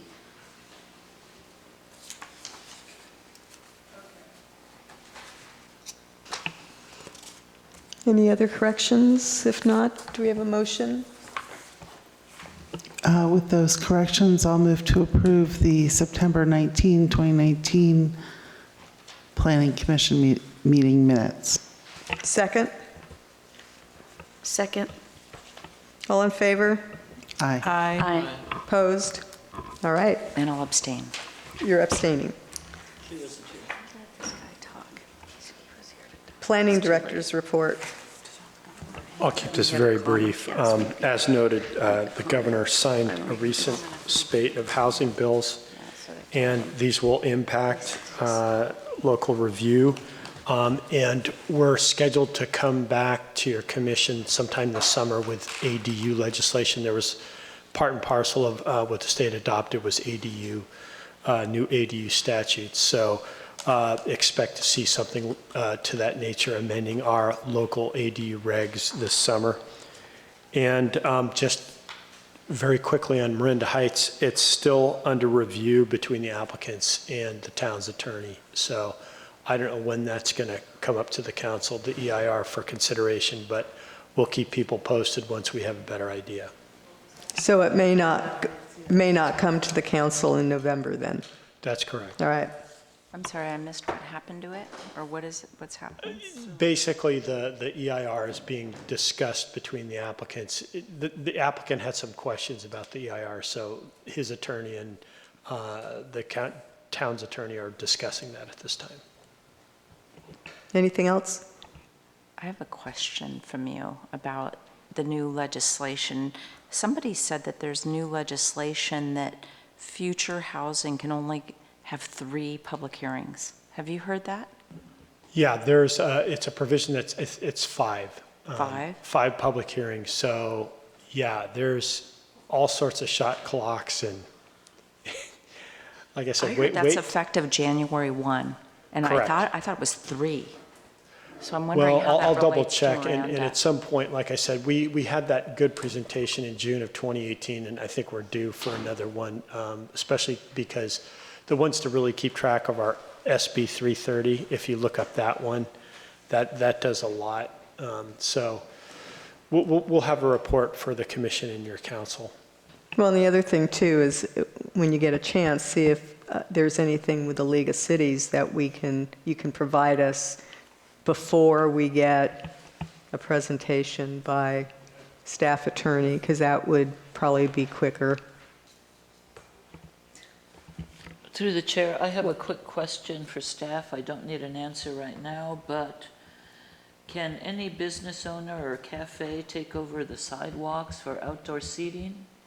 And 2, can any business or cafe add music venues most every night without either one of those, without a CUP? They're not supposed to.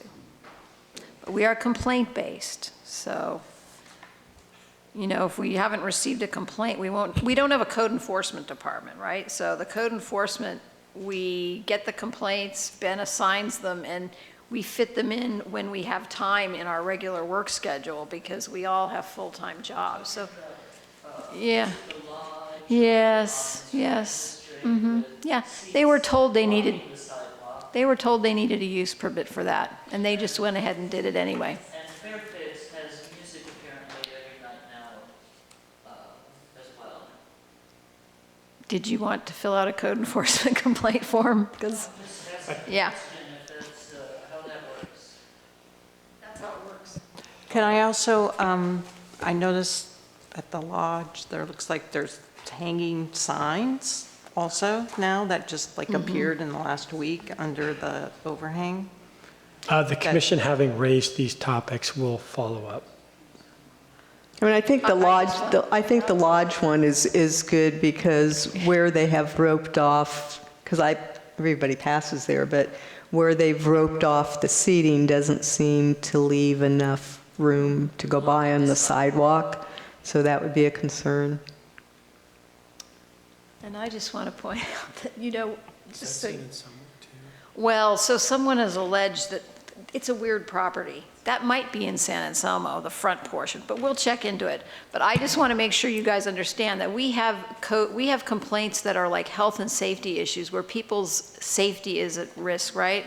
The tripping might be something that would make it, and we have to prioritize them because we do not have enough staff to like go after all this stuff, so. That seems dangerous, the sidewalk. Well, that sidewalk's definitely San Anselmo, in front of the lodge. Definitely San Anselmo. So that portion you're talking about behind the wall, right? I'm gonna have to check because it's a weird parcel and the property lines go different directions. It might be San Anselmo. If it's Fairfax, we can definitely do something about it, or we can bring it to the attention of San Anselmo if it's actually San Anselmo. The police chief seemed to think it was San Anselmo, and he thought it was pretty tricky because they had already asked us about putting their outdoor tables at the back of the restaurant. We said, it's outside, you need a use permit.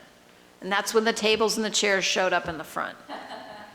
So, you have people that don't want to. So if we're in the commissioner comments and requests here, did we get a housing report this year from you all? So the general plan or the housing element says that when you submit your annual report to the state, it's supposed to come before the planning commission. And I don't recall whether we saw that this time or not. I think we saw it 1 year after the fact. I would like to get a copy of that. And then 2 other quick ones. Have we received, since we changed the telecommunications ordinance and the regs, have we received any applications under that? Okay. And then my last one, I think at a prior meeting, Mimi asked for the buffer maps for cannabis. Can we get those, or can we get a referral to where they are? All right. Thank you.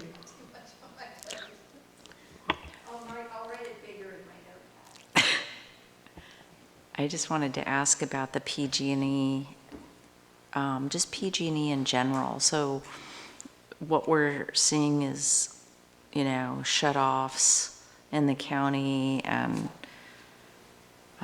the helicopter the last 2 days.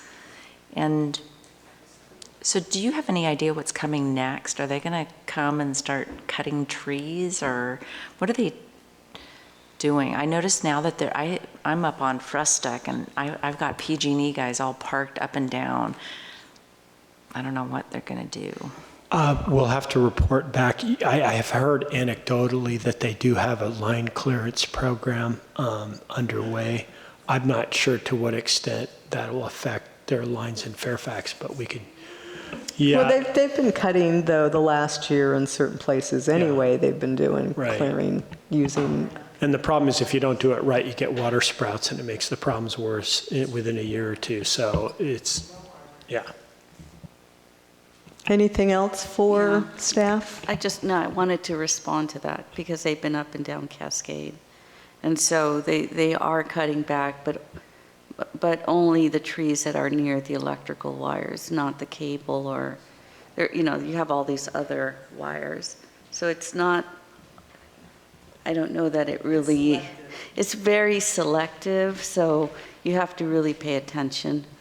And it's just what's going on the road. Anything else? If not, can I have a motion to go home?